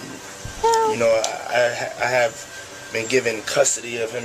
He signed to Usher. I'm signed to Usher. I had legal guardianship of Usher when he did his first album. I did Usher's first album. I don't have legal guardianship of him, but for the next 48 hours, he's with me. So I'm not saying that P. Diddy will be convicted of child trafficking or human trafficking, but this has a real human trafficking feel to it, doesn't it? Yeah. I mean, it's bizarre, especially when you have a grown man with he doesn't even look 15 there, but okay. I mean, we're talking about guardianships now and things like that. I mean, that feels very trafficky to me. And we gonna go full crazy. I'm going crazy. And then if you look at like there's other it's like a little. Don't act different, huh? You ain't I'm trying to get this don't back. act different, huh? You ain't been calling me and hanging out the way we used to hang out. Well, I mean, you haven't. I mean, you try to get in contact with me, through all my, partners and whatnot. Mm-hmm. But you never really got my number, so. Correct. Okay. My number? Yeah. Don't act different, huh? You ain't been calling me and hanging out the way we used to hang out. Yeah, the way we used to. He just might be. He just might be kind of messing around. He's responsible for everybody that's. Oh, this is daughter. Oh yeah, the white girl. All right. Now this is whose daughter? Diddy. This is P. Diddy's daughter. He adopted that girl. Anybody else? Yeah. Everyone, introduce yourself. My name's Ava. I'm a Scorpio. No. What's your last name? Oh, Ava Combs. What's your other last name? Ava Baroni. Ava Baroni Combs? Yes, it was breaking news. Diddy adopted a white child. I want you to tell them the story about how I adopted you. But you still have beautiful parents but you're my child also. But please. So hold on, you got parents that you're not the standard adoption person whose parents don't want you and have thrown you in the adoption ring at a young age. Seems like he's more just borrowing the kids. Yeah, like kind of like Michael Jackson did. Yeah. So, I was on the streets, and then Papa Combs decided that he would like to be a caring man. So then he saw me and decided to pick me up and said to come inside and play with his kids. Yeah, I mean, listen, not all that. You know what? You're right. It's bizarre. Yeah, it's very bizarre, and you throw enough bizarre stuff in there, and it starts to solidify even more and more. Right? If there's especially if you're looking at the lens of he's already guilty, then you're like, oh, there's evidence. But I'm trying to be as fair as possible. But yeah, that's freaking weird. But billionaires usually are. Alleged mule is an ex-Syracuse Orangeman basketball player, Sean P. Diddy Combs, alleged mule. Now, is that the guy that would carry the drugs? I think so. Yes. He was caught with like marijuana and cocaine, I believe. Alleged mule. Marijuana candy, excuse me. Who was arrested on Monday while the rap mogul and his crew were stopped by federal law enforcement agency. Previously had a career as a college basketball player. He suited up for the Syracuse Orange from 18, 19, and 20. While he wasn't exactly a star. They start going into his stats. I was just like, what's the point? Who cares? He was like a third-string shooting guard. We know if he was close to the league, he probably wouldn't be running drugs. Exactly. when you graduate Syracuse with just a diploma and nobody in the NBA is looking at you, you go and beat Diddy's mule. It's just a natural progression. It sure is. As we previously reported, Paul was locked up on Monday and booked on 2 drug charges, one count of possession of suspected cocaine and another one possession of suspected marijuana candy, after being searched at the Opa-loppa airport in Miami. Was he trying to get on a plane and get out of here? No, I guess so. This kid, his name appeared 11 times in a February lawsuit filed in Manhattan Federal District by producer Rodney Lowrod Jones.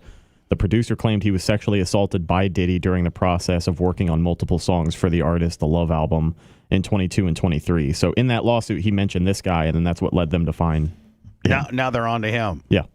Oh, speaking of cocaine and speaking of real shady stuff and marijuana candies. Oh, just all types of moving guns and stuff too. Debauchery.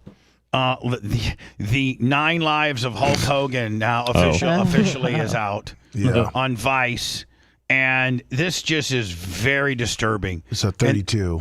32. I got it, but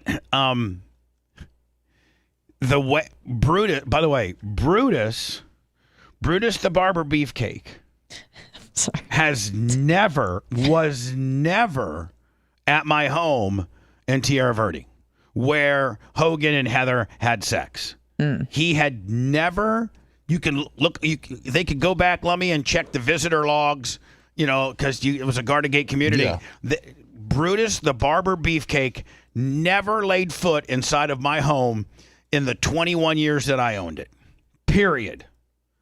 And so, I almost feel like I could, I don't know, slander. Or, obviously, this is the 9 Lives of Hulk Hogan, and within this is the sex tape portion, and the lie. Oh my God! So, I'm going to be on time. I'm going to come back with this. Okay. Okay. All right. It's the Bubba the Love Sponge Show. Want to listen to the show on demand and on the go? Enlist today at BubbaArmyHQ.com and sign up and start listening. The Bubba the Love Sponge Show will be back after this.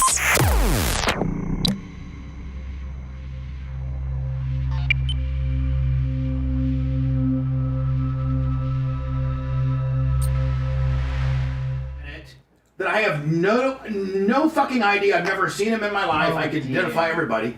This motherfucker right here, these people here, I don't know who these guys are. The other guy, the other white guy is a TMZ guy. Who's this guy? I don't know. I don't know, but I give him a hand job with my mouth. Wow. Just wow.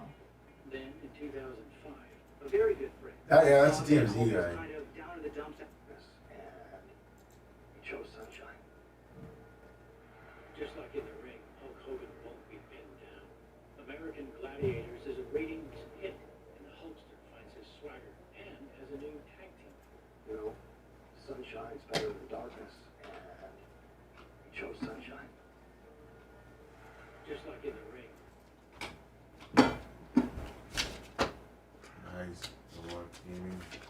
So I'm going to probably have to do this, then break before Alex, or just take Alex. I could take Alex clear to 15. He can call within the segment because I'm at 5 now.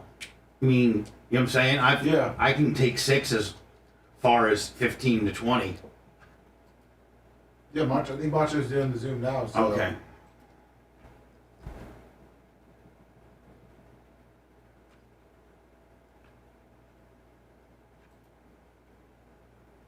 I don't understand your question, Dr. Dave.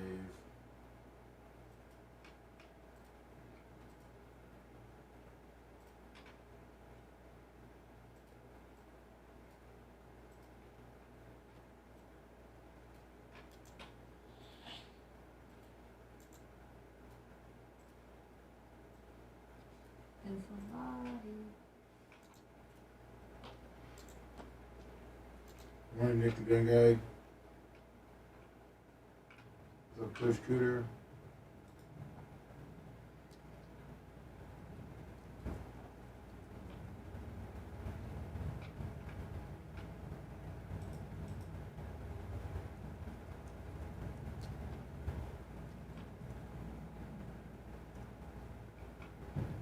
What's up, Dana Boy?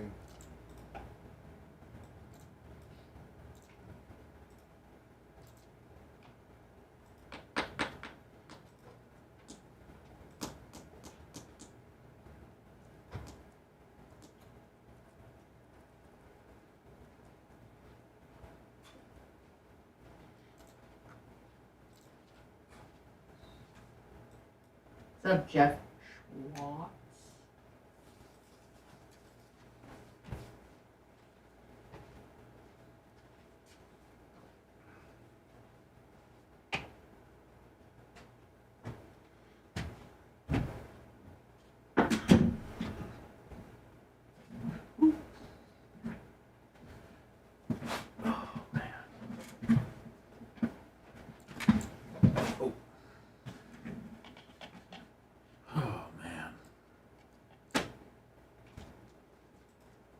Richie Rich.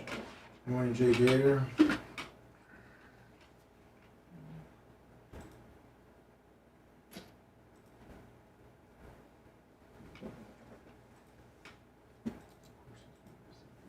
What's up, BR916? Somebody. Hey, thanks for sending that to Bubba, Lummy. Of course. What's up, John Costico? What's up, John Costico? BR916, good morning.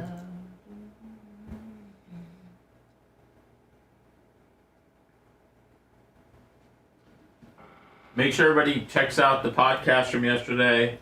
It's really good. We got an announcement about the future of the show and the podcast.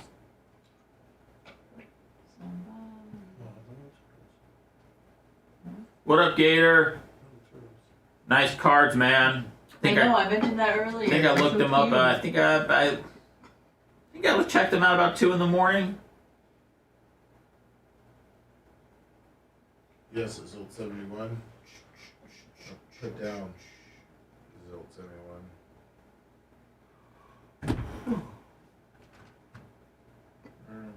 Closer. Lummy, I think your card packs are listed now. So I don't know what that fucking means, but you're gonna have to tell me. You have go to her store and then you need to fucking look and see if.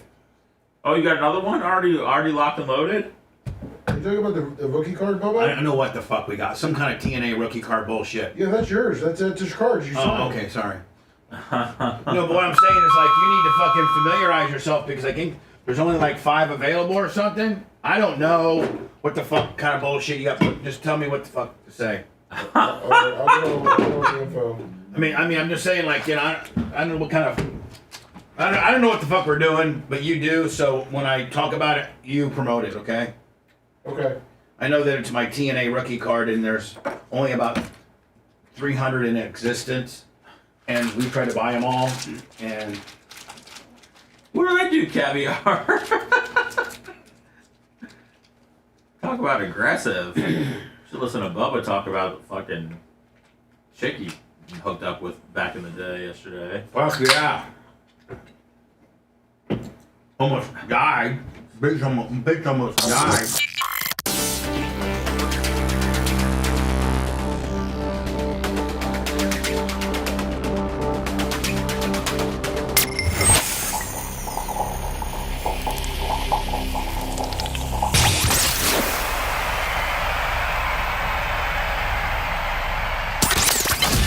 The manliest alpha man that wears women's deodorant. You're listening to the Bubba the Love Sponge Show. Speaking of smell good stuff, Bubba Army Alpha.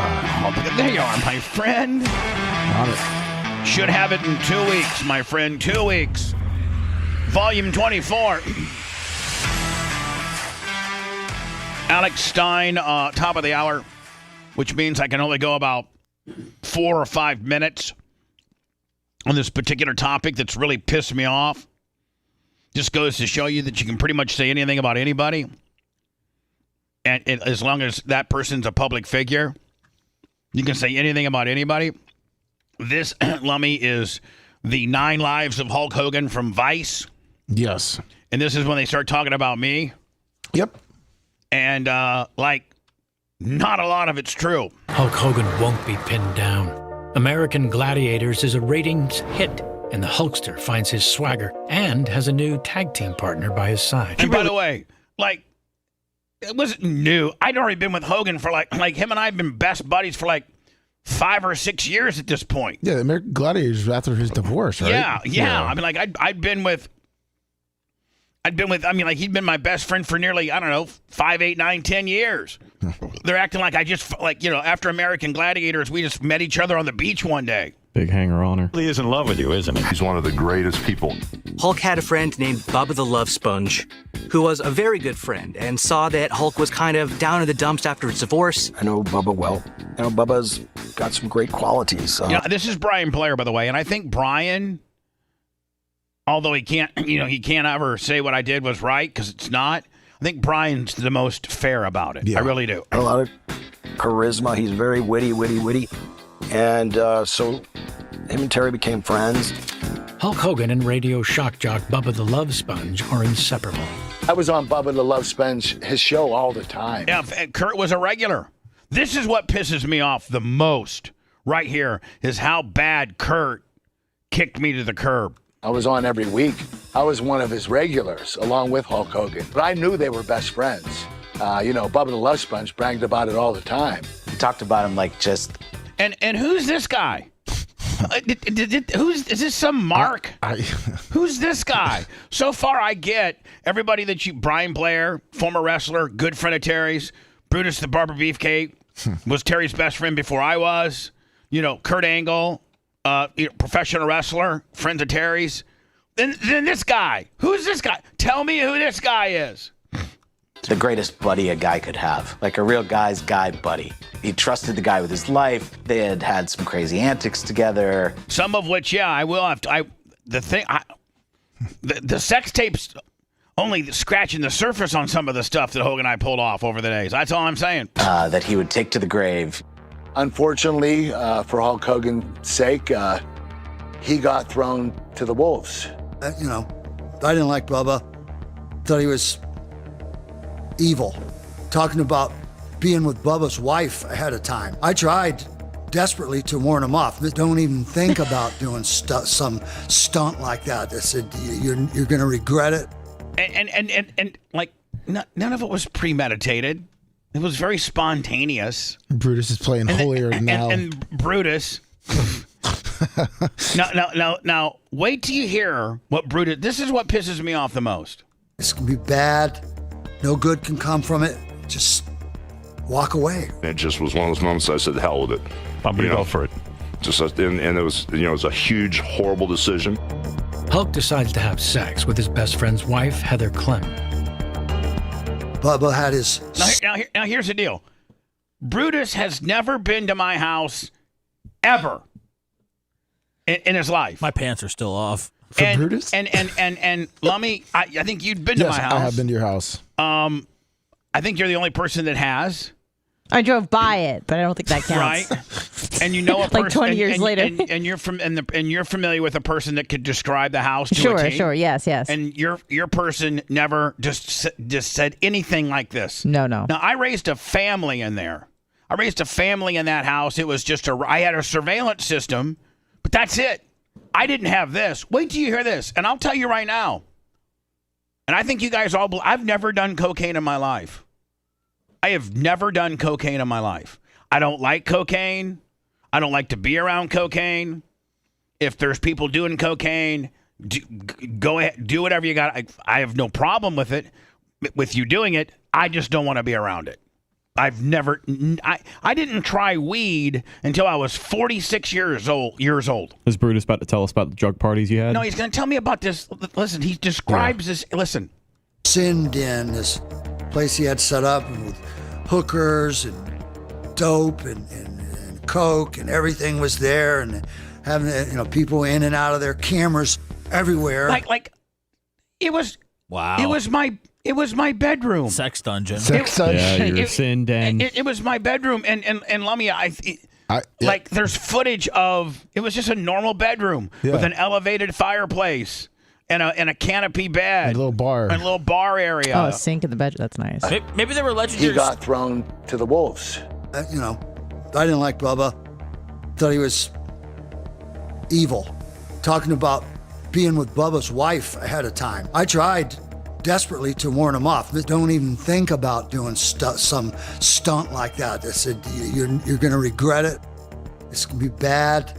No good can come from it. Just walk away. It just was one of those moments I said, "Hell with it." I'm going to go for it. And it was, it was a huge, horrible decision. Hulk decides to have sex with his best friend's wife, Heather Clem.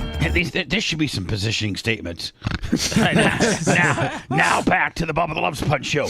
Hulk decided to have sex with Bubba's phone. Bubba had his sin den, this place he had set up with hookers and dope and coke and everything was there. And now you guys know me, and I'm telling. Is there anybody, even, listen, one of the gimmicks is you guys hate me and always try to kick me under the bus, but is there anybody that intellectually can say, you think I would have something like that? No. Sounds like he's jealous that he didn't get a bang, Heather. I mean, you guys. Yeah, we're invited to your house. You guys see all you guys are familiar with my apartment. Everybody's familiar with my apartment and the layout of my apartment, right? We don't have to talk about where it is, but I mean, right, Seth, you've been in my apartment. Yeah. Anna, you've been in my apartment. Sure have. I mean, there's nothing like this. There was nothing like this then, and there's nothing like this now. But do you think people in and out of their cameras everywhere, and Hulk's fell right into the trap. Next thing you know, they got him on tape with Bubba's wife. I remember saying to Terry, like, you're Hulk Hogan. Like, you. That's, by the way, that's Brutus's wife. Yeah. She sounds like Jersey trash. Oh yeah, she is. And then finally here, this is the last little bit before I got to go into words, but this is the last little bit. Like Kurt Angle says this, like that not only that happened, but his friend Bubba betrayed him like that. It's really sad to see somebody do that to him, ruin his life that way. Betrayed and humiliated. like Kurt. Seth, can you see where that kind of stuff would give me anxiety? Because that's what everybody thinks. That's the perception, even for those that are closest to him. And they know the truth, but they just continue the lie so that he continues to look good and I continue to take the heat. Is the truth that he got a bunch of money and it didn't actually ruin his life? Yeah. Okay. The truth is... Yeah, he's doing great, actually. Yeah, he's doing really, really good. And Bubba's doing really, really, really bad. And Bubba didn't have a sex dungeon with cocaine and weed and all that kind of stuff. Kurt Angle's been a little strung out over his career, Bubba. I wouldn't really put too much stock into what he said. Let me find me the excerpt of Kurt Angle crying, saying I used to take 60 Vicodin a day. I got that. Do we not have that? Yeah. Yeah. Find it for me. All right. Alex Stein next. Yes, this is a daily telethon. We gotta keep the lights on somehow. So don't forget PayPal, Cash App, and Venmo. All at BubbaArmyHQ.com. Bubba the Love Sponge. We'll be back after this.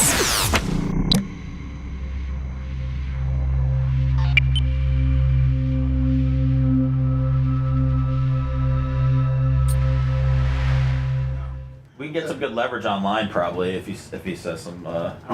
Shit. Or just basically what he was saying on a show last night would do. Yeah, exactly. I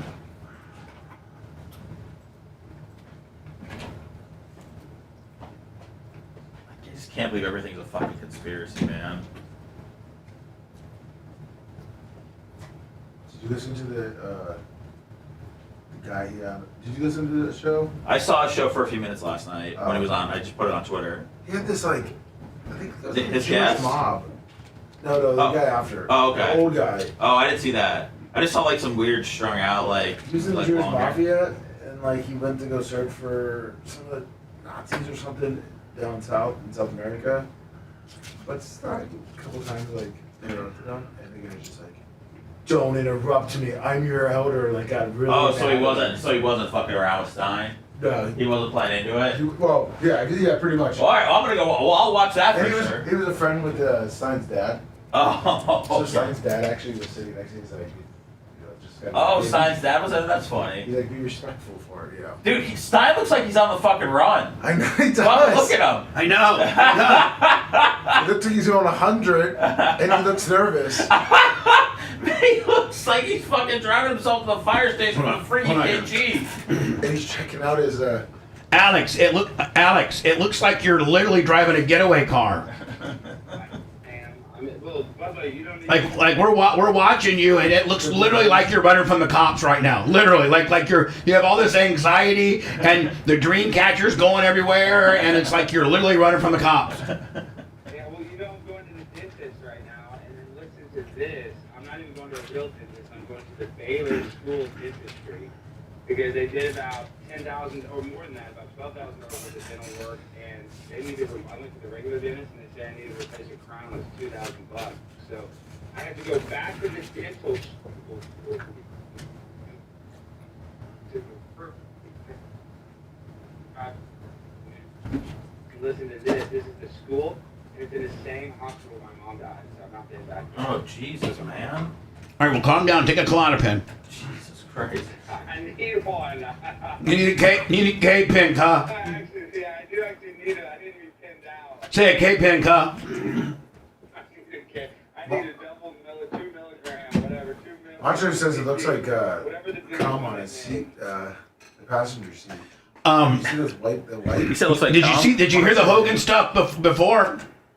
I literally just got out of bed and turned it on. What were y'all talking about? What's the news? That Hogan Vice's 9 Lives of Hulk Hogan and Kurt Angle and Brutus. Brutus gets on here and says I had a sex dungeon with cocaine and hookers and all that kind of stuff.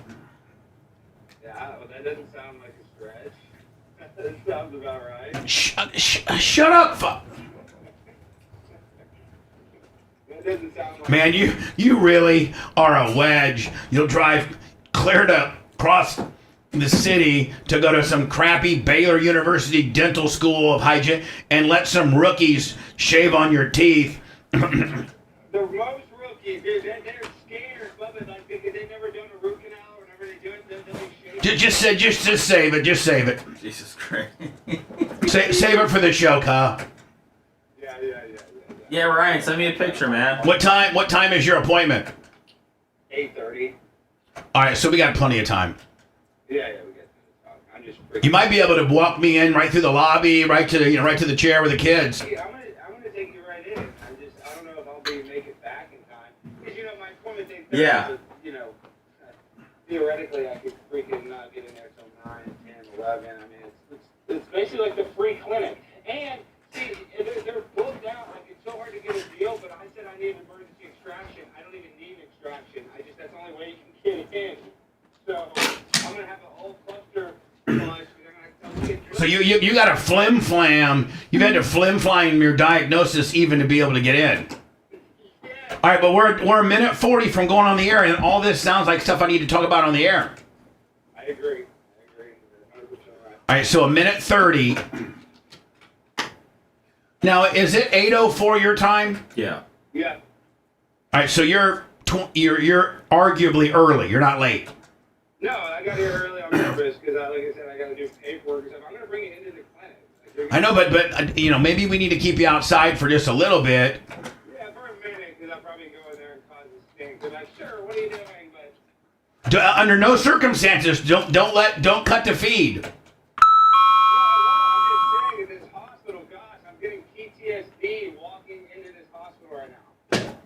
Man, how about we just put together like maybe like some type of fund, like a GoFundMe for your teeth deal, so that you can go to a regular dentist.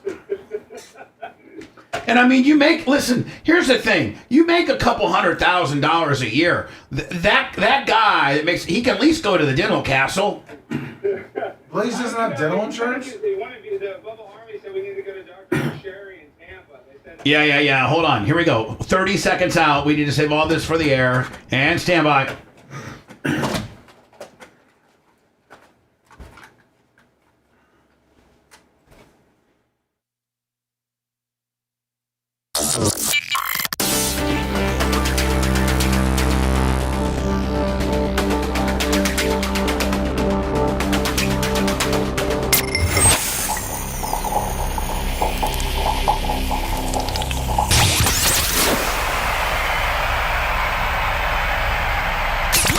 It's the Bubba the Love Sponge Show. Missed part of the show? We got you covered at BubbaArmyHQ.com. Now back to Bubba Live Worldwide. Let's quickly get into the next segment. Alex Stein is on foot at Baylor University, right outside of Dallas. Yeah. And he, even though he makes, I don't know, a couple $100,000 a year, big time contracted employee for the Blaze, has, I don't know, 500,000 people follow him on YouTube. So that's like $10,000 a month. I mean, he makes way better livings than most people that can conventionally go to a regular dentist like Dr. Daniel McSherry. But so this wedge, the cheapskate, this tightest wound cheapskate that I know, he doesn't go to the regular dentist. He goes to the Baylor University School of Dentistry, where they're teaching kids to be dentists. Yes, they're all training, but they all have a professor that has to double check their work. Right. So he goes for pennies. I don't even know that they charge you, do they? Yeah, it's about half the price, but. This is the thing is I got about $12,000 for the dental work there before the pandemic. And one of the things is messing up. So I got to go. So you got 12,000 approximately retail $12,000 worth of dental work. Retail. Retail. It was $20,000. It was like 10 cavities, an implant. I got an implant. I got all these gold teeth in my mouth. Right. And so to and replace all of them, my gold and crown, none of them have been installed by a well tenured doctor of 20 years. That these are all students at Baylor. Now, is this just another life hack that you've discovered, or do all people of Dallas know about this possibility? No, it's no life hack. It's a hell hack because, like I said, like how did you find out about this? That they even offered this? Well, because I guess it is a known thing in Dallas. If you have a tooth extraction, you can come here and for $50 they'll rip it out of your head. Right, but it's literally a guy who's like on day 50 of Dude, day one. The student I had a second-year student. It was his first mouth he ever did. The kid was scared to death. He's trembling when he was doing my thing. I had to literally slap him, not physically, but I had to slap some sense into him and be like, dude, you need to focus. Now, does the professor roll up and tell this kid, listen, Juan, you're doing a little bit wrong. You got to put the pliers right down here underneath the gimmick. And I'm like, does the professor ever step in, or are they just in their birch? Yo, the professor said, man, where's the school of dentistry? I'm looking for the school of dentistry. Where the heck is it? So I've been here before. Hold on. Did you say thank you? Oh, thank you, ma'am. I didn't see it. I mean, see, yeah, this is going to be his downfall. Guys, I'm under stress. I understand. This is the hospital my mom but died do you at. know how much nicer? Jesus. This is the house. Where's the Baylor? Where's the Baylor School of Dentistry? Okay. Thank you. I do. I got a toothache. It's killing me. I got a toothache. I'm dying out here. Ask him why the mask. COVID's 4 years ago. Ask him. This is a hospital. I know. Ask him in a hospital. Is there a way I can get vaccinated too here today? You guys still doing vaccines? How about one of those fancy masks? Ask him. It's pink. Is that a K95? At the hospitals that you could, Is that a K95? I really like the pink kicker there. Can I get the pink kicker? You're frozen. Oh. Wi-Fi is not good in there. Yeah, notoriously, hospitals don't have the best Wi-Fi. Right. That or he's toggling me from 5G to 4G to Wi-Fi, Willie. And free Wi-Fi is even slower. I wonder if he could bring up his bridge conspiracies to the students today. Because I thought there was an entrance on the outside. They just straight that way. I need a. Yeah. we. Huh? Watching Alex Stein go into the Baylor School of Dentistry. Not a very good feed right now. Yeah, that's what happens when you go to a cheap feed. He's gone. Cheap dentistry. I think he's gone. Yeah, he's gone. What a bum. He's gone. Did you say what a bum? Yeah. Because he's got this whole big. Hold on, maybe he's coming back. He's got this whole big. Oh, there you go. Hey, listen, can you see us? Yeah, I can see it. I'm telling you guys, this is emotional. This is the hospital, Bubba, where my mom died. I know that, but there's nothing we can do. There's nothing we can do about that right now. We're trying to get this molar yanked out so you can get a gold crown chaser. I don't know what to tell you. What is your official diagnosis? What's wrong with your tooth? Well, I got $7,000 worth of damage to my mouth. This is the bill. Let me show you guys so you'll see. So hold on. Hold on. You go and get. You can't see anything. You go. Hold on. There it is. Hold on. So you go and I get. still can't see. Listen to me. You go and get a discount tooth, resurrection a couple of years ago, and you've had problems with it now. So you go to a regular dentist and get the retail value of what it would cost to fix it from a regular dentist, like Dr. McSherry, guy that's been around for 22 years. And now you're going to go back to the place that you got the free stuff in and say, listen, you screwed my mouth up so bad that if I got it fixed by a regular dentist, it'd be 8 G's. So what you going to do about it? Oh, jeez. Exactly right. I'm about to go cut him out, Bubba. I'm literally going to cut a promo in the. But be like in the place. So we should go. Like what? How do I get to the school of dentistry? The school. Oh, back this way to the left. I'm fine. Now we're going to the chapel. We should go pray before my thing. Thank you. Yeah, maybe in a Jewish faith type way. Only pray to God. No, Christian. I was baptized. So. Okay. Baptized. No. Jesus. Now let me ask you a question. What about this? Let's talk about. Hey, let's pray about the bridge conspiracy theory you got going. Go, oh yeah. How about the Baltimore Bridge? They blew that thing up. Who blew it up? They blew that. I don't know. The globalists. The CIA. The globalists. Get behind the Bible and start preaching. Okay. We can't. I mean, this is it right here. St. Mark 12. But you need you need to turn it around as if you were talking to a congregation. I need to find Psalm 19:1. That's my favorite. Talk about hey, Bible verse. Do Jews celebrate Easter? No. Okay, sorry. Well, he said he's Christian. He's been baptized. Are you sure? I don't know. I want you to say, I'd like to extend any type of Easter. See, there's no. Oh, go in there. Yes, go in there and fire up the organ. Hell yeah. Go up there and fire out that. I mean, everybody knows how to play Mary Had a Little Lamb. Everybody knows how to play Mary Had a Little Lamb. Yeah. Like, you may know nothing other than Mary Had a Little Lamb. Fire that fire that 79 org up right now. I'm trying. It won't turn on. See if it's plugged in. Look, see if it's plugged in. They probably unplugged it. Yeah, it's sure. unplugged. Let me. Of course Nailed I knew. it. Of course. It's a set decoration. So no, plug it in. Oh, here's a piano. We don't have to plug this in. Okay, it's not nearly as good as an organ, but Mary Had a Little Lamb, followed by maybe some chopstick willies. Okay, here we go. What? Is it electric? You have to. Okay, no, I think it is electric. Okay. All right. Well, so, we got to get to the so much for that high spot. So now, what it's a good idea though. What is officially wrong with your mouth? Do you have a root canal? Do you have crown? I got a root canal. See, I'm probably going to go to get the root canal done by a real person because, like I said, these dentists, the students. By the way, the best root canal guy in Tampa, Florida, is a guy named Dr. Broom, Broom on 49th Street. He's the best. Is he Bubba Army? Is he going to give me a deal on that? Yeah, but you're 1,200 miles away, so good luck in getting here. But yes. I know Spirit Airlines. What? His Spirit Airlines. You can fly to Tampa. They pay you basically.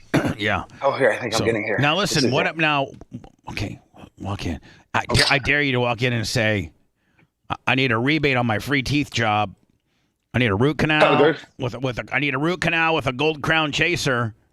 Because I'm tired of being your guinea pig around here. You guys guinea pigged me a few years ago, and now I'm having major complications. Well, this isn't how you get to this. Oh, maybe I got to go down. Excuse me, I got to go down. This is crazy. I hope I don't lose you guys. Yeah, I hope you don't lose us either. It's spotty at best. Hold on. Now, are you having toothaches? Like, is this the? I mean, yes. Your toothache, as if like it has a like almost you like a toothaches and you need a root canal. You're like, oh, it's so sensitive. They're gonna have to rasp that root right on down to zero. They say fire door.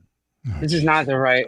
I don't know how to get to the freaking school of dentistry. Hold on. You were just there, and you don't have any idea where to go. What do they have? All the doors are like maybe it's closed. They don't open until 8:30. Maybe they're on spring break. Did you think about that? No, I have an appointment. Oh, okay. So maybe they can help us. Are you knocking on the door? Okay. Say, I got a bad. Hey, how do you get to the school of dentistry? Jesus. Can you let me through there? That's a professor. Yeah, he's like sitting in his office. I got an appointment at 8:30. I got a rebate. I got a warranty issue. Say it. I dare you to say it. I got a warranty issue. It's on Gaston. So what's the fastest way to get there? I got a warranty issue. Tell them. Yeah, they messed up on one of my things. No, that's not the same. I got a warranty issue. I have a warranty issue on my tooth. Yeah. Some second-year student, got shaky hands. Had shaky hands. I just went in. They gave me the visitor badge, and they said to go all the way. Maybe it's close as 8:30. Maybe we'll walk into a real procedure, and a woman's like, ah, this is it, and then I gotta go. Oh, here we go. Yeah. Man, for as fast of a walker as you are, you think you'd be thinner. Yeah, it's down one floor. Okay, perfect. Alex Stein, ladies and gentlemen, It's for been those 5 years. for those who can't visually see me. Oh, so they're not in it. God! Did they change this? Ask them if did they cancel? Yeah, they changed. Did they cancel They the program? changed everything. Did they cancel the program because it sucks so bad that a guy can't even get a root canal like you and make it last more than a year or two? Yeah, I mean, God, this root canal they gave me. That's why I got to come back. They did it 5 years ago, and it's failing. No, it looks like they just showed you that. Looks like that corner right there. The exit. Get the hell out of here. Oh, he's outside now. He's back on. Listen, he just got. And it'll say Baylor on it. I think he just got thrown out. I really do. I think he. No, I didn't get thrown out. That's the right place. They changed locations. Yeah. Sure. That's what they told you. I'm freaking out. Well, now hold on. You got plenty of time. You got 12 minutes before your appointment. Okay, your appointment's not till. But I know, but I feel like I have to do paperwork. And now, there it is. and not only that, but now you're going to be all Texas hot and A&M. you're hot and sweaty too. You know. Yeah, I'll be sweating. Anxiety. And I'm gassy. Anxiety. Are you high? Are you high? No, I'm not high, but I'm gassy. I ate a bunch of this. They have this new gooey butter cake ice cream that's so good from Bluebell. And I think I'm lactose intolerant. I thought you were going to get on a big diet because you're really down on yourself. You look, by the way, your face looks pudgy as hell. Oh, my God. Oh, I appreciate that, Bubba. I appreciate that. Am I the only one that his face looks a little round today? Yeah. It is. I can't stop gaining. Did you see they tried to cancel me too again, Bubba, this past weekend? Yeah, but I think that you're pretty I don't want to say you're uncancelable, but God, I mean you pretty much avoid every possible cancellation, so they need to stop trying. Well, I don't think they are. That's the sad reality is they're going to keep on trying to screw me over. Well, but keep building up, keep building up your brand, so when they cancel you, your brand's big enough to survive yourself and pay for that. Well, duplex. you see, they fired Candace Owens. They did? Yeah, or I don't know if she left or they fired her. They parted ways. The Daily Wire. The Daily Wire. Well, hold on. What did she do that they was were so fighting with them? You didn't see that? No, I want to see it immediately. I love her. Yeah, I love her too. She got fired. What did? A couple of days. Was she like? Did she step out of line? Did she? She was saying some stuff about Jews that they drinking didn't. blood and drinking Christian blood, and she accused. She said Bridget Marcon, the first lady of France, is that she's a man. She's saying some wild stuff. All stuff that is pretty funny and entertaining, getting lots of clicks. I think the conservative space needs Candace Owens, and I hope that she's not canceled forever. Oh, there you go, patient entrance. No, they say there's a rumor that her and Tucker might link up. Oh, they should. They should. Wait, are you at Texas A&M? Are you at Texas A&M? You said you were going to be in Baylor. He thought it was. Ask for Johnny. Where's Johnny Manziel's shrine? A Stein, S-T-I-N. Is there like a Johnny Manziel statue or anything here? Mr. Football? Mr. Football, the Heisman winner? Yeah. That's the last good thing come out of that. Oh, there's not one here. How about a Jimbo Fisher? Ask him that. Oh, jeez. What about Jimbo Fisher? And there's $86 million you had to pay off. Yeah, they still owe him. They had to pay him $86 million. How do you keep the lights on with that? I know. My tooth is paying his salary. Those Amazon lights above you are second to none. Stein, S-T-E-I-N. I got an 8:30 appointment. And it's basically it's a warranty issue on previous. And it's a kind of a warranty issue. I just went to the regular dentist, and a crown that I did, they say there's a cavity under that crown somehow. I did here. I did it here, and that they had to replace the crown. They quoted me like $7,000. I think I might get it pulled. It hurts so bad. The rookie that did my original work. I mean, that guy needs to be held accountable. Say it. Yeah, because they had to replace the crown, and they had to do a bone graft. I don't know. I mean, but this is in Highland Park, and one of those expensive doctors. Because last time the students were so scared when they were doing my mouth. I think they may have cut corners. I think they may have cut corners on the materials. I think they might have cut corners and not used the right gold or something. Yeah, because I don't understand. I think I got fool's gold in my teeth. Shut up. Say it. I think I got fool's gold. Yeah, 2017. Yeah. So how many years ago was that? 7? Yeah. 8? I didn't get real gold. I got fool's gold. Say it, I dare you.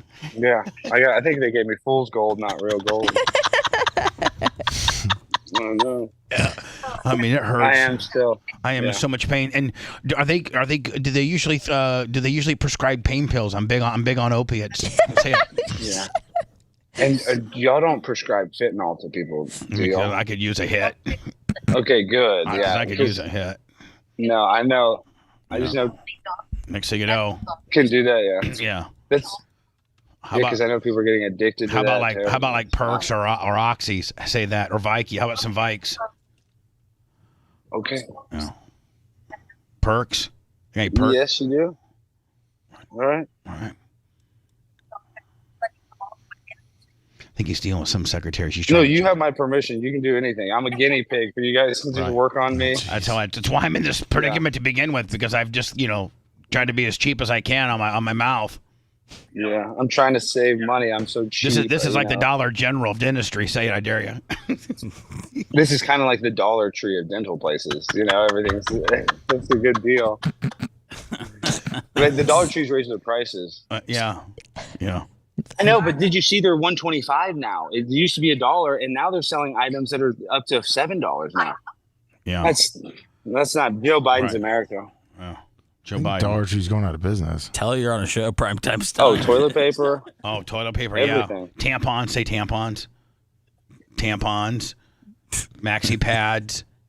All those. Lube are going up. Lube. No. Lube. Condoms. Just myself. Condoms. Lube. Well, actually, I could add Bubba Clem. Let me add my emergency contact. Bubba Clem. Clemstein. Bubba Clemstein. We got to stay in the tribe. Actually, we don't need to do it, add Bubba. He's a known pornographer in Tampa, Florida. Say it, I dare you. Because it's sex dungeon. Did you ever grow up liking Hulk Hogan? Did you like Hulk Hogan growing up at all? The wrestler Hulk Hogan. He's the most famous wrestler. You never liked wrestling? It's my life. I just love putting somebody in a DDP and just I like diamond cutter. Tell them I like DP. I like DP. I'm big on DP. I dare you to say that. Yeah. No, I love when they do the DP in the ring. And I just love DP with a butt plug chaser. Mm-hmm. and then it's my first time here since 2017. So where do I go? I just fill this out. Yeah. 6th floor. Now, where do I go for the pain pills after? Where do I go for the pain pills Perfect. afterwards? And then any pain pills they give me, do y'all fill it here? Okay. Cool. Perfect. Oh, they don't fill here. Oh, they don't? Okay. I got to go to a CVS. Okay, perfect. I got to go to CVS. Oh, my God. Don't get stingy on those pain pills. Say it. I dare you say it. I got to say that to the dentist. Yeah, don't get stingy on those perkies. I need some 10 by 320. I need some 10 325 non-generic Yellowbirds. Is that what they're called, the Yellowbird? Yeah, 10 by 325 Yellowbirds. Say it. 10 by 325 Yellowbirds, not non-generic. When Hogan would go, when Hogan would go and get his Percocets filled, he would say 10 by 325 non-generic Yellowbirds, please. And then he'd pay cash for them. They'd be like $109, and he'd just pay cash for them. And he had like health insurance and stuff, but he just wanted those perks so bad. Oh, that makes me laugh. I think if you pay cash for him, it kind of stays off your record a little bit. I don't know. Yeah, well, I'm sure his record was spotless. Right. I doubt it. Percocet life. God, the amount of perks I took with him over the years. Oh, wow. No wonder has Alzheimer's. Is that what Brutus thinks too? Yeah, Brutus blew up like a deer tick. My God, Brutus. So we're here, guys. Now, show. Okay, there's other people. Oh, okay. Oh, it's like the DMV. These are all people looking for the dental life hack. Discount dental, yeah. Discount dental. Everybody's going to the Dollar Tree of the dental. Yeah. The dental world. Right. Now, Alex, you make a good living. You really do. Why would you jump through all of these hoops, even to save $1,000? Like, wouldn't it be just more convenient to go down to your local Dan McSherry regular dentist place and they do it up right, so you're not coming back for a warranty issue from student dental guys? I don't know if you guys can read that number though. That's let me see where is it. It's a primary. Where does it say? Where does it say? I can't. You see where it says $7,000? Yeah, $7,075. Yeah, but like, what are they? But what are they doing? What are they doing here? They're going to tell you. Visit to. Okay, they need. Okay, enter. They need a. They got a prep. Then they got a resin composite. Then they got a seat to crown, then a root canal, and hold on, then a crown porcelain ceramic. That's not even a gold. That's just a porcelain willy, and you'll break those off with ice cubes. I know. That's why I had to come here for the gold. They had to fix the gold they messed up. That's why I'm here. You got to say, I got fool's gold. I'm going to tell them it's fool's gold because I don't know why it's not hard like regular gold. So one of the problems, Teeth, that you have right now is the gold crown that they put on you. And do you think there's a cavity or a root issue underneath that gold crown? So they're going to have to take the crown off, then root canal you. He put that he's not white, and then do a whole new crown. Yeah. Hold on. Let's help fill this out. Like, let's put non-binary. Like, let's do all put all kinds on your application. Come on, turn it back around. Here we go. Okay. Well, we'll do. Okay. Okay. So. Other. Put beside other, put non-binary transitioning. I'll put mixed. Non-binary. Transitioning slash transitioning. Who should I be contacting? Bubba Clem. Bubba Clem, Steve. I won't put your real number. Okay. Yeah. I guess I gotta. That. Yeah. I don't know what else I got to say. What time is it? Oh, we still got 2 minutes. Yeah, you're good. And there seems like there's some people in the lobby looking for discount dental with you, buddy. Look at those. Yeah, everybody's here for the discount. Mm-hmm. Look, $43 for the extraction. That's a deal. What's the cost of what's McSherry charging for an extraction? You think? Oh, $300 probably. Yeah. $300. I really feel bad. I mean, I really feel bad that my friend's going to a discount dental place, like going to a dental school where these yahoos that have barely been trained are I mean, obviously they don't know they didn't diagnose your potential root canal when they did your crown. So ideally now, they just threw a rush job on you. Did you get the gold crowns from where you're at now? Should I use recreational drugs? No, put yes. There you go. Drugs, you should put yes, and then let's list a bunch. No, then I don't get the perk 30s that I need. Yeah, a natural. Should I tell them I had a heart attack? I'm going to leave that out. No, yeah, don't tell them. I'm going to leave that out. Perks again. Tell them that you just had a litter of kitties, though. Kittens. One for you got. Yeah, we just had some kittens. Are you turning this back into the? I turn this into you. I got an 8:30 appointment. Be very polite. Thank you so very much for your help. Thank you so much. I'm so stressed. My tooth is just killing me. And if you guys could really get heavy-handed on that pain pill script, I appreciate it. That won't help it. I know some. Y'all give me some pain pills or something. No pain pills. Not even some. Y'all gonna rip it out of my head? Not. Right. No perks, Vikes. There's no Vicodin, no nothing. No perkies. Just a little fentanyl. I see them doing fentanyl on the street. Little dumb dumb. It looks fun. All right. Tell her. Not one of those lollipops. But tell her right now. Fentanyl's fun. Okay, sticker. I'll take a sticker. Fentanyl's fun until it's not. Tell her that. Yeah, fentanyl's fun until the party stops. Then it's right. Then it's lights out. You hope somebody's got some Narcan. Ask them. Do you guys got Narcan here? Oh, y'all have Narcan now, in case somebody does. In case I don't have any Narcan. Yeah. Oh man. Yeah. Damn. It's just dangerous. I'm so mad though because I think y'all did one of my gold crowns and then they quoted me $7,000. I think y'all put fool's gold in my mouth. Yeah. Yeah, Baylor School of Dentistry because I've been coming here since 2017. It was Baylor, now it's Texas A&M. I thought Johnny Manziel's going to come in here with like a dancer stripper pole or something. Y'all don't have If you guys can just give me the same. I know we love Johnny Manziel. If you guys can just give me the same drugs Johnny was taking, we'll be great. Yeah, just give me whatever drugs Johnny Manziel was on. I'll take whatever y'all prescribed him. Whatever y'all prescribed Johnny Manziel, I want. Did you guys at least mold his mouthpiece for him? Ask. Yo, did y'all mold his game mouthpiece? Damn, that'd be worse. I made you lose your train of thought. But look at that keyboard. Oh my gosh, man! I gotta tell you, that African American girl looks cute as hell. Yeah. Yeah. She looks cute as hell. Let me just give me a glimpse. 130. Give me a glimpse of her. Just give me a glimpse. Yeah, hold on. Yeah, hell yeah. Tell her this, ma'am. You know what? I hope you take this as a compliment. But not all women can pull off short hair. But man, you are pulling it off. Wow, ooh, you're beautiful. Everybody here is very nice. There's a bunch of nice women that are working here. Well, I know, but if you tell a woman, man, I got to tell you, you're very beautiful. You're a very attractive woman. I know. But... Okay. Is that Seth? Is that like not appropriate? You know, it's funny, Bubba. I'm using my platinum card. I don't want you guys to see it, right? So I can go to the Baylor School of Dentistry. But that's because they messed up my tooth. Right. You know? It's kind of an oxymoron. I'm using my platinum card, which costs like $1,250, $1,000 a year to have, but I'm trying to save at the clinic $89 on an extraction. Pimp on a budget. Pimp on a budget. I mean, Glenn Beck. I mean, you could go to Glenn and say, Glenn, I had to go to the Texas A&M Johnny Manziel School of Dentistry today, and I mean, you know, the Blaze contract's only going These so students, far. they don't party like Johnny Manziel, do they? I hope.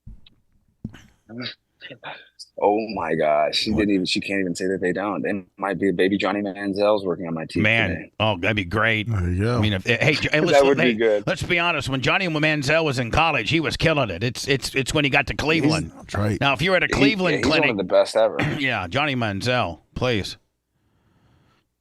How much money he brought that place. And I just sit back. Oh, I need the receipt. I need this. Oh my gosh, $131. That's better than $300. I know, 131 for what? What are you getting done? What did she write down? Right now, look at your bill and tell us what she charged you 131 for. I'm here for an extraction to get the tooth that needs a root canal pulled potentially. All right. So this is just that is just to pull off the root. That is just to pull off the crown. And the crown's just a hollow thing in itself. So they're charging you. I could do that. I could do out that by the car lift. I could do that for free. Get you real high. Get you really, really high. Then take a pair of my pliers and get it right on off. And just rip it out. Because now you're do they do root canals there, or do you got to go to another place to get a root canal? Yeah. No, they do endodontics. They do root canals here. I might have to get one. So, but you didn't pay. But you didn't pay for one, and so now are they gonna put? What are they gonna do? Take this one off, and then what? You're gonna be. They'll give me store credit. They'll give you store credit on a new deal. Are they gonna put a temporary crown? Is it the crown or is it the root? This tooth needs a root canal, and then this gold tooth. It's just a cavity under the crown on this side. So I understand. So I'm gonna have them look at both. Right, but you only paid $131 for an extraction when there's far more work needed to be done. I know. Well, that's the introductory price. You know, that's the. Oh, that gets you in the chair. That's the chair fee, basically. Yeah, A chair is a you'll see I type still of have like seat, $80 typically credit. designed for one person and consisting of one or more legs. What? A flat or slightly angled Thank you, seat. Alexa. His show tonight should be fun if they do give him some pain pills. Yeah. So if you get done today, a double crown extraction with a cavity fix and a root canal kicker, then 2 temp crowns while they build your regular crown, man, you're gonna have like a lockjaw like Fire Marshal Bill tonight on the show. Let me tell you something. One thing they do here, they're very friendly about nitrous. They'll give me nitrous. Yeah, so say, man, give me the funny gas, give me the perks. I want it all. I want everything that you guys offer and more. I want the laughing gas and like injected in my veins. Now, when did you start having a problem with this tooth?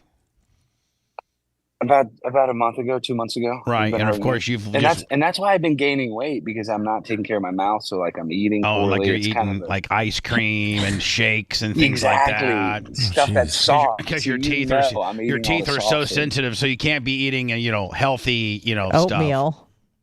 Stuff. You do look a little pudgy. Hey, listen, man, as we're getting ready for election season and you're going to be, doing some stuff, I mean, you need to get I need to be 215. No, I have to get on. What diet. are you right now I've today? gained 40 pounds since that fight. I know you step on the scale every day as all of us fat guys do. What were you today? Be honest, nude, out of the shower. Well, I have not stepped on it in about a week because I was at 248. I'm just so afraid I'm over 250. You're 53, 54 all day, buddy. Oh, I'm 55. I've never seen your chin kicked out that much. I've never seen, Yeah, my face is wider. Yeah, you're fat. But I'll lose the weight. I'm gonna lose the weight. They're gonna fix my tooth, and I can start eating better. And then I'm gonna get on my diet program, and it's over for you fools. Well, we're not trying to fight you. We love you. We're trying to make you look better for election season. Hey, we had this Democrat we had this Democrat chick that's running against Ana Luna Polina. We had her call my show yesterday. Her name's Whitney Fox, and she's running against Ana Luna Polina. And me and Seth are thinking about endorsing her.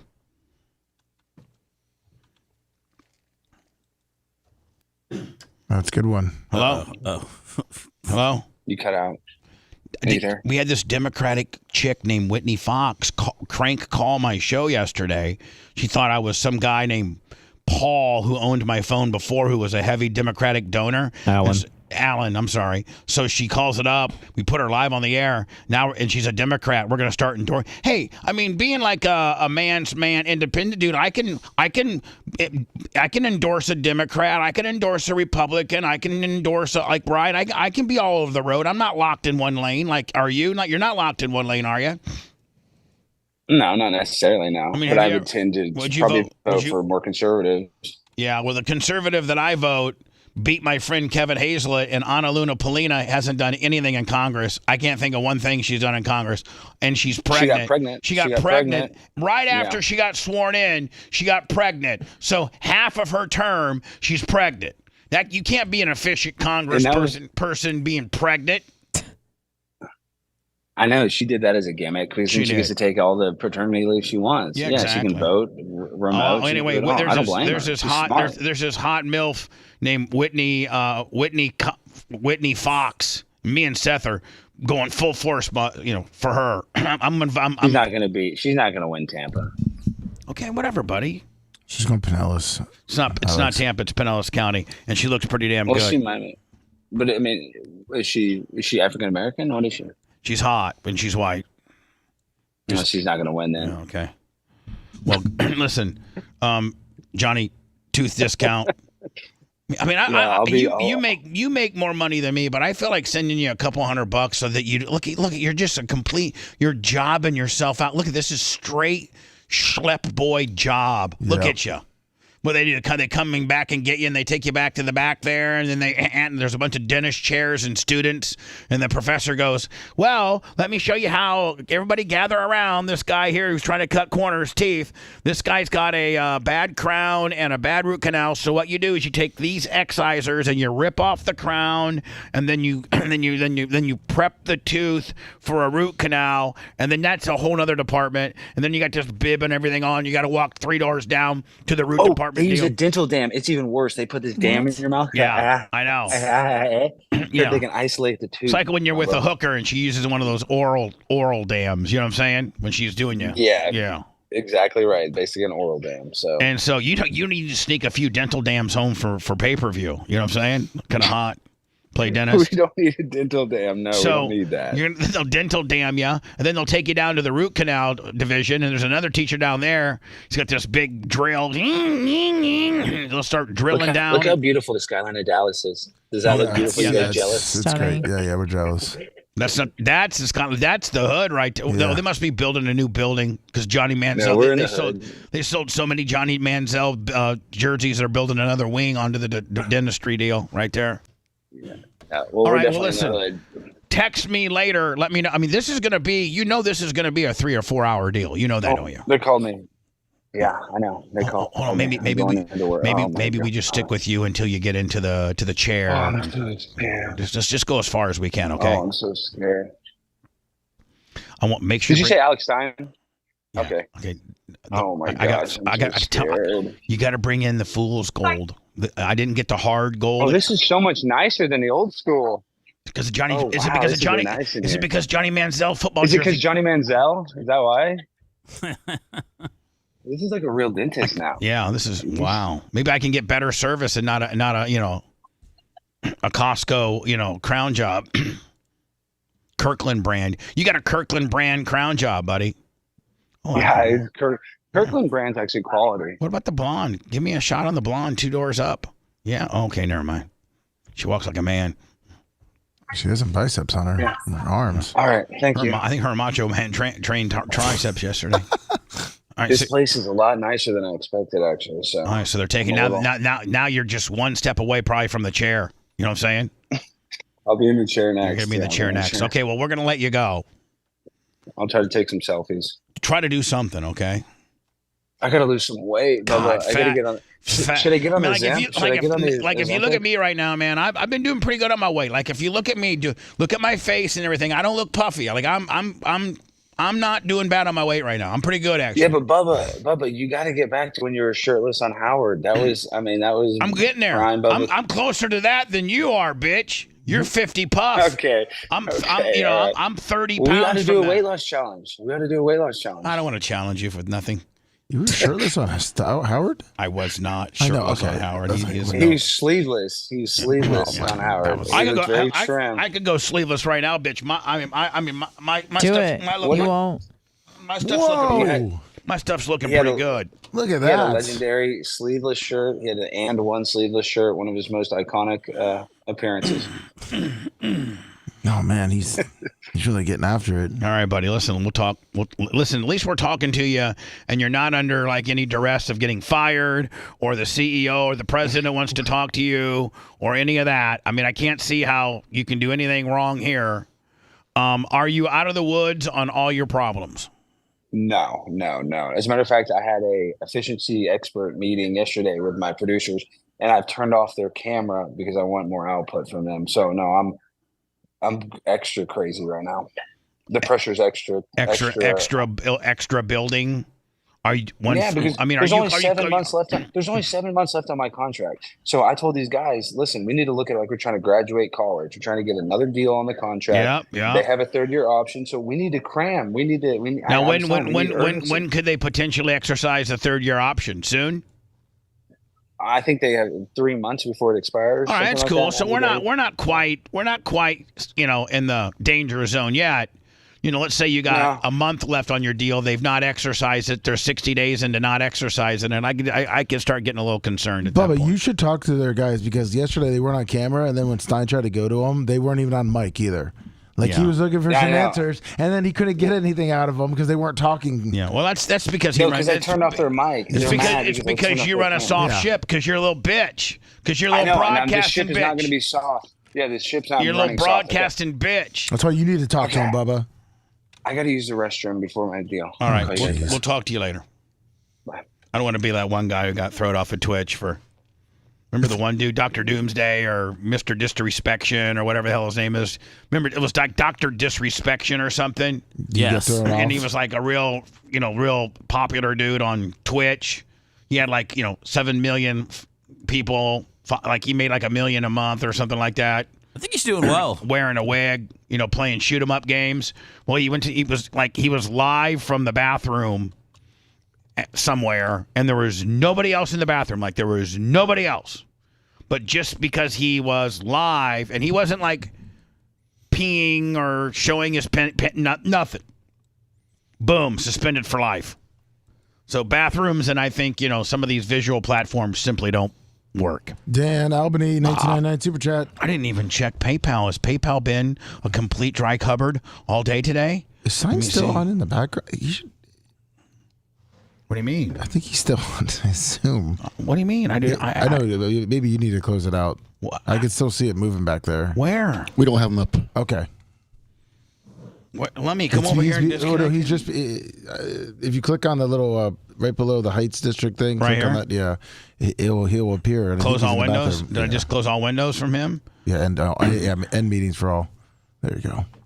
End meeting for all. There you go. Seth, you didn't really speak much. Are you mad? No, there wasn't really a lot to say. You were telling him what to say, and then he was saying it, and then I was going to let, the lady say it in the background, so, her reaction. All right. How do you feel about the bridge collapsing? You conspiracy Jones on the deal, or do you just think the boat went awry? I think it's crazy that there's a conspiracy about it, big to be ones, honest. Big ones. Explosions. Yeah, that they blew up the bridge before the boat hit it, right? Is that? Yeah. Oh, look at little John Costica. He's like, I'm not going to let you go all day with no PayPal, my friend. Steel slinging mother effer. Love him. Valparaiso. $50 in the PayPal, Thank Lummy. you. PayPal, Venmo, Cash App at the Bubba Army. If you want 24/7 on-demand Bubba and the crew, go to BubbaArmyHQ.com. The Bubba the Love Sponge Show will be back after this.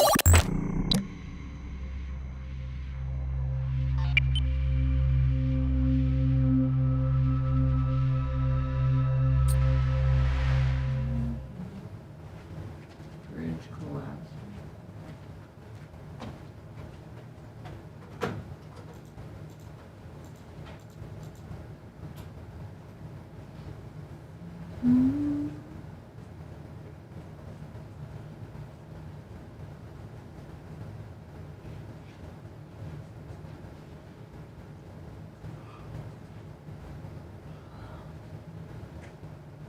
What's up, Rumble? YouTube?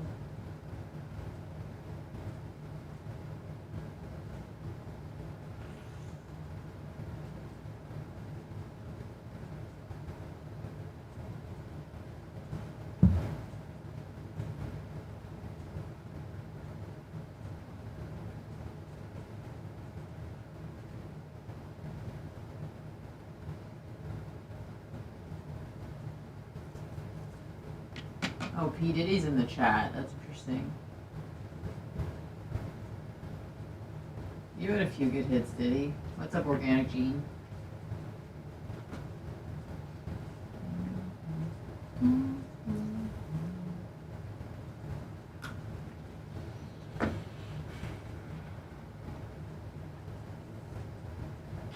Good dad.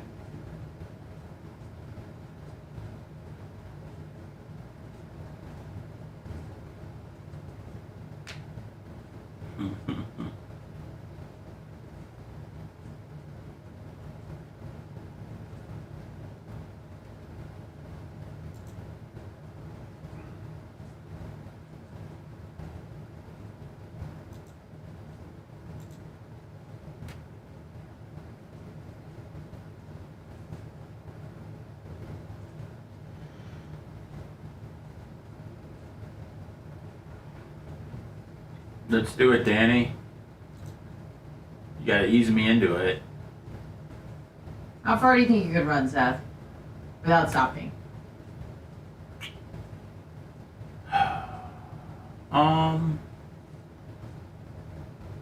Probably, I'll say probably a mile. Okay.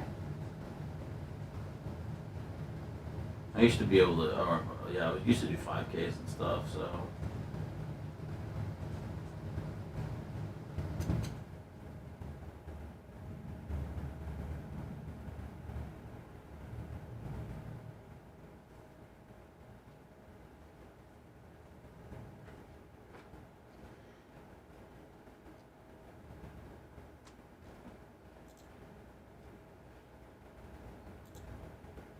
All right, I'll get up to fucking 13. 13 miles. I don't need a fucking car anymore. Can you imagine? Just running everywhere. Sold his car because he runs to work every fucking day. He leaves at 4. He leaves at 3:50 in the morning. Just Forrest Gump. He comes in here. He has to take a shower because he's fucking full blown.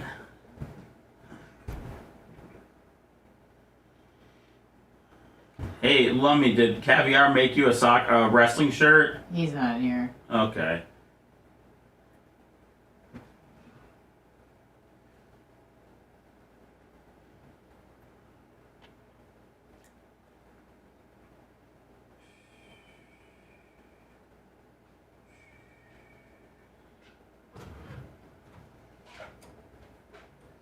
Lummy, did Caviar make a wrestling shirt? Yeah, you guys took a full shiz on it on Friday. No, I didn't take it.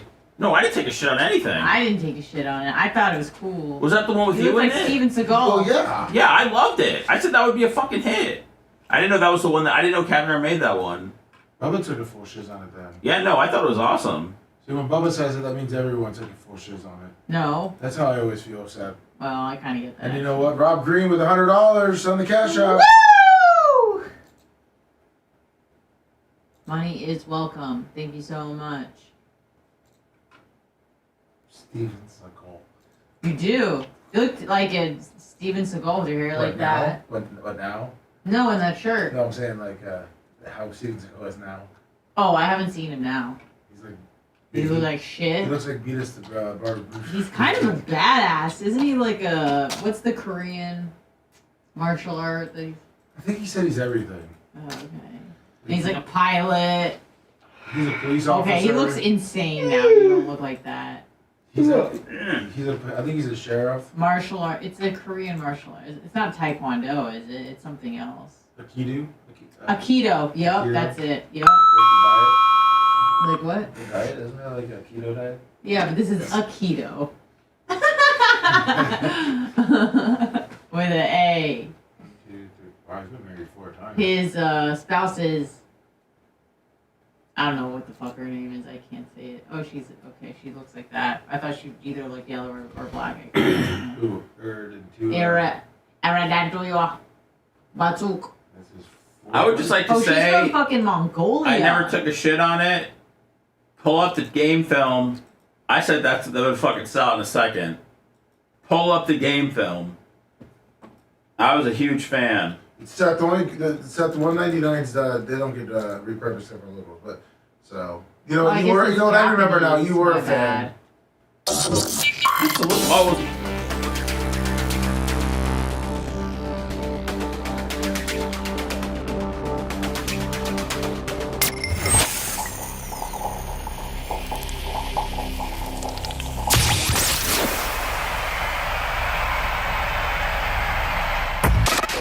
Make sure you subscribe to Bubba Army HQ. Otherwise, Bubba will have to take action. And there's a lot of power behind those short arms. You're listening to the Bubba the Love Sponge Show. Now back to the BRN. My boy, my man. Yeah, Shannon Burke and I might be the superstars of Florida Man Radio. No, I'm not trying to be narcissistic or nothing. It's just cold hard facts based on the legendary status we've obtained in this industry, this very dying industry, this dying art of spoken word, where radio stations are cutting back talent because it's an expensive talent to be in. It's just easier to do an AI, some girl named Alex doing an AI, adult contemporary, show, and not have, high priced talent monologuing for long periods of time. It's a lost art, and it's expensive. And iHeart in Orlando has a legendary franchise. You know it, 1041 Real Radio, WTKS. They've been reigning supreme in FM talk for, 25 plus years. Florida Man Radio, John Cracciola, Shane Reeve, Stevie D, Stevie DeMann. Like, man, let's give these people some competition. And usually when competition, comes your way, you grab your best hold, you hold on to your best people, and you fight it like a real man. No. What do?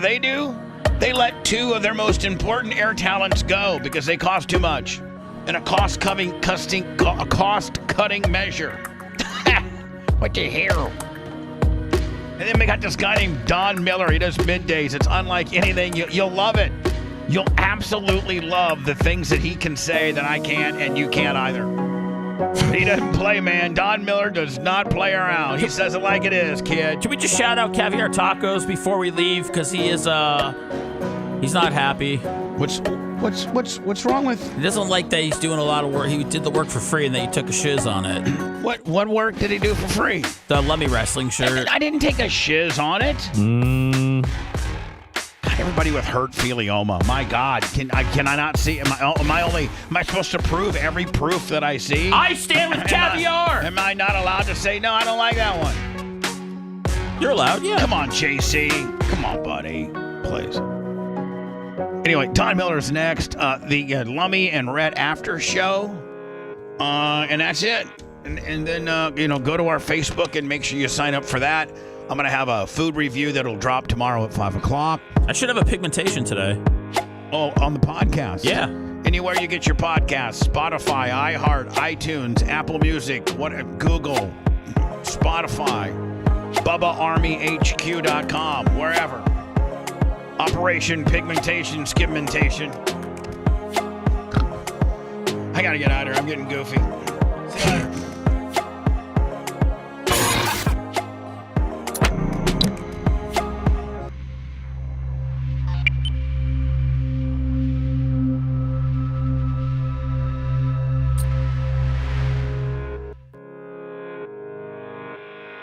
See you later.